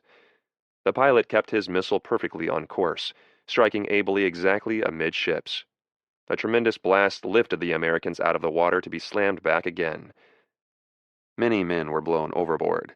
Among them, Lieutenant Senior Grade George Ray, who swam back to his ship, clambering aboard to tear open a jammed escape hatch, allowing the entire watch of the forward engine room to scramble to safety. In less than another minute, Ray might have been too late, for Abele sank 5 minutes after the Baka strike. Most of her officers and crew were rescued by a nearby LSM, but 6 men were killed and 73 missing. Simultaneous with the agony of Abele, a flight of conventional kamikaze found Rear Admiral Deo's gunfire support force patrolling waters off the Motobu Peninsula. When they struck, Deo fortunately had his ships concentrated, and they were ready for the divine winds, which could do little more than stagger a destroyer and crash a 40mm mount aboard Battleship Tennessee. One sailor who was blown into the air landed atop a 5-inch gun turret, where he crouched while calmly stripping off his burning clothing to await a cold bath from the nearest fire hose. Marine Corporal W.H. Putnam either fell or was blown overboard, surfacing near a big life raft. He clambered aboard, finding unusual company in the presence of the headless torso of the kamikaze who had crashed his ship. Thus the scourging of the American fleet off Okinawa continued unabated, but once again the kamikaze had failed to strike the paralyzing blow so eagerly sought by Admiral Ugaki. Losses among the suiciders are not exactly known, although 185 of them had participated in the assault, an enormous decline from the 355 making the first attacks. The decrease would continue until on June 21st to 22nd, Ugaki could scrape together only 45 decrepit divine wens, the shriveled petals remaining on the deadly floating chrysanthemums. Uncle Sam, Logistics Magician. Chapter 14. Triumphs of logistics, though impressive, usually do not make rattling good reading, as one British historian wrote of the Napoleonic Wars. Yet the industrial and logistics feat of the United States of America fighting the first great two-ocean war on record is unrivaled in the history of humankind. And at Okinawa during the culminating battle of the Island War, as well as the greatest amphibious operation in military annals, the Americans had to overcome two unprecedented challenges. First, it had to supply this unrivaled sea invasion at a distance of 7,500 miles from its western shores.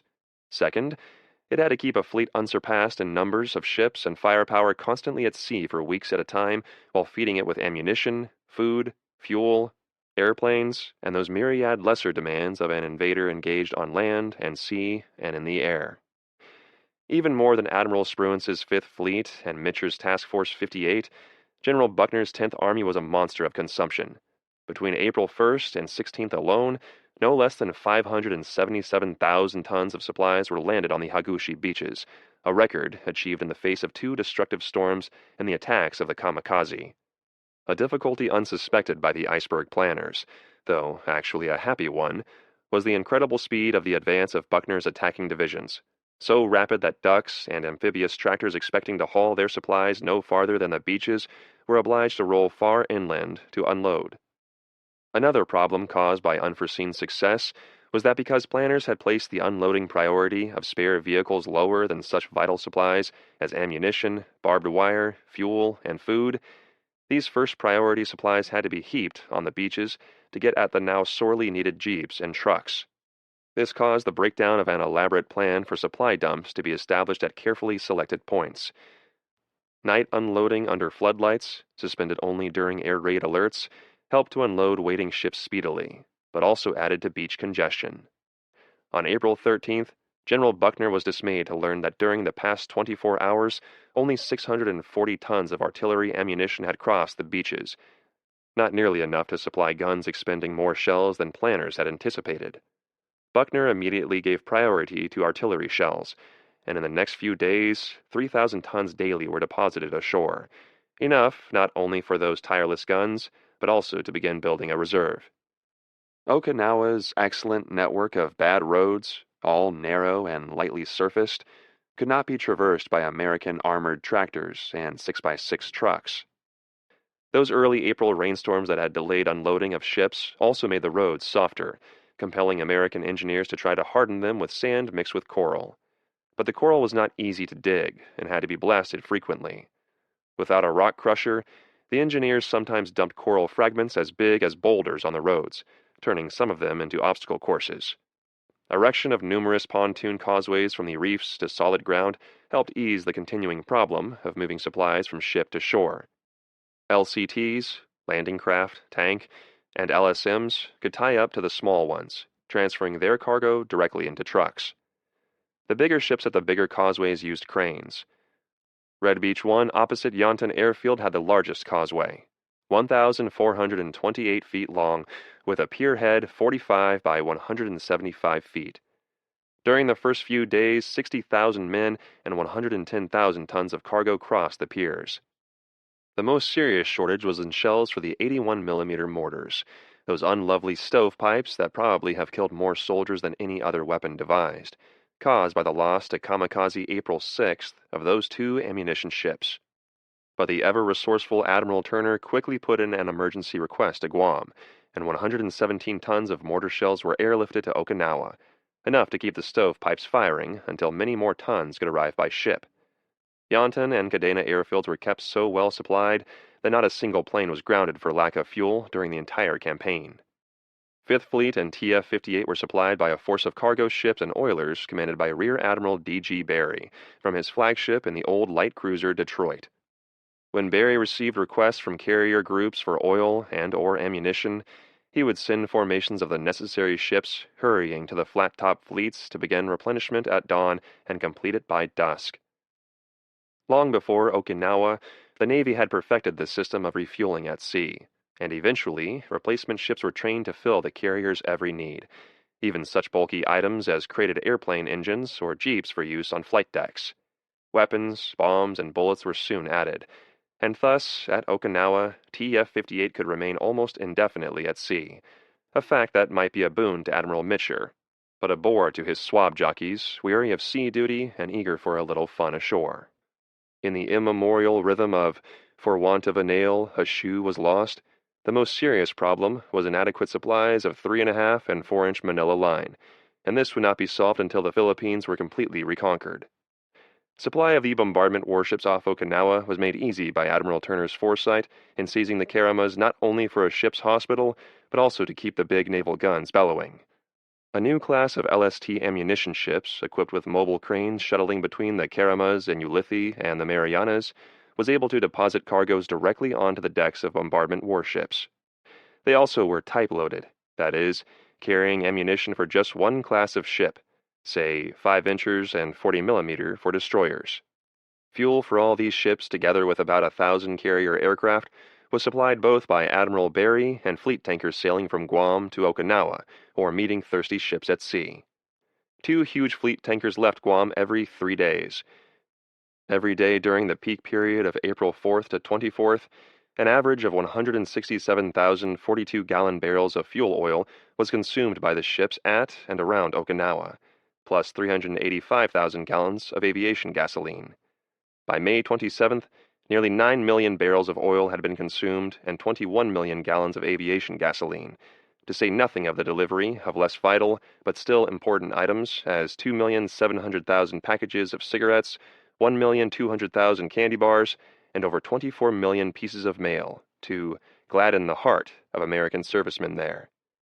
Suggestive of the extent of the logistical triumph occurring at the Great Lu Chu was the fact that 4 escort carriers were employed to protect replacement planes and pilots being ferried to the battle area, with 17 more on the same mission between the West Coast and the Marianas. Aside from the loss of those 2 ammunition ships, Japan's naval and air forces did next to nothing to interfere with this enormous supply pipeline. Because Admiral Barry's fleet operated about 200 miles south of Okinawa with air cover from 2 escort carriers, it was rarely attacked. One lone kamikaze did score a hit on the fleet oiler Teluga, but this minor damage was quickly repaired. Hodge's hurricane attack hurled back. Chapter 15. The failure of the Japanese counterattack on April 12th to 13th had convinced Major General John Hodge that the time had come for a major breakthrough in Ushijima's Naha-Shuri-Yanabaru line. It was scheduled for April 19th. In the interval, the 77th Infantry Division landed on Ieshima just off the western tip of Matobu Peninsula, about to fall to the 6th Marine Division. Ie was a fair-sized island with a completed airfield. Landing on April 16th, the 77th fought a savage 4-day battle, killing 4,706 Japanese, many, or perhaps even most of them, uniformed civilians, while losing 258 soldiers killed or missing and 879 wounded. Marching with the 77th was Ernie Pyle. Before Pyle left Ulithi to join the 1st Marine Division, another correspondent yelled at him jokingly, "Keep your head down, Ernie." Snorting in disdain, the GI's friend replied, "Listen, you bastards, I'll take a drink over every one of your graves." But it was Ernie's last resting place that was dug on Ieshima. As it always was with Pyle, he was at the front, driving there with a battalion commander. Suddenly, a Japanese machine gun opened up, and the driver, with his 2 passengers, dived into a ditch.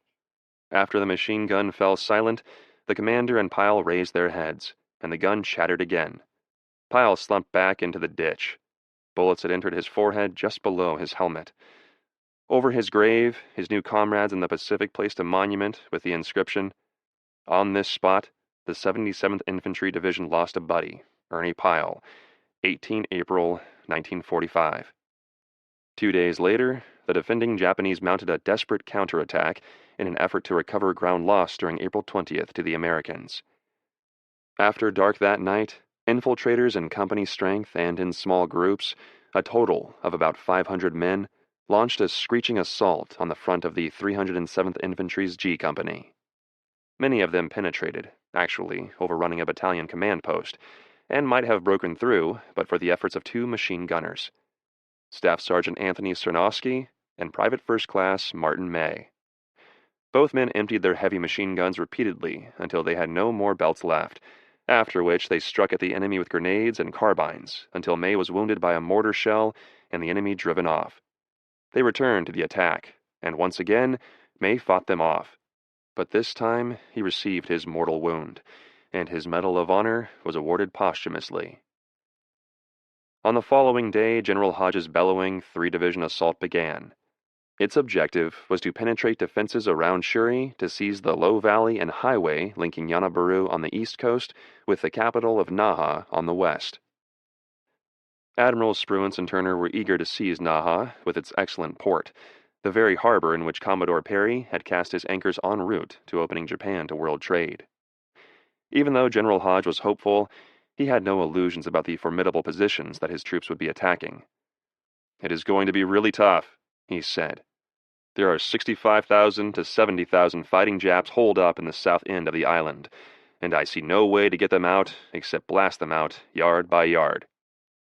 He also said that because he faced a bristling front without flanks stretching from the Pacific Ocean on the east to the East China Sea on the west, there was simply no opportunity for large-scale maneuver. Instead, Naha, Shuri, Yanabaru had to be cracked by weight of metal. All previous Pacific War bombardments were surpassed by the concentration of explosives, land, sea, and air, that preceded the attack. 27 battalions of Army and Marine artillery, ranging from 105 mm to 8-inch howitzers, 354 pieces in all, produced a barrage of 75 pieces per mile, the proportion increasing as the array moved from east to west. Bursting on the enemy with a horrible roar at dawn of the 19th, a rain of howling shells struck Japanese emplacements for 20 minutes to the front of the 7th and 96th Divisions. 6 battleships, 6 cruisers, and 9 destroyers firing on call thickened the cannonade with projectiles ranging up to 1,800 pounds, while 650 Navy and Marine aircraft either flew close-up air support for the waiting troops or punished the enemy's outpost and Ushijima's Shuri headquarters with rockets and 1,000-pound bombs. Meanwhile, troops boated in transports covered by planes and warships made another feint at the Minatoka beaches in the south, hoping to draw off some of the enemy's strength. But Ushijima was not deceived and gave no such orders. Instead, he reiterated his instructions to all commanders to keep their men safely below ground. Needless to say, they were strictly obeyed, even when, after its opening 20-minute explosions, the American artillery lifted its fire to begin pummeling the rear areas for 10 minutes, while American troops feinted at the Japanese front, hoping to deceive the Japanese into believing the bombardment had ceased and thus lure them above ground. But they still remained invisible, so that when their enemy's fire returned to their front again, no one was caught above ground. Actually, few Japanese were killed and wounded by this massive artillery assault, even though 19,000 shells had been fired at them. Brigadier General Joseph Sheets, commanding 24th Corps Artillery, said that he doubted that as many as 190 Japanese, one for every 100 shells, had been killed in the bombardment. Nevertheless, the assault went forward, and began to measure its gains in yards. At the outset, all seemed well. Major General George Greiner's 27th Division, entering Okinawa combat for the first time, had been assigned a pre-dawn assault on the extreme right flank of the 24th's front. Greiner hoped to outflank the enemy by a night attack, having read a captured 62nd Division intelligence report stating, "The enemy generally fires during the night, but very seldom takes offensive action then." In his night attack, Greiner would have to cross Makinato Inlet, and to do this, we need to construct bridges and improve the road leading to the water. This could not be done by day, for the Japanese had complete observation of the terrain north of the Uraso-Mura escarpment. So the bridges were built farther back, and the engineers trained in assembling them and breaking them down. Meanwhile, a bulldozer was assigned to widen and repair the narrow, shell-pocked little jeep road leading to the inlet. By day, in full view of the enemy, the bulldozer retrieved upended or mired jeeps. By night, the driver worked tirelessly to make the road passable for Griner's troops. Thus, before dawn of the 19th, the 27th Spearheads did indeed cross Makinato Inlet unseen. With dawn, however, they were detected, and a rain of fire struck them to the ground and kept them there. This was the high point of Hodge's massive three-division assault. All that the night attack had achieved was to allow the Americans to move undetected over the low ground intervening between their jump-off point and their objective. Elsewhere, the assault did not even get that close. It had been hoped that the new flame-throwing tank assigned to the 7th Division on the left flank would easily destroy Ushijima's outpost. In essence, the new weapon was an old Sherman tank with a flame spout projecting from inside the barrel of its 75mm cannon. It fired a stream of fiery fluid of mixed napalm and gasoline. The napalm was a soapy, granular, flammable substance that would stick like jelly to whatever it hit: tanks, pillboxes, and men. The flamethrower was the only weapon that terrified the Japanese. First widely used on Peleliu, it was usually carried by a big, strong man firing a tube connected to a tank on his back. It sometimes backfired, for a bullet could ignite the tank, incinerating everyone in the vicinity, while charring the man who fired it. Adapted to a tank, it was thought to be much harder to stop than a man. It seemed so when 3 of these flame-belching monsters and 2 regular tanks joined the 7th's attack and clanked toward the coastal flats dotted with fortified tombs and pillboxes beneath Skyline Ridge. Long, hissing jets of orange flame issued from the mouths of these 75s directed into every opening. Soon, clouds of greasy black smoke billowed skyward, and the GIs who had been watching in fascination at this incineration of their enemies cheered wildly. Now, possessing a foothold below, the Americans began climbing the ridge, straight into an enemy hurricane. First, pre-registered mortars fell upon them, flashing and crashing, and then, boiling over the crest of the ridge, charging up from the reverse slope, and even rushing into their own mortars to close with the enemy, came a horde of screaming Japanese hurling grenades and satchel charges. Twice they came in counterattacks, and each time the GIs clung desperately to their weakening hold on the forward slope. Higher up on the Skyline Ridge, other soldiers of the 7th advanced unmolested for 500 yards, an ominously easy ascent that should have warned them. But when they moved into ground also pre-registered, the same rain of enemy fire stopped them cold. Pinned down throughout the day, all formations of the 7th were retreating into their former positions by shortly after 4 o'clock. They had gained not a yard. In the center of Hodge's assault, the 96th Division found its experience even more frustrating than the 7th's. The objective was the Tanabaru-Nishabaru ridgeline, which joined Skyline Ridge, Hill 178, and Kakuzu Ridge to form the zone defended by General Fujioka's 62nd Division. Repeated local attacks gained no more than outpost ground. Only one serious attempt to penetrate enemy defenses was made, by a platoon led by First Lieutenant Lawrence O'Brien of Colonel Mickey Finn's 32nd Regiment. O'Brien tried to move into Skyline Ridge and thence westward to the towering mass of Hill 178.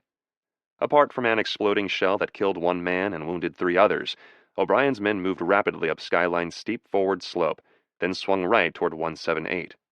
A Japanese machine gun chattered, and the Americans took refuge in an abandoned pillbox. From a ridge above, the Japanese hurled grenades and fired knee mortars. O'Brien was pinned down. Major John Connor, the battalion commander, sent a platoon to the rescue, but this unit also came under enemy fire so scourging that only 6 men of the platoon returned to base alive and unwounded. With this, Connor recalled O'Brien. In another demonstration of how dangerous this forward slopes of the ridges could be, with the rear slopes unconquered, Connor had lost 80 men and gained not an inch. After that first quick nighttime surge over unoccupied ground on the 24th's right flank, the 27th Division sector became a burial ground for American armor. Because the division's foot soldiers failed to penetrate Kakuzu's defenses, the tanks, 30 of them including 3 armored flamethrowers and self-propelled 105mm howitzers, had no supporting infantry. This left them exposed to the plunging fire of enemy 47mm anti-tank guns above them, and the infiltration tactics of Nipponese suicide squads hurling satchel charges, usually against the vehicle's bottom plate. Unfortunately for the Yankee tankers, The Japanese at Kakuzu were actually waiting for them, praying for them. One 47mm gunner named Fujio Takada knocked out 5 tanks with 6 shots at 400 yards. In all, of the 30 American tanks that attacked, only 8 survived. Many of the tankers lived, most of them digging holes beneath their disabled steel monsters and remaining in them undetected for as long as 3 days. Others were killed when the Japanese pried open their turret lids and dropped grenades in. It was thus that General Hodge's hurricane attack was hurled back. Failing utterly to break through, it did not obtain a single lodgment or foothold in the enemy's defenses, from which further assault might be mounted. Possibly worse, General Greiner and his decision to bypass Kakuzu Ridge had left a gap of almost a mile between his 27th Division and the 96th in the center.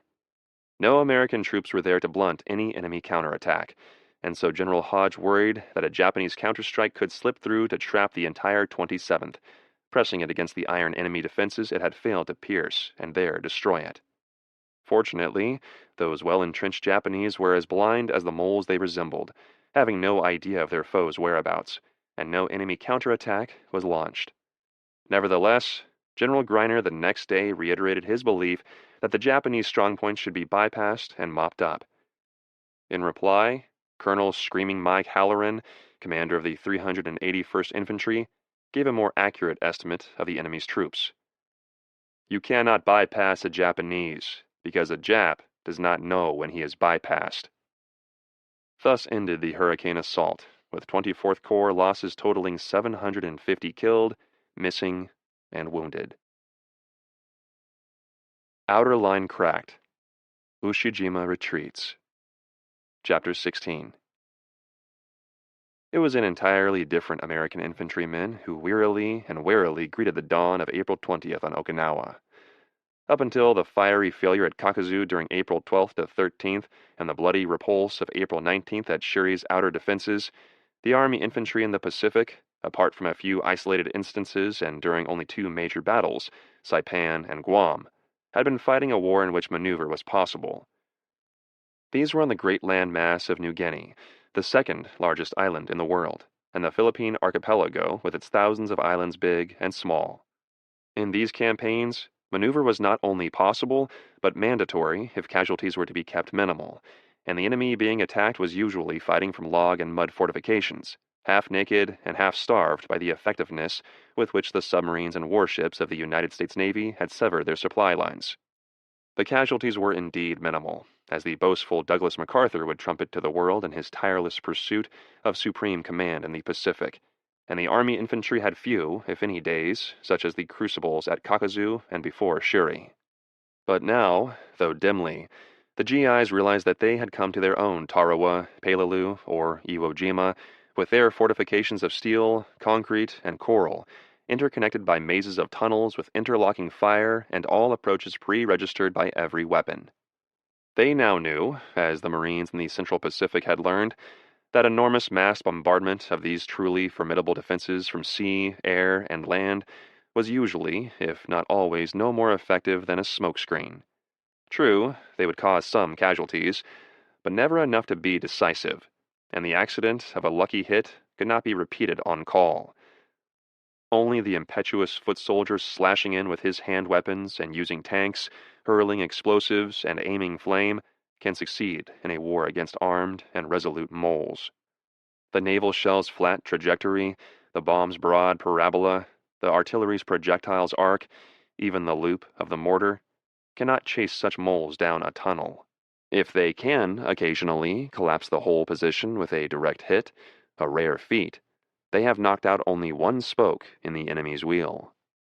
But the wheel still turns, killing and maiming, and again, in the absence of that military miracle, direct hits on call, the man on foot has to go in. Too often, even without his tanks. Moreover, the losses in armor and the casualties among the American GIs on that near-disastrous April 19th were not only the result of attacks made into Ushijima's clever and sometimes invisible defenses spouting death and destruction, but also complicated by the terrain of southern Okinawa itself. It was, as the Army's official history states, ground utterly without pattern, It was a confusion of little, mesa-like hilltops, deep draws, rounded clay hills, gentle green valleys, bare and ragged coral ridges, lumpy mounds of earth, narrow ravines and sloping finger ridges extending downward from the hill masses.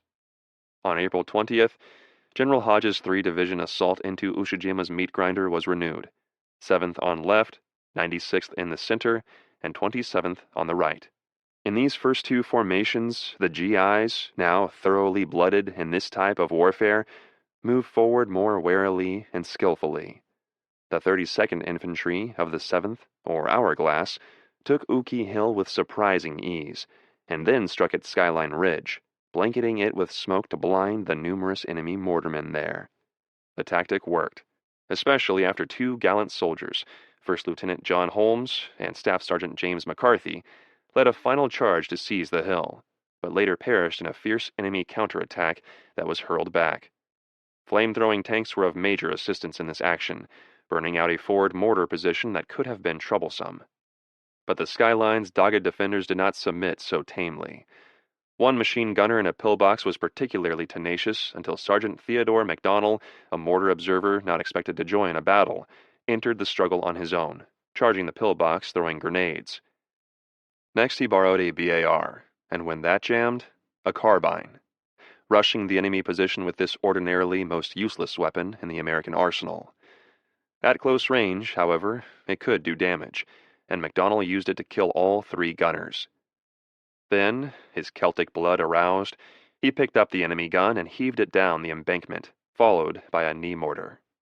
Without pausing to thank MacDonald for this distinguished favor, one of Colonel Finn's companies proceeded to clear Skyline at a cost of 2 killed and 11 wounded. Hill 178 now came under American fire, and after 2 days, patrols blasting enemy caves found these positions stuffed with corpses. 200 in one, 100 in another, 50 in a third, and 45 in a fourth. Those who had survived had been withdrawn. The 184th Infantry objective was the Rocky Crags, 2 coral pinnacles that had to be taken before towering Hill 178 could be assaulted. But no headway was made the first day. Dismayed, General Arnold came to the front to study these obstacles. Deciding that the crags could be fragmented by direct artillery fire, he ordered a 155mm howitzer up front. Setting up on a knoll 800 yards away and firing over open sights, the crew's first missile, a 95-pound shell with a hardened tip and a concrete-piercing fuse, sent a hefty chunk of coral flying into the air. 7 more destructive shots so upset the Japanese that they sprayed the knoll with machine gun fire. 2 men were wounded, and the survivors quickly dug a hole for their gun. Now unseen, assisted by other guns and flame-throwing tanks, the Americans literally shot both crags into smithereens until both collapsed on themselves. To the 7th's right, the 96th struck at 3 ridges: Tanabaru, Nishibaru, Tombstone. It took 2 days of savage fighting to clear Tombstone and to advance to the crest of Nishibaru. On the night of April 21st to 22nd, the Japanese counterattacked 3 times against a battalion of the 382nd, commanded by Lieutenant Franklin Hartline. In one charge, Staff Sergeant David Dovell lifted his machine gun to fire it at the enemy full trigger, severely burning his hands on the red-hot barrel. Dovell was also wounded in both legs, but survived. Meanwhile, soldiers firing light or 60mm mortars elevated their small stovepipes to a dangerously close 86 degrees, dropping shells only 30 yards to their front. Colonel Hartline joined the battle, throwing grenades and firing the weapons of the fallen.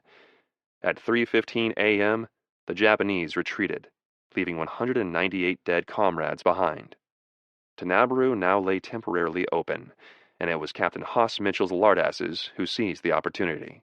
Its earlier losses filled by replacements, the company fought a savage hand grenade battle that lasted nearly 4 hours, until Mitchell, with 3 grenades and a carbine, rushed the crest to wipe out a machine gun nest. By nightfall of April 23rd, the 96th held its objectives securely, though it had paid a bloody price of 99 killed and 19 missing, with a staggering 660 wounded. Even so, the success of the 7th and 96th clearly indicated to General Hodge that Ushijima's outer line was cracking. Soldiers of the 27th on the 20th, except for two companies that panicked and fled in disorder when they blundered into an enemy position, were not quite so careful as their comrades in the center and left, probably because they had had a comparatively easy time of it on April 19th.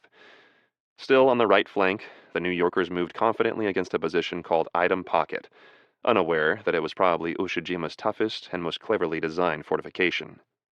Its name derived from its presence in the I, or item, grid square on the American tactical map. It consisted of coral and limestone ridges running like spokes on a wheel from a swale at its center. Against it came two battalions of Colonel Gerard Kelly's 165th Infantry, the first commanded by Lieutenant Colonel James Mahoney on the left, and the second under Lieutenant Colonel John McDonough on the right.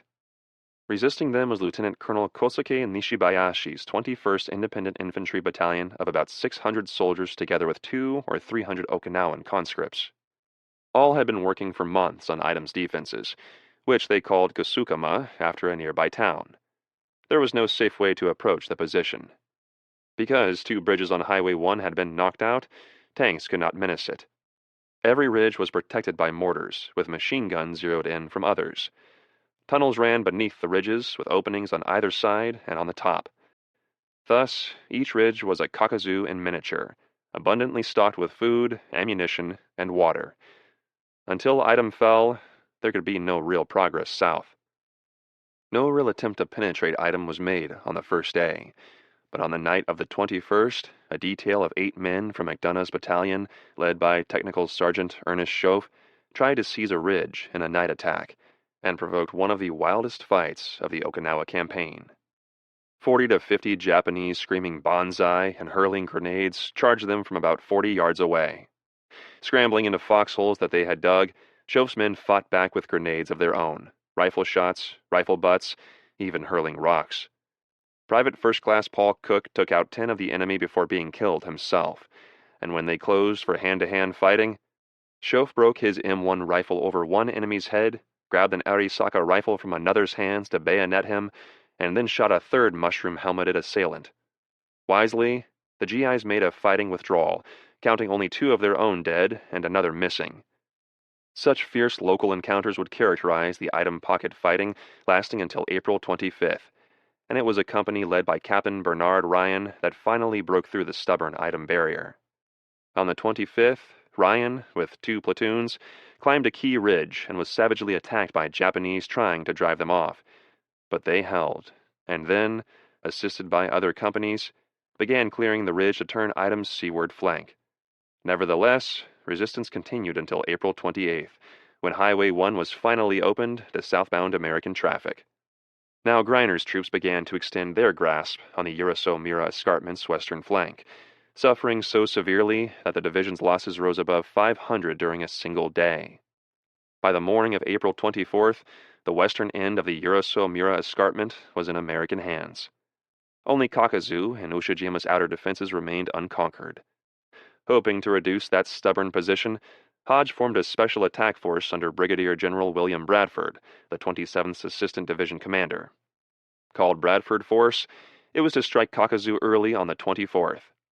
But that night, during a heavy fog, a powerful enemy artillery barrage struck the American forward elements. When Bradford Force attacked, its men found to their amazement that there was little or no resistance.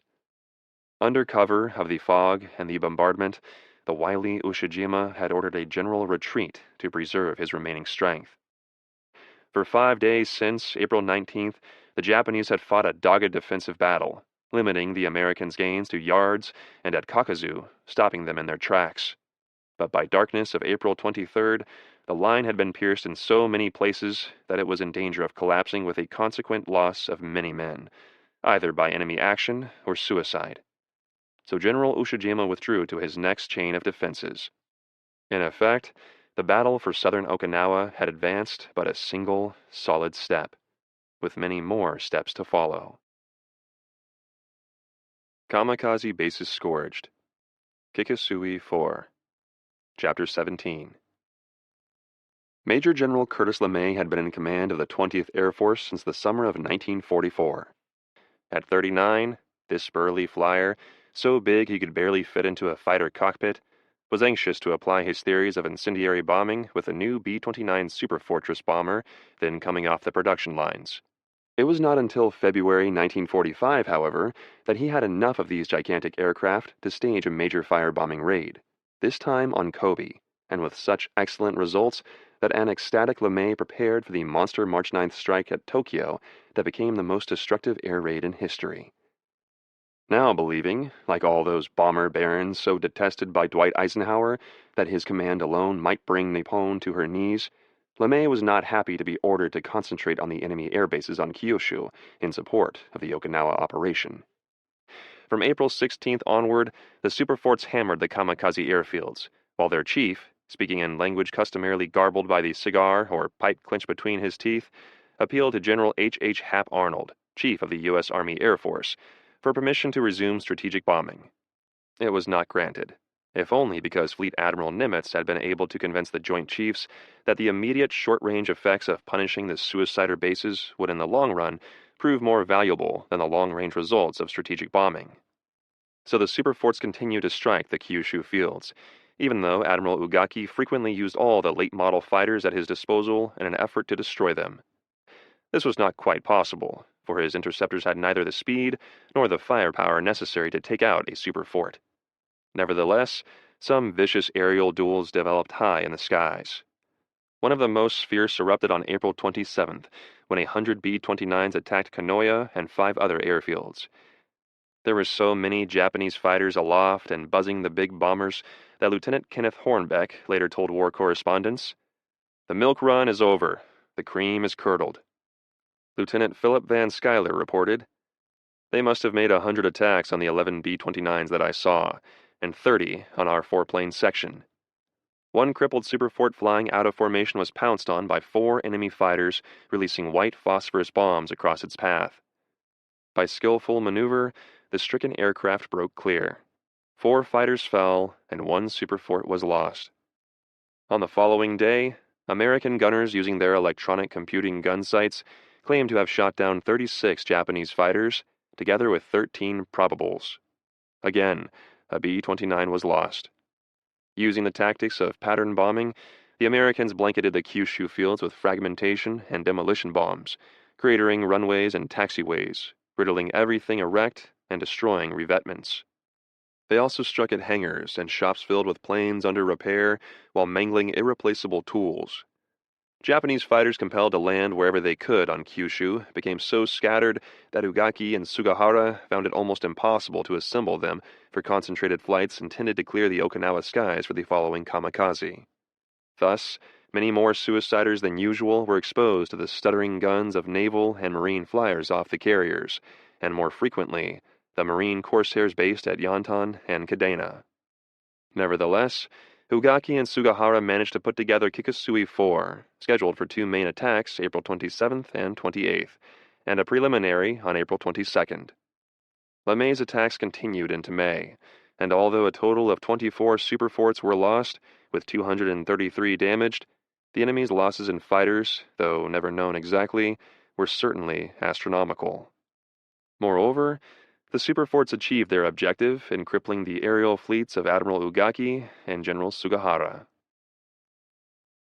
As often happens, either because of luck, enemy indolence, or favorable weather, the prelim was more destructive than the main bout.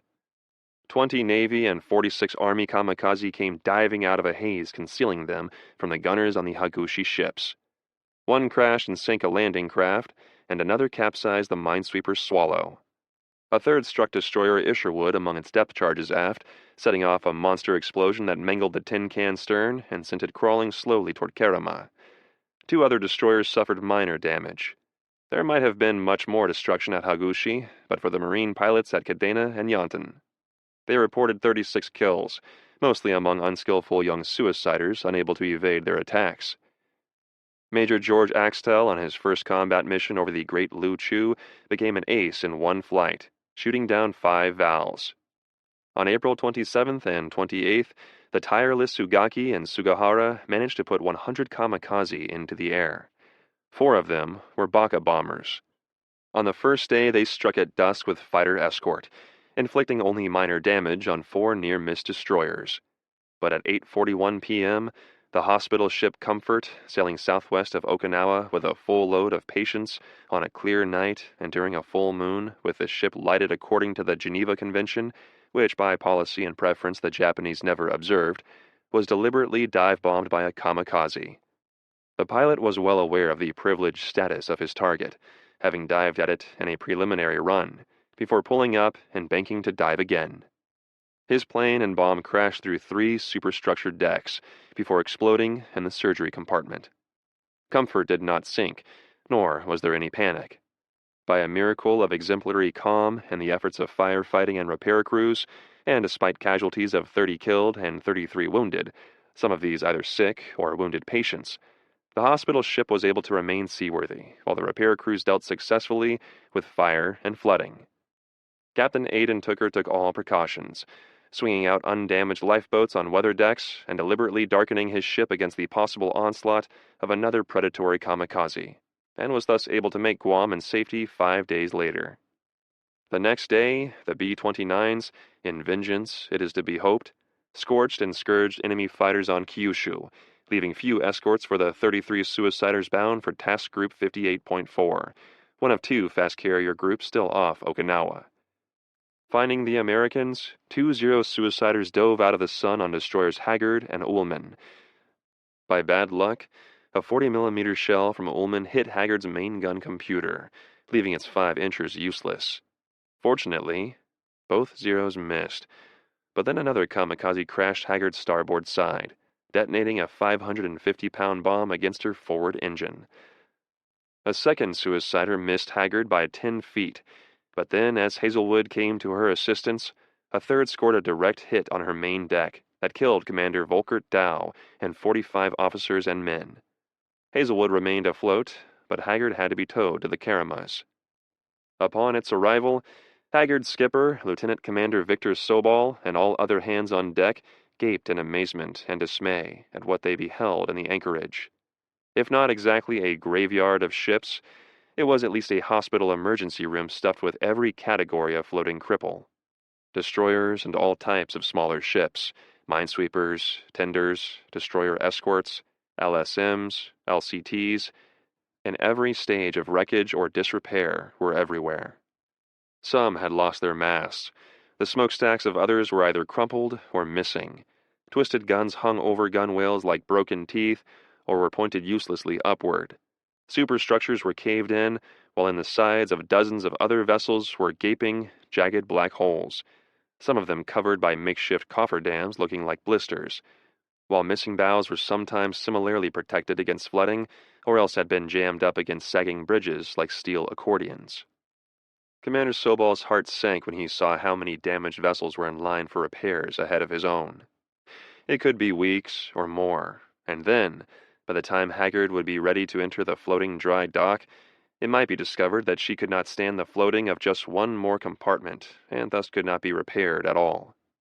So Sobal ordered his crew to turn to improvise and scrounge and cannibalize and invent and borrow, that universal service euphemism for pilferage or pinching, whatever they needed but could not obtain by requisition. This required not only skill-fingered sailors, but light-fingered ones.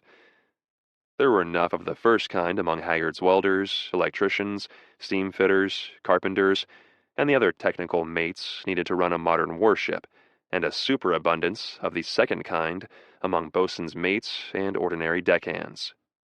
The light-fingered details scrounged or borrowed enough scraps and pieces of lumber and other materials needed to patch a hole 20 by 18 feet where the suicider had crashed. Another hole through which seawater had flowed to flood engine and boiler rooms was plugged when Sobal and others put on diving equipment to cover it with a 7-ton temporary patch, after which the rooms were pumped out. Meanwhile, the Black Gang ingeniously rebuilt an after boiler room from fragments of a wrecked one, using whatever scraps that would fit to repair steam lines to the engines. So, resurrected, lighting off one boiler, the crew got their beloved ship underway, and in 4 months sailed her halfway around the world to the Norfolk Navy Yard.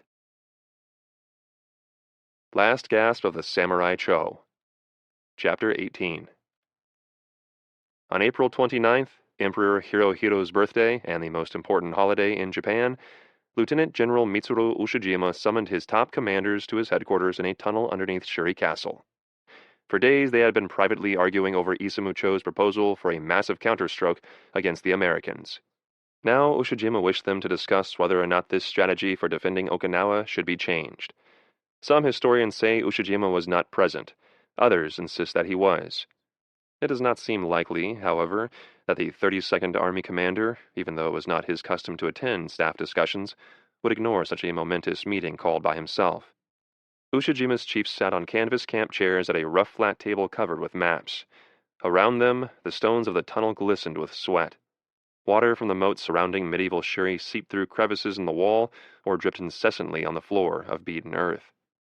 Dim light glinted weakly off the glasses worn by most of the officers in attendance, or winked on the stars of the numerous generals present. Isamu Cho sat close to Ushijima, staring arrogantly into the questioning gaze of his arch-rival, Colonel Hiromichi Yahara.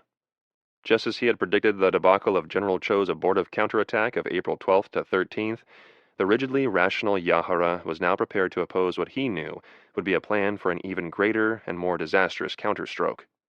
By his patrician bearing, he made it clear that he could not be bullied by either the rank or the fiery rhetoric of the burly general now rising to address the meeting. Cho began with an incredible untruth, that the Japanese soldier, in the main from 4 to 6 inches shorter than his American enemies and from 30 to 50 pounds lighter, was a superb hand-to-hand fighter who could easily overpower the soft, effete American devils.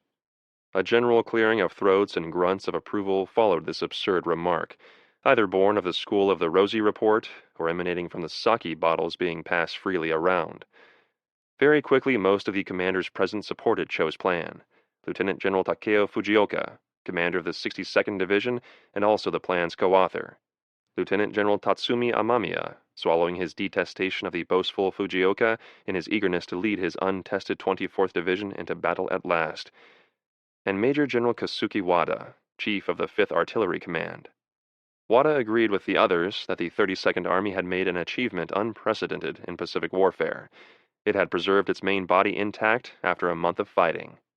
This, Yahara bluntly interjected, happened only because the Americans had not yet hurled their full strength against the Naha-Shuri-Yanabaru line. But now that the outer defenses had fallen, because of the April 12th to 13th fiasco, the American commander was strengthening his assault forces, according to intelligence reports. An even bigger disaster would ensue if Cho's massive counteroffensive were approved, he warned. And to speak of the valor of the troops was foolish, because even now, since there had been no issue of sweet potato brandy on the Emperor's birthday, the men were discontented. For 30 days, these gallant men had risen every morning to look down upon a Hagushi anchorage still choked with enemy ships. The divine winds had not blown them away. It was difficult for even Japanese soldiers to believe that the Navy would come to their rescue, nor could they be blamed for complaining about being asked to fight alone 1 day's sail from the homeland. It was true, Isamu Cho replied slowly, that the Americans had not thrown in all their strength, but they were doing so now. There was a new Marine division in the enemy's assault line, the 1st, the hated butchers of Guadalcanal. Another, the 6th, was due to join them. This was the moment to destroy the Americans' fresh power. But, Cho continued, the 32nd Army had also been reinforced. Had not our Chief General Ushijima in his wisdom concluded that the enemy was not interested in storming the Minatoga beaches, and so had ordered our comrades of the 24th Division and 44th Brigade to join us here? Now it is we who are at full strength. Let us strike the enemy immediately and annihilate them before they can grind down to our main line. Careful, full-scale counterattack, not the foolish glory of the bonsai, would crush the Americans. There must be help from the kamikaze, then massed artillery fire with the troops attacking all along the line. The fresh 24th Division would be hurled at the center and open a hole through which the 44th Brigade would pour in a thrust to the west coast. The 44th would then wheel south, and the 1st Marine Division would be isolated and annihilated.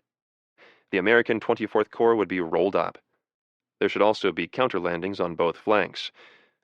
The 26th Shipping Engineer Regiment would embark from Naha in barges, small boats, and native canoes to strike the rear of the Marine Division. Later, the youths of the 26th, 28th, and 29th Sea Raiding Squadrons would cross the reef and wade ashore to help the engineers. A similar counter-landing would strike the rear of the 7th Infantry Division on the east. It would be difficult to conceive a more complicated plan of attack, and Cho's proposal calling for so many disconnected and disparate sallies, a montage of uncoordinated sorties if ever there was one, paid absolutely no heed to what the enemy's reaction might be. Moreover, it was made doubly difficult by the Japanese unfailing reliance on a night attack to cancel out the American superiority in artillery, even if this meant confusing their own troops. Yet, when Colonel Yahara arose to criticize the operation, he praised it as tactically excellent, probably because he was about to demolish it as a strategic monstrosity and did not want to alienate Cho entirely. Yahara said, "To take the offensive with inferior forces against absolutely superior enemy forces is reckless and will only lead to certain defeat. We must continue the current operation, calmly recognizing its final destiny, for annihilation is inevitable, no matter what is done, and maintain to the bitter end the principle of a strategic holding action. If we should fail, the period of maintaining a strategic holding action, as well as the holding action for the decisive battle for the homeland, will be shortened. Moreover, our forces will inflict but small losses on the enemy, while on the other hand, scores of thousands of our troops will have been sacrificed in vain as victims of the offensive." Yahara sat down. It was now up to Ushijima. He nodded to Cho. The attack would begin at dawn on May 4th. Before that, the flank counter-landings would be launched. Before them, the artillery would commence, and before everything would come, the kamikaze. The Japanese aerial assaults began at 6 o'clock on the night of May 3rd. Once again, the bombers sought to get at the rich pickings in the Hagushi anchorage, but 36 of them were shot down and the rest forced to unload at high altitude, with little damage. Only the suicide diving kamikaze broke through. They sank destroyer Little and an LSM, while damaging 2 mine layers and an LCS. After midnight, 60 bombers struck 10th Army rear areas, coming in scattering window. Terrible anti-aircraft fire rose in crisscrossing streams of light, as though a million narrow-beam searchlights were aimed into the night, and the bombers dropped their loads aimlessly, though some of them landed in a Marine evacuation hospital. An hour later, Marine Amtraks guarding Makinado Airfield on the west coast fired at voices on the beach. American cruisers, destroyers, and gunboats on flycatcher patrol shot at squat Japanese barges sliding darkly up coast from Naha. The barges lost their way. Instead of landing far enough north to take the Marines in their rear, they veered inshore and blundered into the outpost of B Company, 1st Marines. The Japanese sent up a screeching and gobbling of battle cries, and the surprised Marines sprang to their guns. All up and down the seawall the battle raged, with Marine Amtraks moving out to sea and coming in again to grind the Japs to pieces between 2 fires. Some 500 Japanese died in this futile west flank landing. The east flank landings came to the same annihilating end. Navy patrol boats sighted the Japanese craft. They fired at them and turned night into day with star shells.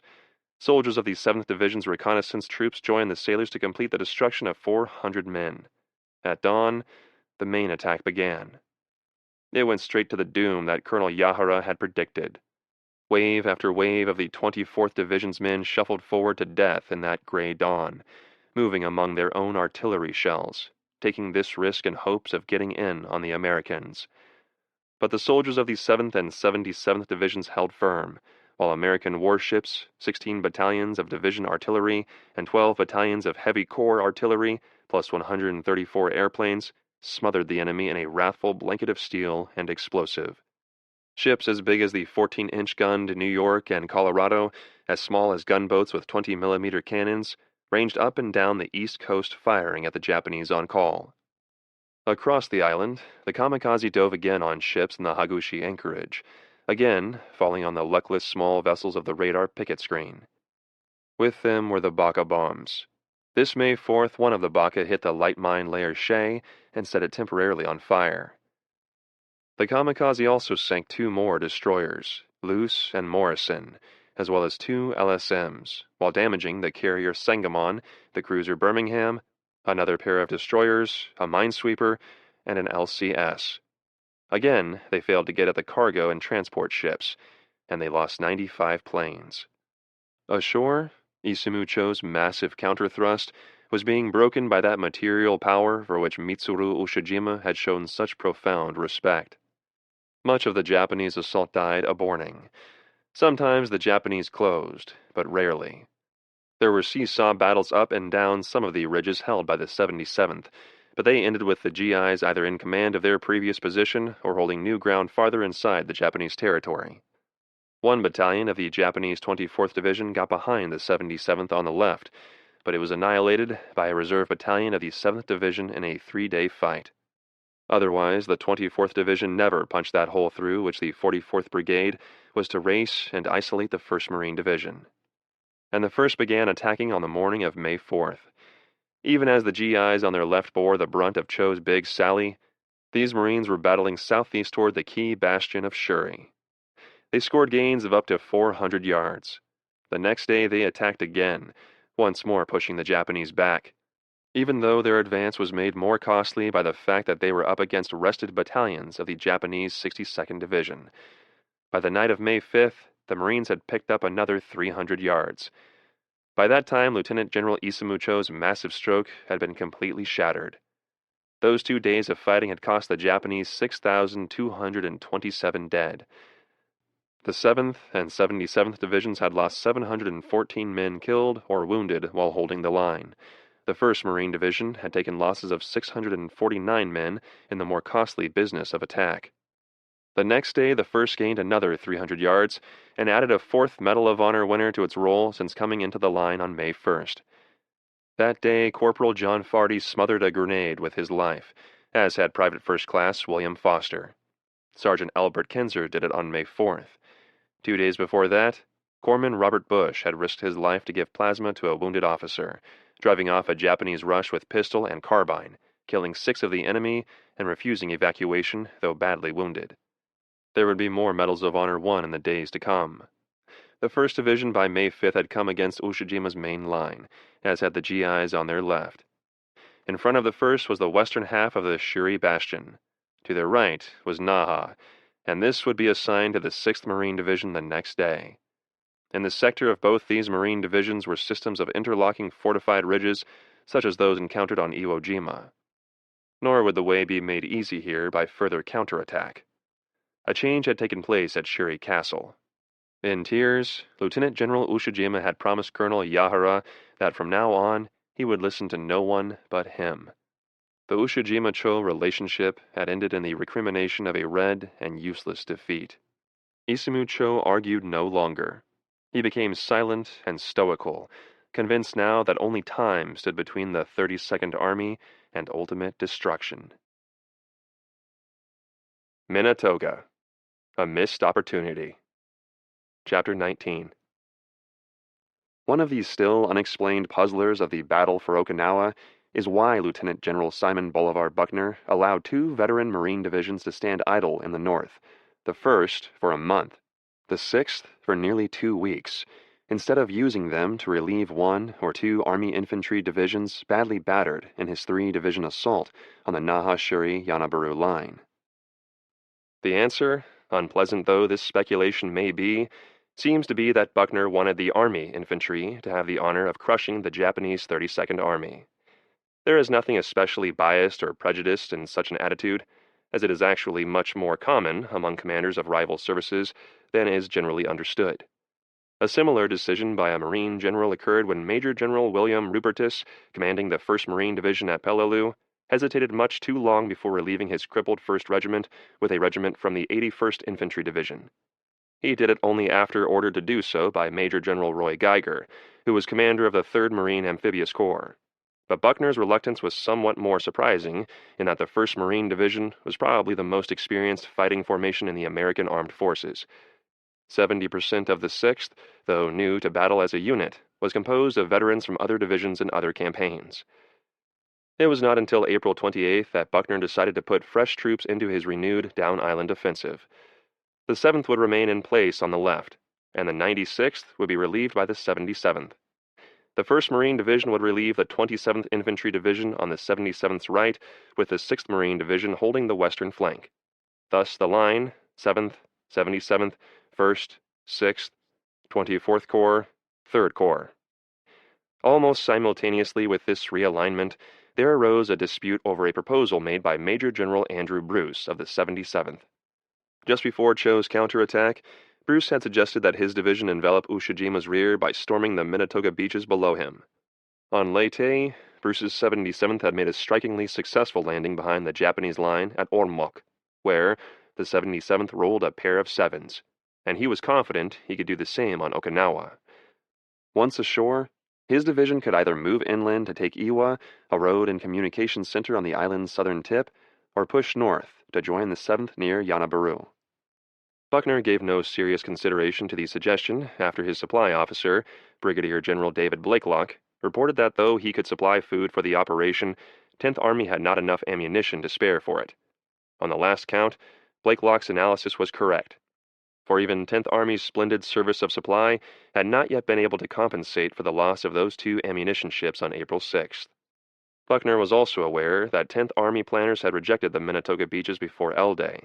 The reefs were too dangerous, the beaches inadequate, and the area exposed to strong enemy counterattack. Beach outlets also were commanded by a plateau, and Bruce's landing would be too far south to receive support from Hodge's corps in the north and was also out of range of his artillery. These were indeed daunting considerations, although hardly more formidable than the drying reef and seawall at Tarawa or even the reefs and seawall at Hagushi. Other division chiefs besides Bruce supported his proposal, although not necessarily to be executed by his division. Major General Pedro del Valle of the 1st Marine Division believed a Minatoga landing was advisable, although it should be made by the more experienced 2nd Marine Division, still in 3rd Corps Reserve. Major General Lemuel Shepard of the 6th said later he had suggested use of the 2nd several times to Buckner, pointing out that the logistics argument did not apply to this formation because it had enough beans and bullets of its own to sustain a 30-day assault. A landing by the 2nd, he wrote later, would have seriously threatened Ushijima's rear and required him to withdraw troops from the Shiri battle or employ his limited reserve to contain the landing. Army historians of Okinawa in their book on the campaign were agreed that Minatoga would have produced logistical difficulties and might have failed, but only if it were attempted before the end of April. If made after May 5th, the date that Cho's abortive counterstrike was shattered, it could not have been opposed by more than 2,000 or 3,000 men. Colonel John Gerard, 10th Army Operations Officer, had learned by late April of Ushijima's order for the Japanese 24th Division and 44th Brigade to move north into Shiri, where they joined Cho's assault. This left Minatoga lightly defended, and Gerard, who had originally opposed a landing there, now strongly recommended it. So did General Hodge, who went to 10th Army headquarters to urge Buckner to envelop the enemy there. But the 10th Army commander did not agree, again basing his rejection on the logistics argument, even though he now knew that the 2nd Marine Division could operate for a month on its own supplies. Buckner's decision became highly controversial in the stateside press, even before the Okinawa campaign had ended. Such influential newspapers as the Washington Star and the New York Herald Tribune, probably at the urging of Admiral King, flatly stated that the secondary landing should have been made. Some historians in defense of Buckner have suggested that if the 10th Army commander had even suspected that the Okinawa fighting would continue through May, and then for almost another agonizing month in June, he might have preferred to risk a quick end to it by landing in Ushijima's rear. This is a specious argument, the purest conjecture apparently based upon nothing more substantial than a desire to exonerate the 10th Army commander for having failed to take what can only be described as a gamble with little risk. All the odds after May 5th were in Buckner's favor, an inferior foe defending against his own superiority in the number and quality of his troops, as well as in supply and in control of the air above and sea surrounding Okinawa. Caught between 4 American divisions to his front, with another in reserve and a garrison division also available behind them, and in his rear a 7th Veteran Division pounded from land, sea, and sky, hopelessly isolated and cut off from reinforcement or supplies, with the Kikusui attacks of no help on land, Ushijima's 32nd Army could either be starved into submission or, if surrender was still so unthinkable to samurai such as Ushijima, Cho, and Yahara, compelled to make a final glorious sally that would be broken in blood, ending in mass suicide. Meanwhile, with the Minatoga opportunity rejected as unfeasible, General Buckner still had to face the growing and open disenchantment of Admirals Spruance and Turner with the slow progress of 10th Army on land. Turner had repeatedly urged on Buckner the necessity for a quick conquest to relieve the terrible pressure of the Kikusui on the concentration of American ships off Okinawa. For such a huge body of vessels to remain so long as plainly visible targets of a suicidal enemy was indeed unprecedented in military history. This, of course, was not entirely the fault of General Buckner, but rather enemy policy. In a sense, to bleed all over the Americans and thus drown them in Japanese blood. Again, this was small comfort to either Spruance or Turner. Buckner's reply to the Expeditionary Force commander was that he was moving slowly in an effort to save lives. To Admiral Spruance, this was not a convincing argument, for he wrote, "I doubt if the Army's slow, methodical method of fighting really saves any lives in the long run. It merely spreads the casualties over a longer period. The longer period greatly increases the naval casualties when Jap air attacks on ships is a continuing factor. There are times when I get impatient for some of Holland, howlin' mad Smith's Drive." Spruance was right. Lives are definitely not saved by a carefully slow assault. They are merely spread out in time. But in the end, the number of casualties is the same, or almost so. If an assaulting unit comes to, say, an enemy 47 anti-tank position protected by machine guns, thus making it impossible for supporting tanks to advance, and decides to call for artillery to knock it out before attacking, in the subsequent assault, it will almost certainly discover that shells simply cannot pulverize strong and clever defenses. Foot soldiers will still have to go in there with hand weapons, with flamethrowers, grenades, and satchel charges, and the time lost waiting for artillery to destroy the position will have been wasted. And their casualties will be the same as if they had attacked instantly. Even General Buckner himself on May 1st had acknowledged at a press conference that Okinawa would fall only to tactics he described as corkscrew and blowtorch, the corkscrew being explosives and the blowtorch flamethrowers and napalm. But all of these have to be aimed close up, visible.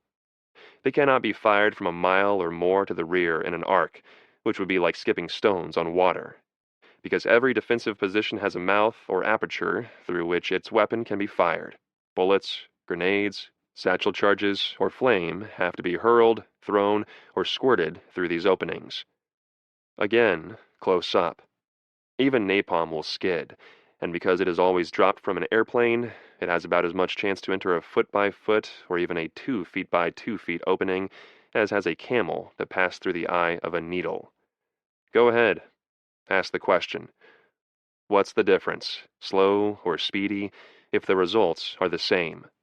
The answer is that the time lost will extend the exposure of a supporting fleet, such as Spruance's, to the assault of the Kikusui, and also delay the departure of such naval forces to participate in another amphibious invasion elsewhere, or release the fast carriers to strike homeland Japan. Finally, slow, careful land assaults could delay the entire Pacific timetable to the great pleasure of the enemy. For the one thing Japan could not afford to waste in the spring of 1945 was time. Spruance and Turner could not forget what had happened to the escort carrier Leckie at Macon, when 6,500 GIs moving slowly took a week to conquer a weak position in an operation that should have been finished in hours. Ordinarily, Leckie would have been long gone from the impact area, but the ship was sunk on the last day by an enemy submarine with extensive loss of life. Similarly, because of slow progress on Okinawa, ships and many seamen and sea-going Marines were being lost daily on the Hagushi anchorage. The admirals were also anguished by and ever mindful of the ordeal of their men, these unsung heroes, aboard those exposed ships, especially those of the radar picket line scourged by hundreds of kamikaze and baka. Men were horribly burned. They were blown into the sea, either to drown or pass agonizing hours awaiting rescue and the ministrations of medical corpsmen. Those who survived the suiciders' screaming dives went for days on end without sleep, their nerves exposed and quivering like wires stripped of insulation.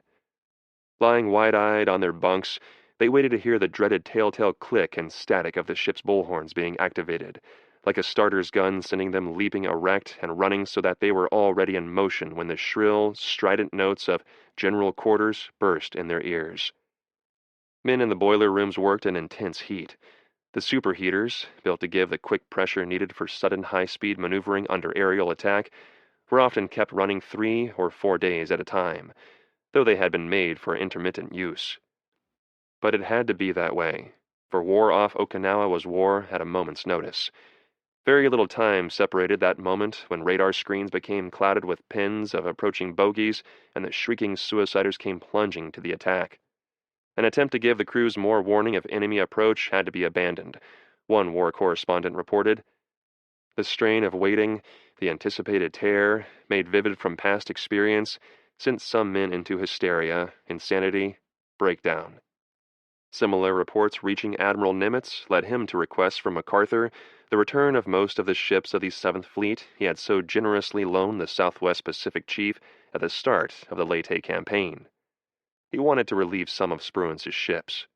But MacArthur had already protected himself against compliance with this agreed-upon condition by deliberately committing these vessels, as well as the 11th Air Force and the 8th Army, to a useless campaign in the southern Philippines in order to prevent their scheduled transfer to Nimitz. Such tactics, of course, were nothing new in World War II.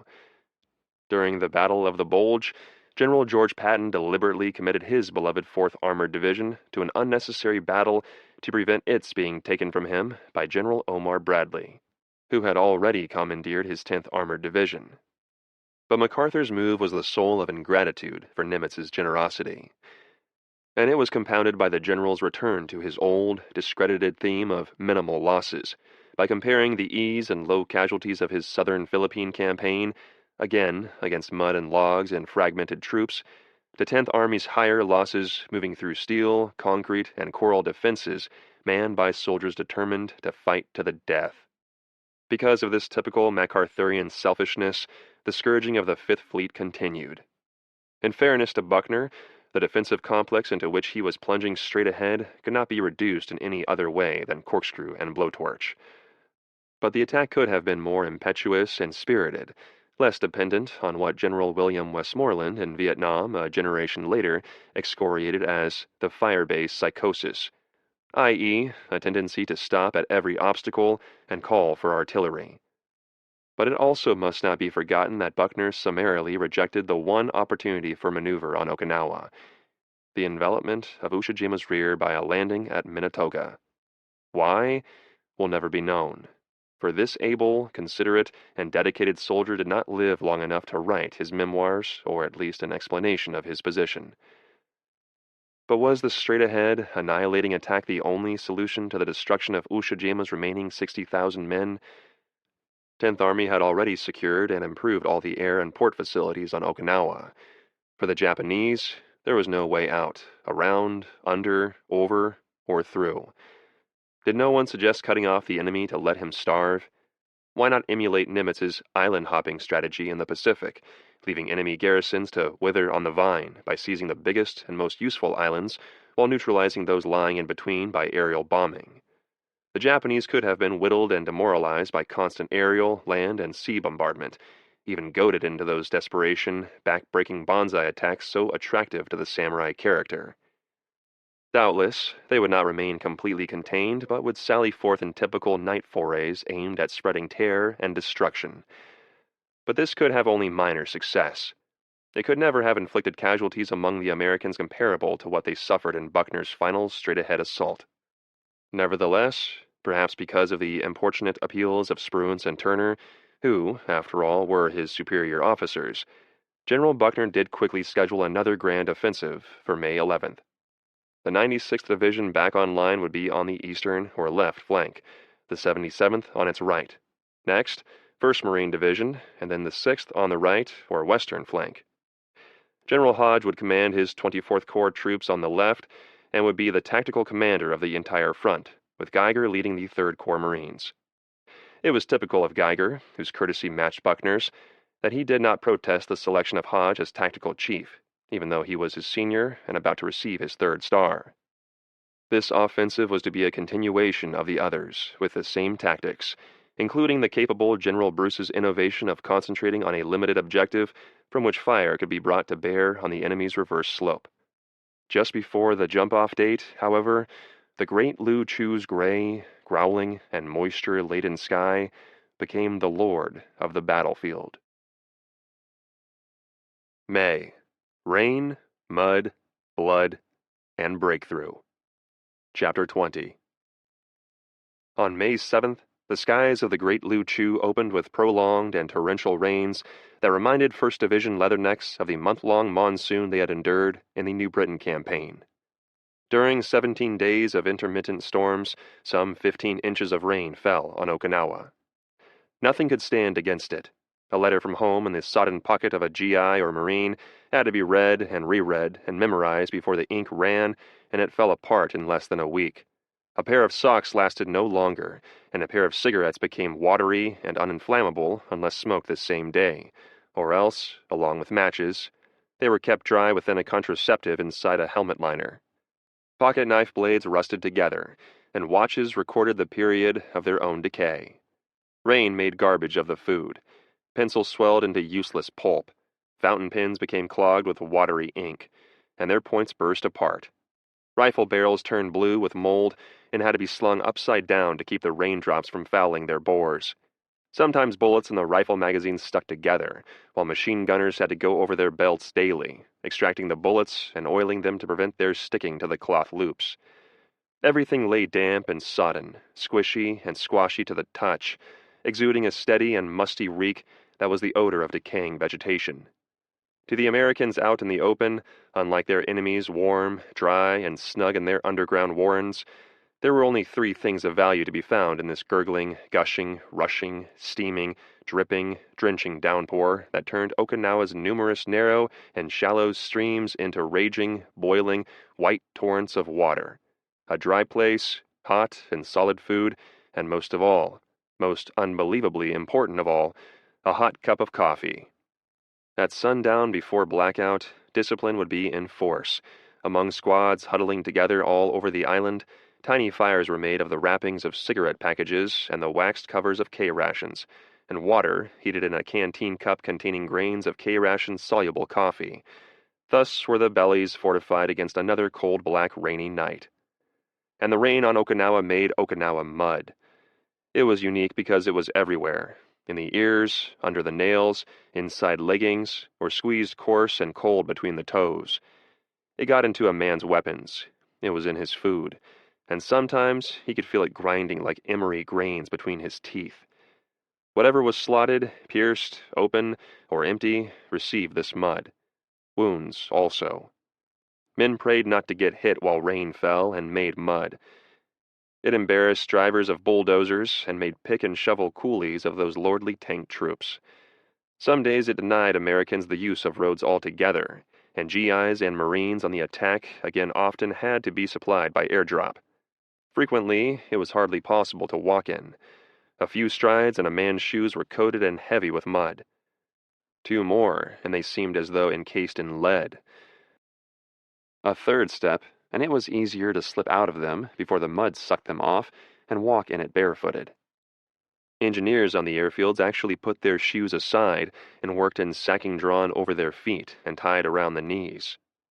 It was this mud in which the entire 10th Army lay immobilized on the 8th of May, the day on which smeared and dripping Marines and GIs received the splendid news that Germany had surrendered. So what? They snorted in contempt. The death of Hitler and the destruction of his Third Reich meant about as much to these embattled Americans as the pardon of one condemned criminal might mean to another still under sentence of death. General Ushijima and the stubborn soldiers of his 32nd Army were their only concern, and at that very moment, Ushijima was taking advantage of the rain that had stalled his enemy to strengthen his flanks while his artillerists reminded their foe that the air still sang and shrieked with invisible death. Ushijima also reinforced the strongpoints guarding the vital 40-foot-wide east-west highway behind his barrier line, settling down to that grim step-for-step war of attrition urged on him by Colonel Yahara. Because of these defenses and the incessant rain, the 10th Army drive southward on May 9th moved even slower. At the same time, the Kikusui scourging of the invasion fleet rose to a crescendo of fury. Opposing them were those Marine Corsair pilots from Yanton and Kadena who had come to the Great Luchu expecting to fly close-up support of the ground leathernecks, only to be called to the rescue of the radar picket ships. They rowed the suiciders down to unintended destruction away from their target vessels, sometimes even after the American pilots had expended all their ammunition. A few of them attacked the kamikaze and Baka with their whirling propellers, just as Lieutenant Robert Klingman did in the bizarre Battle of the Frozen Guns. That was the dogfight fought at over 40,000 feet among the Japanese two-seater Nick fighter and two Corsairs piloted by Klingman and Captain Kenneth Reusser. On combat air patrol over Ieshima on May 10th, they spotted the vapor trail of the Japanese at 25,000 feet.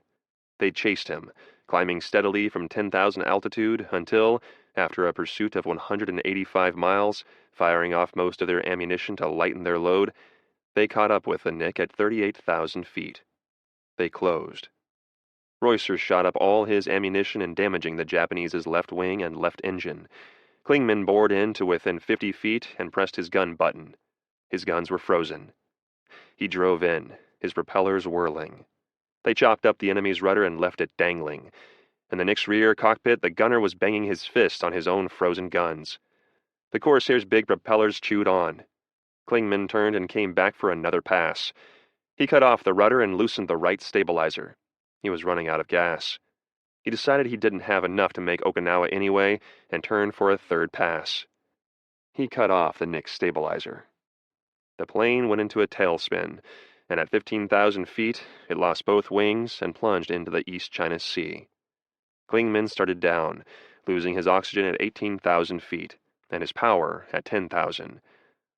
But he landed at Kadena Field, dead stick and on his belly, his wings and fuselage sewn with bullet holes and pieces of the destroyed Nick in his cowling. Nevertheless, the losses inflicted on the enemy aircraft did not dissuade Admiral Turner from asking Buckner once again to speed up his attack, and the 10th Army chief obliged by scheduling a massive 4-division assault for May 11th. The 10th Army had 4 full divisions abreast. General Hodge's 24th Corps was on the left, or east, with the 96th and 77th Divisions in that order, and General Geiger's 3rd Corps on the right, or west, with the 1st and 6th.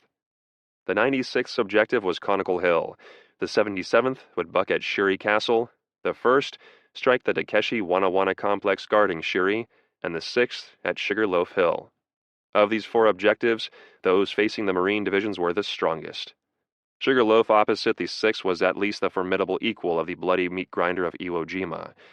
It was not just one hill, but a complex of 3. Sugarloaf itself did not look difficult, just an oblong ridge about 50 feet high. But it was protected to its left rear by the Half Moon and on its right rear by the Horseshoe, a long ridge bristling with mortars. On the left, where the 1st Division was attacking, was Shuri Heights, also stuffed with gunners who could hit the 6th on Sugarloaf as well as the 1st to their front. To attempt to get at Sugarloaf was to be hit by the others. To strike at the others was to be hit by Sugarloaf. But this was not suspected until the main position was reached on the morning of May 14th, after a fighting crossing of the Asa River and steady grinding down of smaller hills guarding the approaches. On that May 14th, most of the morning was spent evacuating Marines stricken while crossing the flat open ground approaching the harmless-looking loaf of earth. In the afternoon, a charge with supporting tanks was driven back, when 3 of 4 tanks were knocked out, and artillery from Sugar's front, left rear, and rear fell among the riflemen. A second assault before dusk reached Sugarloaf's base, but of 150 Marines from the 2nd Battalion, 22nd, who began it, only 40 reached the hill. They were exhausted. They were out of supplies. It was getting dusk. Suddenly, the enemy stopped firing. The men realized that someone was speaking to them. It was Major Henry Courtney, the battalion's executive officer. "If we don't take the top of this hill tonight," he was saying, "the Japs will be down here to drive us away in the morning. The only way we can take it is to make a banzai charge of our own. I'm asking for volunteers." There was hardly a pause before the Glory Kid stepped forward, grinning. "I hate to sound like a guy in a dime novel," said Corporal Rusty Galler, "but what the hell did we come here for?" There were 19 other volunteers from this exhausted remnant, and 26 fresh men who appeared carrying supplies. Major Courtney took these 45 Marines up Sugarloaf under cover of darkness, heaving grenades as they went, digging in under the protection of their own mortars. From the Horseshoe and Half Moon came machine gun fire and mortar shells, while grenades came up at them from the reverse slope of Sugar Loaf. At midnight, Courtney heard the enemy gathering below. He decided to strike them. "Take all the grenades you can carry," he whispered. "When we get over the top, throw them and start digging in." They went out, behind Courtney. They heard the major shout, "Keep coming! There's a mess of them down there!" And then they heard the explosion of the mortar shell that killed him. They answered with grenades of their own, hanging on to Sugar Loaf while all of the Japanese positions struck at them, while a cold rain swept in from the East China Sea, until the mist of the morning showed that there were only 20 men left of the 45 who had come up the night before. In that mist, Rusty Goler, the self-styled storybook Marine, fought the battle he had always sought. With his buddies, he was on the right flank of Sugar Loaf, where he set up his light machine gun. With daylight, the Japanese on Horseshoe Hill to his right opened up on him. Goler fired back. The Japanese on Half Moon to the left opened up. With a deep, booming, "Yeah!" Goler swiveled his gun to rake Half Moon. Back and forth it went, the whipsawing Japanese fire, the booming "yeah" of the Glory Kid, and his own alternating bursts. It went on while Sugar Loaf's defenders were gradually whittled to a handful, while men trying to bring up ammunition were killed or wounded, continuing until only Goler and a few others were left alive. By then, the Glory Kid's machine gun belts had all been fired. He drew his pistol, yelling, "Gotta use what I got left!" He emptied it twice more. He threw it at the caves below and began scurrying about the hill crest to gather grenades from the bodies of dead Marines. "Still need some more stuff to throw at those guys," he yelled at Private Don Kelly, one of the few men still alive on the ridge. He threw. He found a loaded BAR in the hands of another fallen Marine, seized it, jumped erect, and fired it until it jammed. "Nothing more to give 'em now," the Glory Kid bellowed to Kelly. "Let's get some of these wounded guys down." He bent over to pick up a stricken Marine as easily as hefting his machine gun. "I'll have you in sickbay in no time," he said in a soothing voice, and began walking toward the rear edge of Sugar Loaf. An enemy rifle cracked. Rusty Goler was staggered. He put the wounded man down carefully. Incredulity was etched on his rough, slowly whitening features. He walked to a ditch and sat down in it, pushing back his helmet like a man preparing to take a snooze. And there he died. No posthumous Medal of Honor commemorates the deeds of this valiant warrior, not even another Bronze Star. He had been brave and compassionate, the twin virtues of a born fighter, and though both went unrecognized, Rusty Goler remains a legend in the annals of his gallant corps. Soon his comrades on Sugar Loaf were recoiling under a thundering shower of enemy mortar shells. 3 Sherman tanks that were to have punished the enemy's reverse slope and thus clear the way for the foot soldiers were knocked out by enemy 47mm anti-tank guns, their blazing hulks incinerating the silly superstition of the near-sighted Japanese. Without this support, the Marines could not hold against the renewed Japanese assaults. They withdrew, leaving behind them the still bodies of about 100 comrades, among them the burly football star George Murphy, and the 45 selfless volunteers of the valorous Major Courtney, whose widow would receive his posthumous Medal of Honor. Throughout that night and the following day, the Japanese clung stubbornly to Sugar Loaf, while the entire complex quivered beneath a combined air, sea, land artillery barrage preceding each American assault. But all were repulsed, until, on May 17th, an end run turned the Sugar's left flank. An almost imperceptible depression had been observed running north and south between Half Moon Hill to the left and Sugar Loaf. It was not actually a valley, but Japanese fire on Marines who had wandered into it had not been heavy or accurate. General Shepard, up on the lines now, decided to move an entire regiment, the 29th, through this tiny chink in Sugar Loaf's armor. 2 battalions would go through to strike at Half Moon Hill, holding there to support another battalion moving against the left face of Sugar Loaf, which their own assault was expected to unmask. The battalions went forward under a fierce barrage. Half Moon Hill was hit. Sugar Loaf was attacked. 3 times a company of Marines charged to Sugar Loaf's crest. Each time, they were driven off. They surged up a fourth time and won. But they had no more ammunition. None could be brought up to them. It was heartbreaking. They had to go down, giving up the vital height taken at a cost of 160 casualties. The next day they went up to stay. 4 days of full-scale attack, the hammering of 2 Marine regiments and supporting arms had worn the complex's defense thin. Sugarloaf was ready to fall.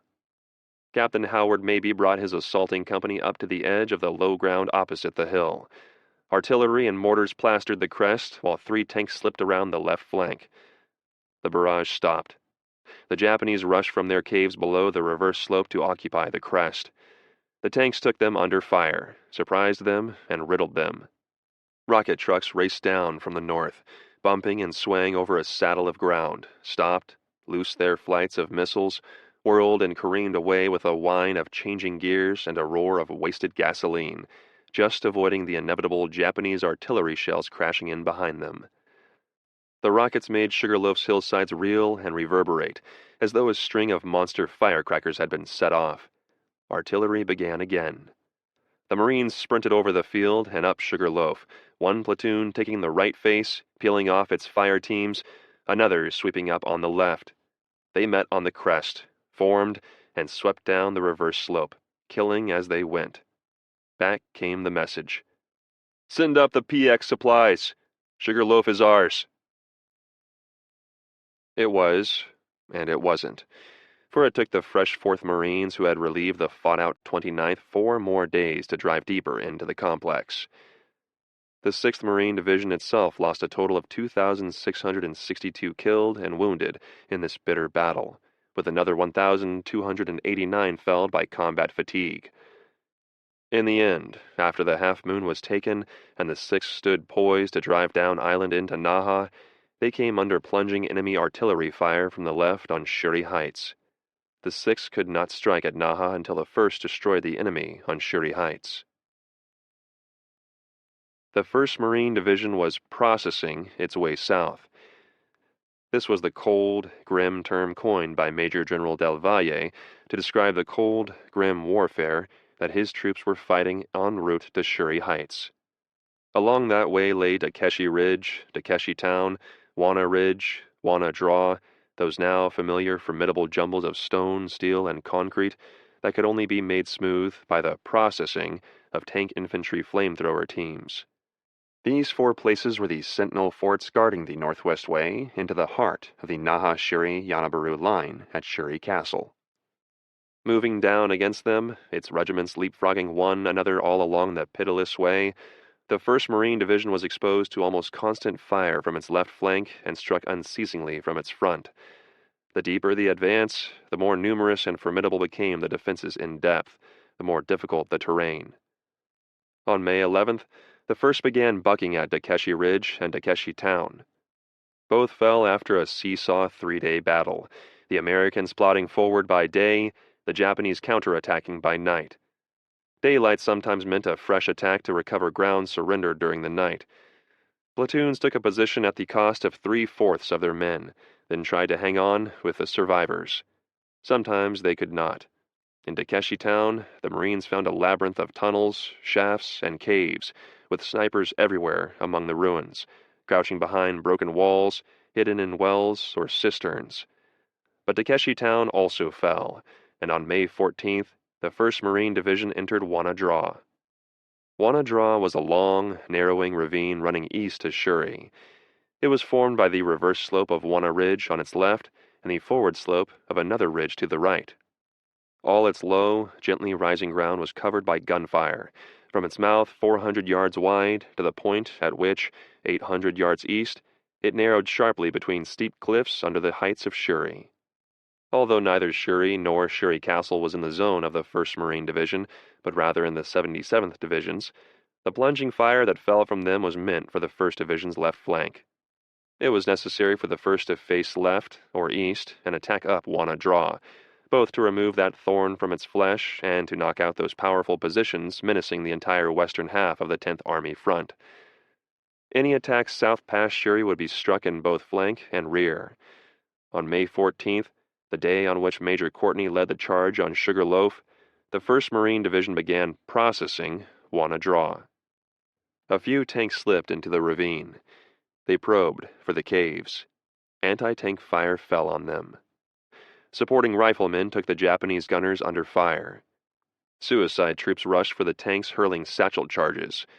Again, the supporting riflemen protected the tanks. But sometimes the anti-tank guns knocked out the tanks. Sometimes the Japanese infantrymen drove the Marine riflemen back. Sometimes the satchel charges blew up a tank. But when the tanks did gain a foothold, then the more vulnerable flame-throwing tanks rumbled in. They sprayed the hillside with fire, particularly those reverse slopes that could not be reached by bombs or artillery. Squads of foot Marines went in after them, men with bazookas, flamethrowers, hand grenades, blocks of dynamite, peeling off, team by team, taking cave after cave, crawling up to them under the protective fire of riflemen kneeling in the mud. More and more men went into Wanna Draw. Day after day, the division bucked against this barrier, but soon there were whole companies working up the slopes, processing caves and pillboxes, calling down their mortars and rifle grenades on the machine guns and mortars sure to be nesting on the reverse slope. It was war at its most basic, man to man, a battle fought by corporals and privates. And these were the men who won the Medals of Honor while the 1st Division processed its way into Shuri. Private Dale Hansen, using a bazooka, a rifle, and hand grenades to knock out a pillbox and a mortar position and kill a dozen Japanese before he lost his own life. Private First Class Albert Schwab, attacking machine guns alone with his flamethrower, silencing them even as he perished. Corporal Lewis Hogg, doing the same with grenades, and also dying.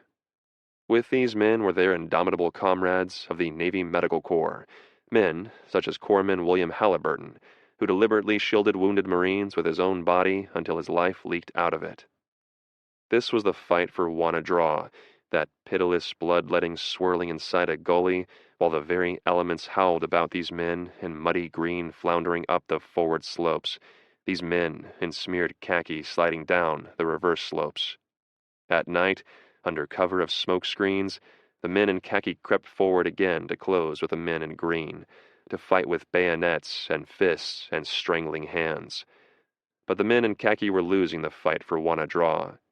The Marines drew closer to Shuri. The soldiers of the 77th Division on their left were thrusting toward Shuri and Shuri Castle from the eastern gate. On the east flank, the 7th Infantry Division was back in the line and smashing into Yanabaru. The 6th Marine Division was again on the march to Naha on the west. All along the line, division and corps artillery were battering Ushijima's strongpoints. The 10th Army's Tactical Air Force roved over the battlefield at will, and the warships of the fleet were slugging away with the most formidable supporting fire yet laid down in the Pacific, for they had caught the hang of pasting those reverse slopes that land-air pounding could not reach. Ushijima's barrier line was buckling. On the eastern front from Conical Hill to Shuri Castle, the 96th and 77th Divisions were also driving slowly but doggedly into Ushijima's bristling defenses. And with the 77th there marched perhaps the most unusual hero in the annals of American arms. His name was Private First Class Desmond Doss. He was a medic in the 307th Infantry. He was also a Seventh-day Adventist, a doctrinal pacifist who shrank from even touching a weapon and would not work on Saturday, his creed Sabbath. As a conscientious objector, on religious grounds, he might have joined that corps of non-combatants who refused to serve their country on the battlefield. But Desmond Doss saw clearly that it was his duty to serve and that he, too, could risk his flesh for his country without taking the life of a brother human. As a medic during his regiment's bitter battle on the Maida escarpment in late April, Doss distinguished himself by his utter disregard for his own safety and his devotion to his soldier buddies. Again and again he risked enemy fire to come to the side of stricken GIs, dressing their wounds and then dragging them to the edge of a cliff, where he fastened them to a rope sling of his own devising and lowered them to safety. He did this so often that some of his buddies, believing that he had a charmed life, sought to stay near him. For his gallantry, Doss received the Medal of Honor, a reproach to those who said, "I will not serve," and a credit to a nation that could bestow its highest military award on a brave pacifist. Doss was still with the 77th on May 11th when that veteran division took on the Chocolate Drop, Wart Hill, Flat Top Hill complex in the center of the island. This forbidding position, almost as formidable as Sugar Loaf, bristled with mortars and interlocking machine guns and 47mm anti-tank guns. Because Ushijima had added a protective minefield to its front, the 7th's GIs, like the Marines at Sugar Loaf, had to attack without tanks. Casualties were frightful. Colonel Aubrey Smith's 306th Regiment was bled so horribly that Smith was compelled to form the remnants, that is, about 800 men out of 2,400, into a single battalion. A similar Gethsemane awaited Colonel Stephen Hamilton's 307th after it relieved the 306th. As Hamilton's soldiers filed into place, one of them thought that the line of American dead sprawled atop Chocolate Drop looked like a skirmish line ready to leap erect and charge. As Doss had risked his life on the escarpment, he crawled bravely through enemy fire to succor the wounded. But there his charmed life ended when a bursting mortar shell mangled both his legs. Doss treated his own wounds, waiting 5 hours for stretcher bearers to arrive. On the way to the battalion aid station, a fierce enemy barrage drove the bearers to cover. Lying alone on the litter, Doss saw a badly wounded GI untended, rolling from the stretcher to crawl to him and dress his wounds. While waiting for the bearers to return, Doss was hit again in the arm, suffering a compound fracture. Overcoming his horror of touching a gun, this indomitable youth actually made a splint for his arm from a rifle stock, and then squirmed 300 yards to the aid station, where he was treated and began to recover from his wounds. Such was the uncommon valor mixed with unique compassion that was common on Okinawa. On the 24th Corps' eastern flank above Buckner Bay, the 96th Division was driving against Conical Hill, and also Dick Hill, just to the east of Flat Top. Here, stiff resistance had stalled both GIs of the 77th on their division's extreme left, and those of the 96th on their own right. But on May 17th, an infantry platoon entered over a road cut between Dick and Flat Top to explode enemy mines. They used bayonets to detonate the buried explosives, a risky tactic that cost 19 casualties. In the process, they sealed off 5 caves full of enemy soldiers. Lieutenant Colonel Cyril Sterner of the 382nd 2nd Battalion realized at once that this lightly defended road was the key to the Japanese position, but it was heavily mined. Ingeniously, Sterner ordered 7 tons of Bangalore torpedoes, lengths of pipe packed with explosives, laid in the road's ruts and detonated, thus blasting all the mines. Now tanks could get into the rear of Dick and Flat Top, assisted by flame-throwing tanks, and once the Americans were able to make such a penetration, they always turned the enemy flank. That's what was done at Flat Top and Dick, and by May 21st, all that was needed for the 10th Army to pierce Ushijima's barrier line was for Colonel Eddie May's 382nd Infantry of the 96th Division to crack that hard nut known as Conical Hill. Conical Hill was the eminence holding down the easternmost flank of Ushijima's Naha-Shiri-Yanabaru barrier. If it fell to the Americans, it would unmask Yanabaru, the eastern terminus of the vital Yanabaru-Naha highway. If the 24th Corps did succeed in turning it, its troops could then meet the 2 Marine divisions of the 3rd Corps at Naha, thus effecting a double envelopment that might trap Ushijima before he could retreat farther south. Because of the importance of this position, General Hodge had chosen Colonel May, his best regimental commander, to direct the attack. Conical Hill's importance had not been lost on General Ushijima, and he had stationed 1,000 of his finest troops there, confident that they could not be dislodged. Most of them were concentrated in the hills and ridges to the west of Conical, where they expected the enemy to strike. Indeed, that was where May actually attempted his penetration. But the battalion May had assigned to that sector got nowhere in 10 days of fighting, while another assaulting Conical's north face had seized so much ground in 2 days that both Hodge and Buckner were delighted. Buckner actually joined May on May 13th to watch the Shermans blasting away at every fissure and crack of Conical's forward slope. Now E and F companies of Lieutenant Colonel Edward Stair's 2nd Battalion began to move out. Because E was slow getting started, the two platoons forming the spearhead of Lieutenant Owen O'Neill's F Company quickly reached their jump-off point.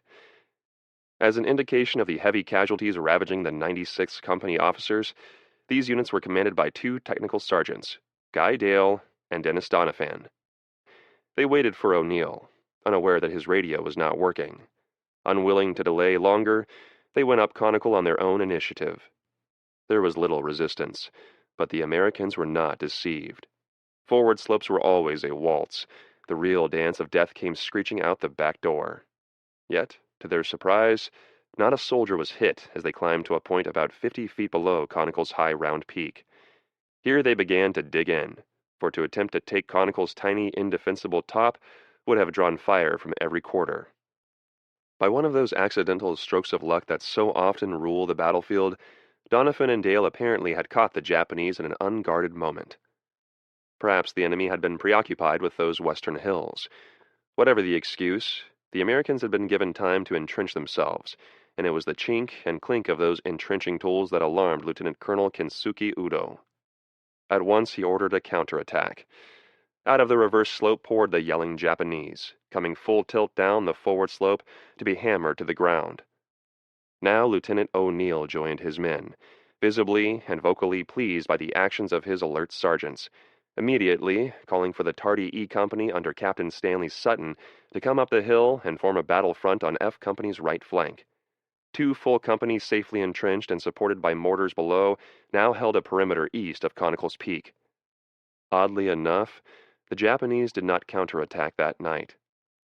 At 383rd's headquarters, a delighted Simon Bolivar Buckner congratulated Colonel May on what he described as one of the finest small unit maneuvers he had ever witnessed. During the next 3 days, May 14th, 15th, and 16th, E and F companies, now joined by G, fought off the desperately counterattacking Japanese in a bitter battle on Conical's forward slope. Gradually, the enemy, again charging through their own mortar shells, began to whittle Colonel Stair's battalion. At last, Major General Jim Bradley ordered Lieutenant Colonel Daniel Nolan's 3rd Battalion of the 381st Infantry to relieve Stair's valiant but fought-out dog-faces. It was a wise decision, for the belligerent Nolan sent his GIs driving down a hogback into Sugar Hill, and with the fall of that strong point, Conical Hill was in American hands. In 10 days between May 11th and 21st, both sides had been locked in the fiercest fighting of this terrible Okinawa campaign, so hideously reminiscent of the trench warfare of World War I, both in its horrible human losses and the attempt of one side to pierce the defenses of an enemy determined to yield not an inch. It was the unstoppable force against the immovable object. More clearly, in military terms, what always happens when firepower wielded by the valiant cannot fail to overwhelm spiritual power alone, no matter how valorous and dedicated its devotees. Casualties in the 77th Division were 239 killed, 1,212 wounded, and 16 missing. In the 96th Division, 138 killed, 1,059 wounded, and 9 missing. Japanese losses are not known, although they were probably twice this number, even though Ushijima's soldiers were on the defensive. Perhaps the greatest tribute to the American fighting men on Okinawa came from their favorite English-language broadcaster, Radio Tokyo. Sugarloaf Hill, Chocolate Drop, Strawberry Hill. Gee, these places sound wonderful. You can just see the candy houses with the white picket fences around them and the candy canes hanging from the trees, their red and white stripes glistening in the sun. But the only thing red about these places is the blood of Americans. Yes, sir, these are the names of hills in southern Okinawa where the fighting's so close that you can get down to bayonets and sometimes your bare fists. I guess it's natural to idealize the worst places with pretty names to make them seem less awful. Why, Sugarloaf has changed hands so often, it looks like Dante's Inferno. Yes, sir, Sugarloaf Hill, Chocolate Drop, Strawberry Hill. They sound good, don't they? Only those who have been there know what they're really like. True enough. But only the Yanks who were there really knew the final score. Ushijima retreats again. Chapter 21. Major General John Hodge saw the lodgment on Conical Hill as an opportunity for a turning movement of Ushijima's eastern flank. He would use the rested 77th Division, rested in that, withdrawn from combat, they had only to contend with mud, misery, and malaria, to move along Buckner Bay's coastal flats without fear of plunging fire from Conical Hill. If the 77th could reach and capture Yanabaru, they could wheel west to join the Marine divisions moving around the enemy's western flank, and so trap the 32nd Army in a double envelopment. It was an excellent concept and a distinct possibility, although two factors stood between the idea and its execution: renewed rain and Ushijima's unwillingness to sit still for destruction. On the night of May 22nd, with the 6th Marine Division across the Asato River and poised to break into Naha, there was another conference under Shuri Castle. Lieutenant General Ushijima had decided to retreat. He could no longer hold his Yanabaru-Shuri-Naha line. He would have to withdraw south of the Yanabaru-Naha Valley, abandoning even that fine cross-island road. Where to? Should it be the wild, roadless Chinen Peninsula on the east coast, or southernmost Kiamu Peninsula? The wrangle began. In the end, the Kiamu was chosen because of the strength of the Yeju-Yuza peaks and the honeycombs of natural and artificial caves that could accommodate the entire 32nd Army for its final stand. The next day, Ushijima began reinforcing his flanks again to hold off the Americans while his withdrawal began, but he was too late to prevent the turning of the west flank at Naha. The 6th Division burst into the city's ruins and began its reduction. Ushijima still counterattacked the 7th Division on the east flank of Yanabaru, trying to relieve the pressure there, but the 7th's valiant dogfaces held fast. A nocturnal kamikaze raid hurled at Okinawa shipping to coincide with Ushijima's land strikes was shattered, with 150 planes shot down in exchange for the loss of the destroyer transport Bates and 1 LSM, plus damage to 8 other ships. The most ferocious display of anti-aircraft power yet seen in the Pacific broke up a daring airborne attack on Yantan and Kadena airfields. It was an unusually clear night, and there were thousands of witnesses to this small, savage setback that the suicide spirit was able to inflict on the Americans. Perhaps 20 twin-engine bombers came gliding through a fiery lacework woven by American anti-aircraft gunners. 11 of them fell in flames. The rest, except one, fled. That solitary Sally bomber skidded on its belly along one of Yantan's runways. When it stopped, 8 of 14 men of the Japanese 1st Air Raiding Brigade were dead in their seats, but 6 of them were alive, tumbling out the door, coming erect, and sprinting for parked planes while hurling heat grenades and phosphorus bombs. They blew up 8 airplanes, damaged 26 others, destroyed 2 fuel dumps housing 70,000 gallons of gasoline, and killed 2 Marines and wounded 18 others before they were finally hunted down and killed. In the morning, the 10th Army was still grinding down toward the heart of Ushijima's defense in Shuri Castle. Marines of the 1st Division in Wanadra began to draw swiftly closer to the city and its heights to their east. They began to notice Japanese sealing off caves and quitting the draw. At noon of May 26th, Major General Del Valle asked for an aerial reconnaissance over the Yanabaru-Naha Valley.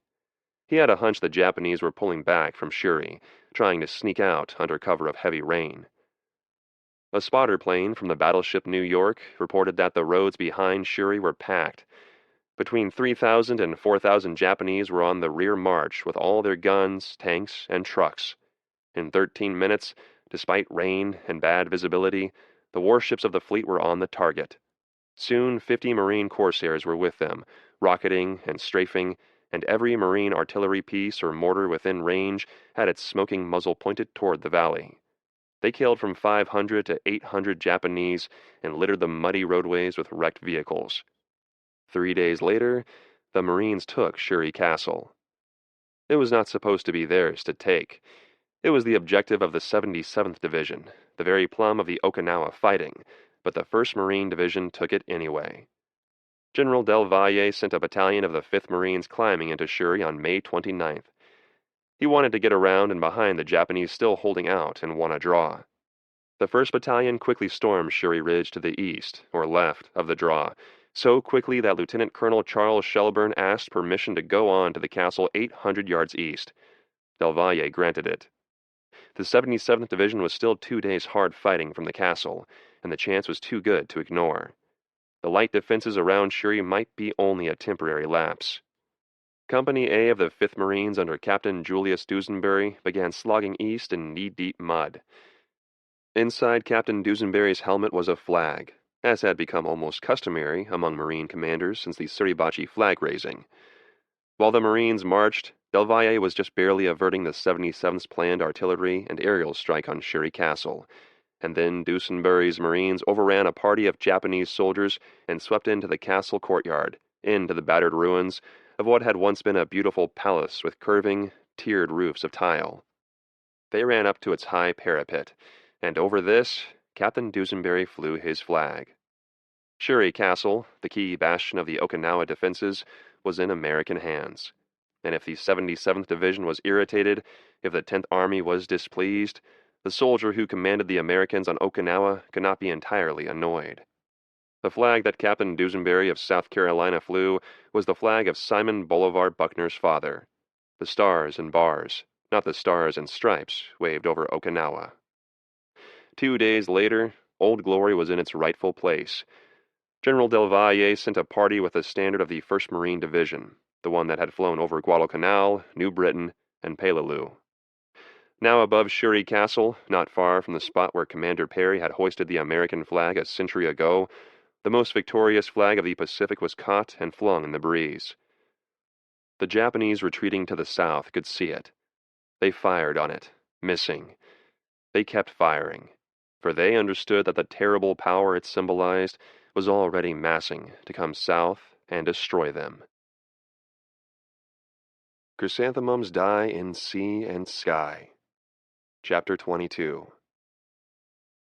Plane and pilot losses in the 5th Air Fleet and 6th Air Army had been so severe that in Japan a special kamikaze corps had been organized. Replacements in both machines and men were fed from bases in central and northern Nippon to Kyushu. Often these aviators were hardly more than raw recruits whose training periods were of short duration. At first, the kamikaze had been strictly volunteers, but as the Okinawa campaign continued, all Japanese sailors and soldiers were subject to suicide duty whether or not they wished to go. Sometimes commanders volunteered their entire units for this not always desirable service. More and more glorious young eagles began to get lost and return to base. Others who went willingly were frustrated by frequent engine trouble or the weather. These were the ardent, idealist youth such as the pilot who left the verse, "When I fly the skies, what a final burial place would be the top of a cloud." Others were not so eager to make the supreme sacrifice, like the one who wrote, "I say frankly, I do not die willingly. I die not without regret. My country's future leaves me uneasy. I am terribly distressed." Much of the glamour of the Special Attack Forces had faded. Its members were still idolized, of course, and there was always a ceremony for the final departure, toasts of sake to be drunk, and cigarettes from the imperial gift to be smoked, Hirohito's parting benefaction upon his private army of assassins. But the scourging of the Kyushu bases by American air power had turned these once thriving and stimulating centers into dreary, dismal limbos where the kamikaze awaiting the death order escaped boredom or depression by helping local farmers with their spring planting.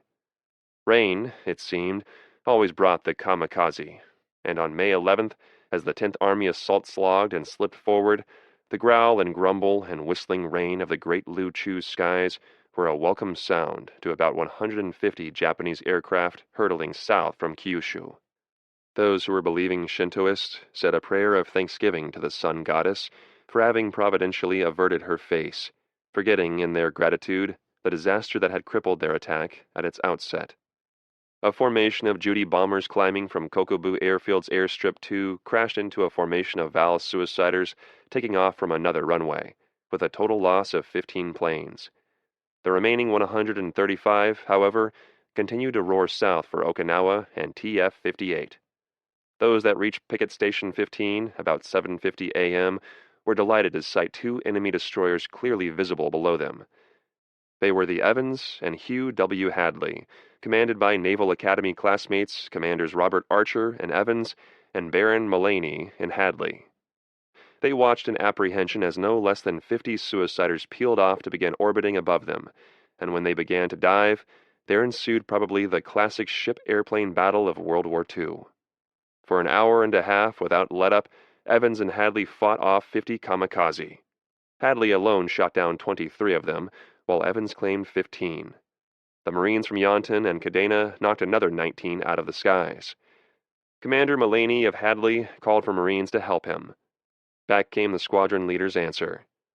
"I'm out of ammunition, but I'm sticking with you." He did, flying straight into a flurry of 10 kamikaze coming at Hadley fore and aft, trying to head them off, while other Marines of his squadron rode down through the ack-ack with stuttering guns. They were not always successful, for both of these tough little ships took 4 kamikaze hits apiece. But they survived to be towed to that anchorage in Keramaretto that had become a vast hospital ward for stricken and maimed American ships. And there, Commander Mullaney could write this tribute to the Yonton and Kadena flyers. "I am willing to take my ship to the shores of Japan, if I could have these Marines with me." Meanwhile, another 50 kamikaze had found Task Force 58. On the bridge of his flag carrier, Bunker Hill, Admiral Mark Mitcher watched in open admiration as the Japanese pilots skillfully used rain clouds and window to deceive the American radar. He frowned as a Zero suicider broke from low clouds on the carrier's starboard quarter, smashing through rows of planes on the flight deck to start fires before crashing overboard and exploding. Behind it came a Judy diving straight down from astern. It hit at the worst possible moment, with armed planes refueling on the flight deck. While a broken fuel line fed a roaring fire, these planes exploded like a burst from a giant machine gun. In a few moments, 400 sailors were killed or blown out of sight, and another 264 wounded. Even so, Bunker Hill's ordeal did not quite equal the agony of Franklin, although there was just as much heroism in the fight to douse her flames and keep her afloat. Machinist mate Jack Salvaggio would forever bless the porthole in the ship's stencil room that he had so fervently cursed for the wind blowing through it to scatter his papers. Now he wriggled through this passport to continued life. Another machinist named Harold Fraught believed he was trapped in a smoke-filled passageway until he saw a tiny open porthole. "I was about to reach it, but couldn't, and I was just about to give up when someone pushed me through. I sure would like to find out who it was who kept pushing every guy through, but not saving himself." For 5.5 hours, Bunker Hill's gallant crew fought the flames threatening to consume and sink their ship. Splendid seamanship saved her. Heeling from a list to starboard to one to port, the great vessel gradually combined gravity and gathering momentum to send a huge mass of burning gasoline and oil, water and foam, sloshing slowly from the hangar deck overboard into the sea. At this point, Admiral Mitcher transferred his flag from Bunker Hill, the second worst hit ship in the Navy to survive, though she would need many more months of repair, to the more famous Enterprise. Next day, the Kikusui struck again, but not nearly with as much savagery as on May 11th, scoring only one hit on the Bache, a radar picket ship far south of Okinawa, knocking out its power plant and killing 41 sailors. Nevertheless, Admiral Spruance was alarmed by the renewed fury of the floating chrysanthemums and ordered Mitcher to take 2 task groups north to work over the Kyushu airfields. Mitcher did, introducing a naval novelty in the night-flying Air Group 90 aboard Enterprise, which gave the weary Japanese airmen no rest. Mitcher also struck hard at Ugaki's northern airfields, shifting his sights from the enemy's battered southern bases. Meanwhile, Corsairs and Hellcats ranged among enemy interceptors like devouring wolves, while the torpedo-launching Avengers and Helldiver dive bombers ravaged no less than 34 of Ugaki's air bases. Still, the kamikaze fought back. On May 14th, a flight of 84 fighters zoomed aloft as cover for 26 Zero suiciders bent on punishing TF-58 for its audacious strikes at the homeland. A pre-takeoff briefing could not have been briefer. 3 words. "Get the carriers." Young Lieutenant Tomai Kai could not forget this command as he roared aloft in his bomb-laden Zero. To his delight, he soon found himself above TF-58 and a monster carrier. He had no way of knowing that this was Enterprise. The Big E, one of the most battle-seasoned flat tops of World War II. But he didn't hesitate to jump her despite the bucking and bouncing of his frail craft from enemy ack-ack exploding around him. Bursting from a cloud at 1,500 feet, Kai pointed his Zero's nose at the Big E's stern and opened his throttle, miraculously passing unscathed through a storm of 20 and 40-millimeter tracers flowing toward him. Standing on the carrier's bridge, Admiral Mitcher's calculating eye calmly watched the enemy's approach. 200 yards astern, Lieutenant Kai flip-flopped his aircraft upside down just as he passed over Enterprise, and then, to steepen his dive, yanked the stick all the way back. Just before he crashed into the carrier's flight deck at an angle of 50 degrees, he released his 550-pound bomb. The missile plunged straight down the yawning elevator well, exploding with a monstrous roar that sent the elevator roof spinning lazily into the sea. Fortunately, most of the crewmen above deck were wearing flashproof clothing, so that only a few men were badly burned in comparison to the horrible scorching of Franklin's crewmen. Moreover, only 13 were killed and 69 wounded. Big E's alert crewmen had prepared their ship for attack. Fuel lines had been drained and filled with CO2. Aircraft had been disarmed, drained of fuel, and stowed below. Compartments had been made watertight by dogging down the bulkheads, and emergency rations were stored within them. Best of all, when flames did erupt, the firefighting details were ready for them. Thus, when Admiral Mitcher on his flag bridge stared quizzically at the hole left in the flight deck by Kai Zero, he was not dismayed. Instead, he removed the long-visored baseball cap he always wore, scratched his bald head, and said, "Tell my task group commanders that if the Japanese keep this up, they're going to grow hair on my head yet." Mark Mitcher also would cherish a calling card found on the intact corpse of the heroic young Lieutenant Tomai Kai, who had come so close to sinking the Admiral's flagship. Following the failure of the floating chrysanthemum operation that included the airborne attack on Yantan Kadena and Lieutenant Kai's crash dive on Enterprise, the 5th Air Fleet was so short of planes and pilots that it pressed into service 20 Shirigaku twin-engine trainers. These awkward aircraft, certainly no match for the swift and sturdy American fighters, comprised most of the aircraft deployed on Kikusui 7 on May 24th. No decision could have been more indicative of the desperation of Ugaki and Sugahara. They would not only lose the invaluable pilots and crew trainers of the Shirigaku, but have few instructors remaining to teach the low-quality recruits being dragooned in the north and sent to Kyushu. And they did lose them, as the Marine Corsairs roved among them with stuttering guns. Nevertheless, Kikusui 7 did hold the destroyer Storms, while damaging the destroyer transports Bates and Barry so badly that Bates sank and Barry was converted to a kamikaze decoy. But the divine winds were back on May 27th to 28th for Floating Chrysanthemum 8, a novelty in that on the 27th some 85 Army and Navy aircraft attacked at night. Here was a demonstration of how inept aircraft designed for daytime combat can be fighting in darkness. Picket destroyers Anthony and Brain, firing on radar, quickly took out an indefinite number of invisible assailants, identified only by gasoline fires on black water. Wisely, the others waited until dawn to renew the assault, slightly damaging Anthony and mangling Brain to kill about 100 American seamen and wounding about the same number. The next day, in clearing weather, the Kikusui were back, this time swooping again on their favorite target, the ships of Radar Picket Station 15. Destroyers Drexler and Lowry were hit and staggered, but above them, Marine Corsairs were plucking petals from the chrysanthemums. Lieutenants R.F. Bourne and J.B. Seaman each downed a red-balled enemy, while Seaman exploded a third. As both pilots joined to attack a fourth, peeling the enemy's metal hide, its pilot maintained control and plunged into Drexler with an impact that sent flames shooting hundreds of feet high. Within a minute, Drexler rolled over and sank, taking 158 men down with her. Reports of this disaster made eyelids flutter in Washington. Had the enemy perfected a new and fearful explosive? The answer came from a board of inquiry that preferred to believe, and probably correct, that a heavy bomb striking a ship's magazine could easily produce such a violent fireball. After May 28th, Admiral Ugaki fully intended to continue his Kikusui attacks, still believing that Admiral Spruance now commanded a ghost fleet of floating wrecks and derelicts.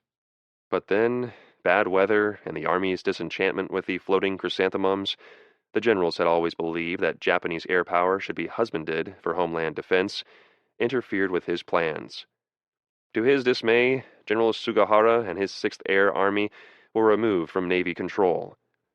He still had the cooperation of the Army's 3rd Air Division, however, and planned to resume what can only be described as his graveyard operation with Kokusui 9 on June 3rd. Before then, American air power received a powerful reinforcement in the arrival of a squadron of Army P-47 Thunderbolts. Here was a fighter unrivaled for its speed, armament, armor, and climbing power. On May 28th, a flight of 8 Thunderbolts under Captain John Vogt jumped 28 Zeros forming in a Lufbury circle, a defensive aerial tactic perhaps copied from a ring of show horses moving tail to nose. Thus each Zero was to protect the tail of the plane ahead. Because the Zero, with its light armament and thin armor, was fast and maneuverable, these pilots probably thought they were safe from attack. But the Thunderbolts climbing at full throttle moved high above their quarry at 28,000 feet, and then came screaming down in a dive that sent 6 of the enemy flaming into the sea along with 2 probables. Captain Vogt claimed to have accounted for 5 of them. Floating Chrysanthemum 9 did take to the skies on June 3rd, supposedly with about 101 aircraft, but this seems unlikely. The naval historian Samuel Eliot Morrison gives only 50. Whatever their number, it was sharply reduced by the Yontan Cadena Marine Corsairs, succeeding only in holing a mine layer. The next day, the kamikaze dove again, but in almost negligible strength. Once again, the unfortunate Anthony was their target. To the crew's unbelieving eyes, a suicider barely nicked by gunfire actually bailed out. This most unwarlike tactic, however, availed him nothing. His parachute streamed after him unopened to mark his plunge into the briny. Another plane dived at Anthony, but her 40mm gunners shot it down. Kokusui 9 suggested that attrition of the 5th Air Fleet, raids from Okinawa, Iwo Jima, Guam, and the fast carriers, was almost complete. Admiral Ugaki, who had started in April with a fleet of more than 4,000 aircraft, was now in June down to about 1,270, of which only 570 were serviceable, and these marked for conventional duty. Only a handful of kamikaze remained. Nevertheless, this relentless, not to say merciless, Air Admiral prepared Floating Chrysanthemum 10. With Okinawa already doomed, it was scheduled for June 21st to 22nd. Supposedly, 58 to 45 kamikaze had been collected, escorted by an unknown number of fighters. Also aboard were 6 Baka bombs, Ugaki's masterpiece. How many of them aborted and returned to base is not known, but by late June, abortion was becoming nearly as popular as divine death had been. This last attack of the deadly floating chrysanthemums produced only a few near misses, while one faithful suicider set the seaplane tender Curtis afire and another struck at Barry, the previously damaged destroyer escort converted to decoy duty, as it was being towed to its station by LSM-50, sinking both ships. Meanwhile, the Baka Brigade was a complete fizzle. 2 failed to release from their mother planes and were returned to Kyushu, while the other 4 were either lost when their mother planes were shot down or harmed nothing but a few dozen fishes. Thus the inglorious end of the Kokusui that were to save Japan. Japan's 3rd Divine Wind had spent itself on the sturdy ships and stout hearts of the United States Naval Service. Ushijima's Last Stand. Chapter 23. It was the month of June, the month of Ushijima's last stand. Lieutenant General Buckner had redisposed his 10th Army for the final heave of the war. On the west, or right flank, the Marine sector had been narrowed. The 6th Marine Division was going to make a shore-to-shore amphibious assault on the Oroku Peninsula in the southwest, and the 1st Marine Division had not the strength to cover the entire 3rd Corps front. The 3rd Corps, in fact, was depleted, with the 2nd Marine Division sent back to Saipan rather than kept afloat as a kamikaze target. Major General Geiger had not been able to rest either the 1st or the 6th. He had no reserve, and the divisions themselves had tried to maintain battle efficiency by resting one regiment while the other 2 attacked. But it could not always be done. so the 3rd Corps needed troops, and soon the 8th Regiment of the 2nd Marine Division would be brought into Okinawa to furnish them. But this was not until after the 8th had finished capturing islands to the west of Okinawa to give Admiral Turner long-range radar and fighter director stations. The 24th Corps was in better shape. Major General Hodge had 3 divisions, exclusive of the 27th on garrison in the north, and had been able to rest one while the other 2 were attacking. Only infrequently, as in the final days before Shuri, were all 3 in the line. But from June 4th onward, the 24th Corps was grinding down on the Jeju-Yuza peaks where most of the 32nd Army's remnants had holed up. Even General Ushijima was here, conducting the last stand from his headquarters cave just above the ocean. June 5th was a sad day for General Hodge, for on that date, his favorite regimental commander, Colonel Eddie May, fell dead with an enemy machine gunner's bullet through his heart. Hodge had called May the finest soldier I have ever known, and though he was indeed a hard-un, the courageous calm with which he would stand exposed to enemy fire while studying Japanese positions was legendary.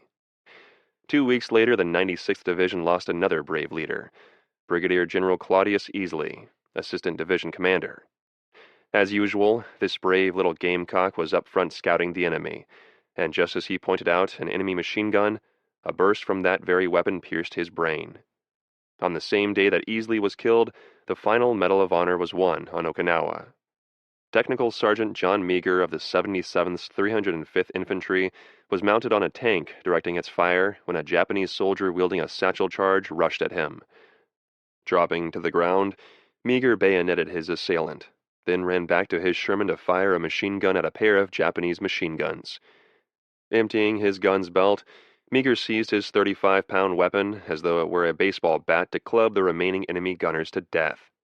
Casualties in the 96th had been far from light, as the division ground south on the honeycomb of caves and fortified peaks that was the Jeju-Yuza.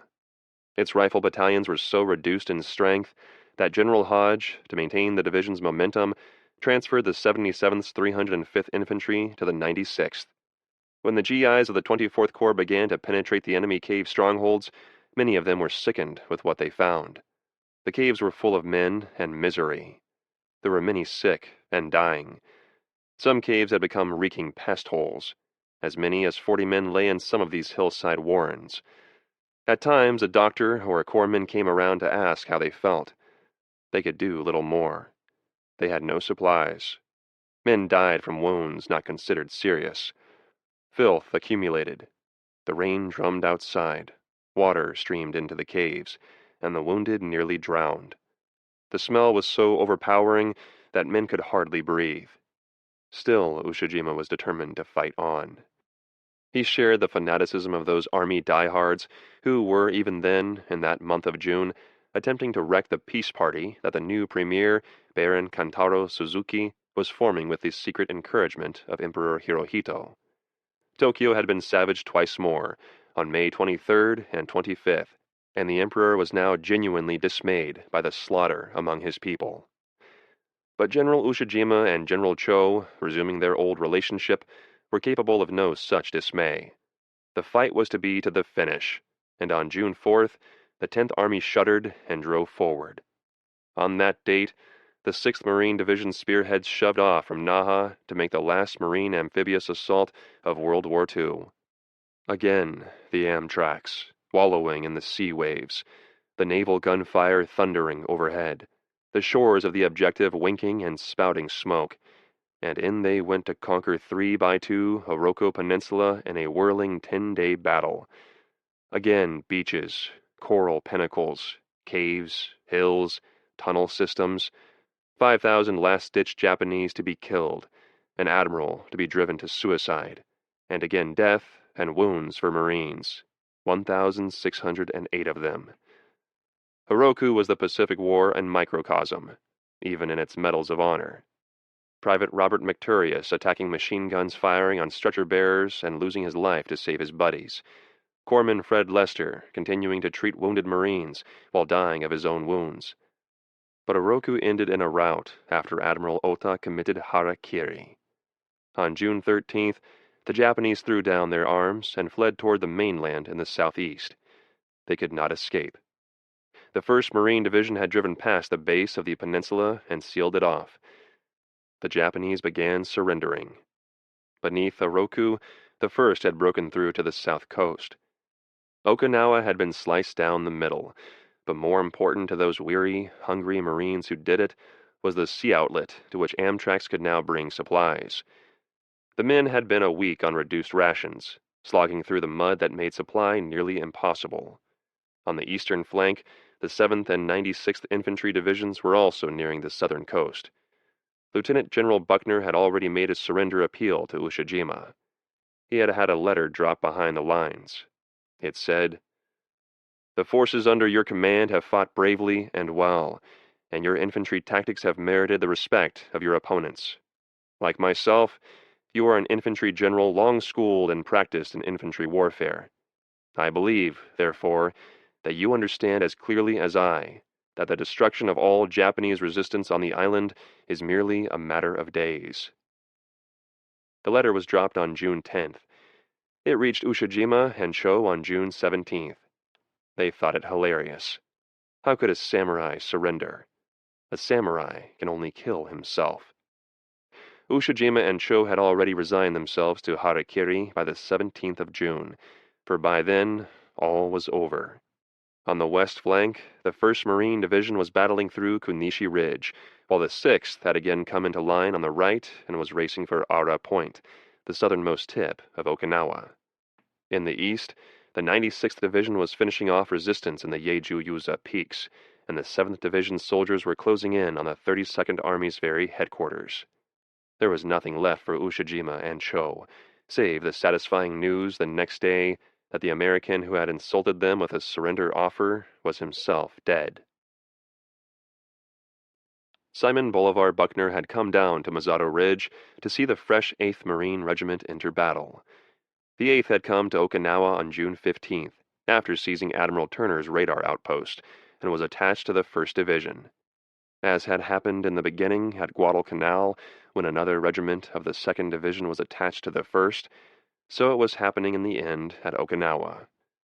Colonel Clarence Wallace sent the 8th Marines in at Kunushi Ridge. They were to attack in columns of battalions to seize a road, to split the enemy in two, to carry out General Del Valle's plans for a decisive thrust to the sea. Lieutenant General Buckner joined Colonel Wallace on Misato Ridge at noon. He watched the Marines for about an hour. They moved swiftly on their objective. Buckner said, "Things are going so well here, I think I'll move on to another unit." 5 Japanese shells struck Misato Ridge. They exploded and filled the air with flying coral. A shard pierced General Buckner's chest, and he died within 10 minutes, knowing, at least, that his 10th Army was winning. Command went to Roy Geiger, senior officer and about to be promoted to lieutenant general. The grizzled white bear who had been at Guadalcanal in the beginning was leading at the end on Okinawa. That came 3 days later. On June 21st, a patrol from the 6th Marine Division reached a small mound atop a spiky coral cliff. It was the tip of Ara Point. Beneath them were the mingling waters of the Pacific Ocean and the East China Sea. A few more days of skirmishing and a reverse mop-up drive to the north remained. When these were over, and the last of the kamikaze had been shot down, the Japanese 32nd Army was no more, with roughly 100,000 dead, and, surprisingly, another 10,000 captured. American casualties totaled 49,151, with Marine losses at 2,938 dead or missing and 13,708 wounded. The Armies at 4,675 and 18,099. And the Navies at 4,907 and 4,824. There was little left of Japanese air power after losses of about 3,000 planes, about 1,900 of them kamikaze, against 763 for the Americans, and the sinking of Yamato and 15 other ships meant the end of Nippon's navy. Official and early American estimates of 7,800 Japanese planes lost during the Okinawa campaign, either in combat or under enemy air raids, were much too high. A more conservative and probably more accurate figure of 3,000 was later made by the U.S. Strategic Bombing Survey. Though the United States Navy had been staggered with 36 ships sunk and another 368 damaged, there was still plenty left to mount the fall invasion of Kyushu from Okinawa. So the Great Lu Chu fell to the Americans after 83 days of fighting. A few hours after the Marine Patrol reached Ara Point, Major General Geiger declared organized resistance to be at an end. A Samurai Farewell. Chapter 24. On the night of June 21st, the day General Geiger declared the American victory on Okinawa, Ushijima and Cho realized in their headquarters under Hill 95 near the Pacific Ocean that the end had come. Soldiers of Colonel John Finn's 32nd Infantry of the 7th Division were still dropping hand grenades through a vertical air shaft from the top of the hill. The explosives had already killed or wounded 10 officers. Neither Ushijima nor Cho wished to meet a similar fate at the hands of the American devils. They would take their own lives in the accepted samurai ceremony. Colonel Yahara had desired to join them in harakiri, but Ushijima had decreed that his planning officer, with his excellent memory and habit of straightforward reporting, should be the only man to attempt to escape to Tokyo with a full account of what had happened on Okinawa. Unfortunately, in his physique and bearing, Hiromichi Yahara was also the worst possible choice. No matter how he sought to disguise himself, this tall and patrician officer would stand out among the diminutive Okinawan population like a green tree in a petrified forest. And he was quickly captured. Being a samurai, he had probably asked for a bayonet with which to make the act of expiation like so many other captured samurai before him. If he had, he certainly would have been laughingly refused. That night under Hill 95, Lieutenant Generals Ushijima and Cho, together with their ranking officers, consumed a farewell dinner prepared for them by the commander's cook, Tetsuo Nakamoto. It began with bean curd soup, and then proceeded to a bountiful repast of rice, canned meats, potatoes, fried fish cakes, fresh cabbage, and a dessert of canned pineapple. Sake flowed as freely as the lively conversation. At the meal's end, Isamu Cho produced his large stock of liquors, a bottle of black and white Scotch, with which he and his chief solemnly toasted each other.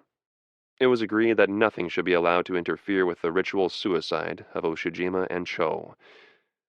Thus, in the early morning hours just before moonrise, the officers and men of 32nd Army Headquarters would deliver the last banzai of World War II, a climbing charge up Hill 95, and after that, if there were any survivors, the town of Mabuni. At about 3 a.m. of June 22nd, 1945, with a glowing white moon polishing the gleaming black waters of the Pacific, and with Ushijima's staff singing Umi Yukaba, the members of the last banzai began climbing the cliff. Behind them, at his desk, Ushijima wrote his last message to Tokyo. Our strategy, tactics, and techniques all were used to the utmost. We fought valiantly, but it was as nothing before the material strength of the enemy. Cho wrote, 22nd day, 6th month, 20th year of the Showa era. I depart without regret, fear, shame, or obligations. Army Chief of Staff, Army Lieutenant General Cho, Isamu, age of departure, 52 years. At this time and place, I hereby certify the foregoing. Bowing to his chief, Cho said, Well, Commanding General Ushijima, as the way may be dark, I, Cho, will lead the way. Returning the bow, Ushijima replied, Please do so. I will take along my fan, since it is getting warm. An hour later, Ushijima and Cho stepped through a fissure in the cliff face overlooking the ocean. This account of Ushijima and Cho's final moments came from Ushijima's cook, Tetsuo Nakamoto, who was a witness. It was about 6 feet high and 6 feet wide, opening upon a small ledge above the water. Both wore their dress uniforms, complete with medals and saber. A white quilt and a white sheet symbolizing death were laid over the ledge. Above them, the moon had begun its descent. They strolled out to the ledge, Ushijima calmly fanning himself. They bowed in reverence to the eastern sky, the customary obeisance to the emperor, and sat together on the white sheet and quilt. Only 100 feet behind them were the approaching American soldiers. Having heard voices, they began hurling grenades, unaware that the Japanese generals were so close to them. First Ushijima and then Cho bared their bellies to the upward thrusts of the ceremonial knives in their hands. Upon the sight of blood, the adjutant standing by with unsheathed saber delivered the coup de grace. 2 shouts, 2 saber flashes, and it was done. And the moon began sinking into an obsidian sea. Epilogue. The Value of Okinawa. Chapter 25. Truth trying to overtake falsehood is like the sound of an explosion seeking to catch up with the flash, and this seems to be especially true of that great myth of World War II, the belief that the atomic bombs dropped on Hiroshima and Nagasaki in early August 1945 compelled Japan to surrender. There is no question that these dreadful fireballs, ushering in the age of the mushroom cloud, had much to do with Emperor Hirohito's decision to order his imperial conference to accept the Allied surrender offer. But before they were dropped, as has been suggested at the beginning of this narrative, Japan was already a defeated and demoralized nation, deeply divided between the diehards fiercely determined to continue the conflict regardless of the cost, and those timid members of the peace party who realized that the end had come, but who still feared to risk the wrath of the firebrands. The atomic bombings then brought Hirohito to their side and encouraged them to defy the warlords. But the fact remains that before then, before Okinawa, Japan was already beaten. This was the conclusion of the most authoritative voice on the subject, the U.S. Strategic Bombing Survey created by President Harry Truman to assess the effects of Allied bombing in World War II. It declared, based on a detailed investigation of surviving Japanese leaders involved, it is the survey's opinion that certainly prior to 31st December 1945, and in all probability prior to 1st November 1945, Japan would have surrendered, even if the atomic bombs had not been dropped, even if Russia had not entered the war, even if no invasion had been planned or contemplated. No judgment could be more unequivocal. Why, then, were the bombs dropped? Debate still rages over whether or not Japan should have been so ravaged. Harry Truman to his dying day insisted that he never had any doubt about the necessity of striking Nippon with atomic weapons. However, recent examination of his private papers produced a letter to his sister in which he wrote, "It was a terrible decision." Some critics claim that Japan was chosen rather than Germany because it was an Oriental nation, ignoring the fact that the Nazis had been destroyed in May, 2 months before the Fat Boy on its tower at Alamogordo flashed upward with a light not of this world, or that the thickening mood of savage revenge that had seized the American public had to be satisfied. Apart from such emotional conclusions, it should be obvious that the atomic bomb kept Stalin out of Western Europe and forced him to walk softly in Asia.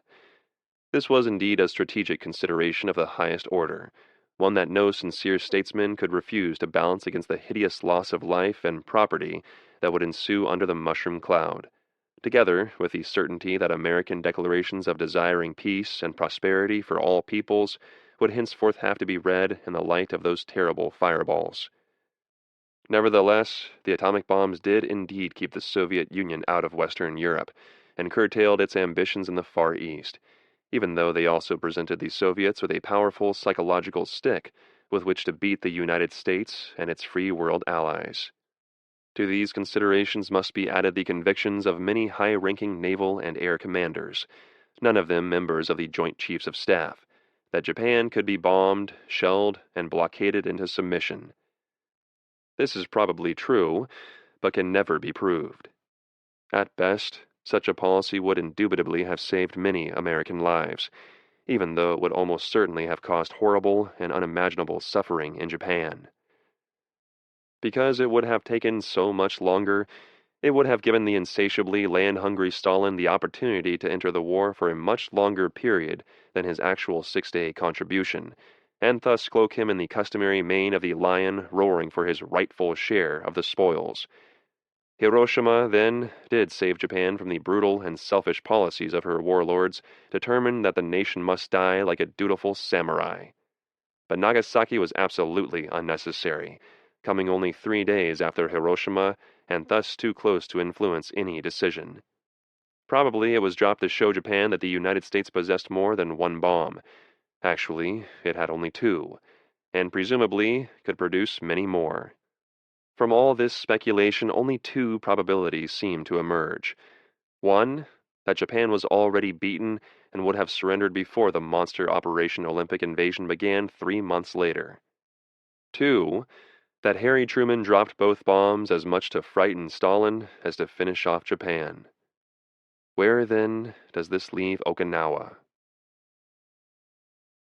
A corollary of the myth of the atomic bombs is the other, though less widespread, misconception of Okinawa as an unnecessary battle.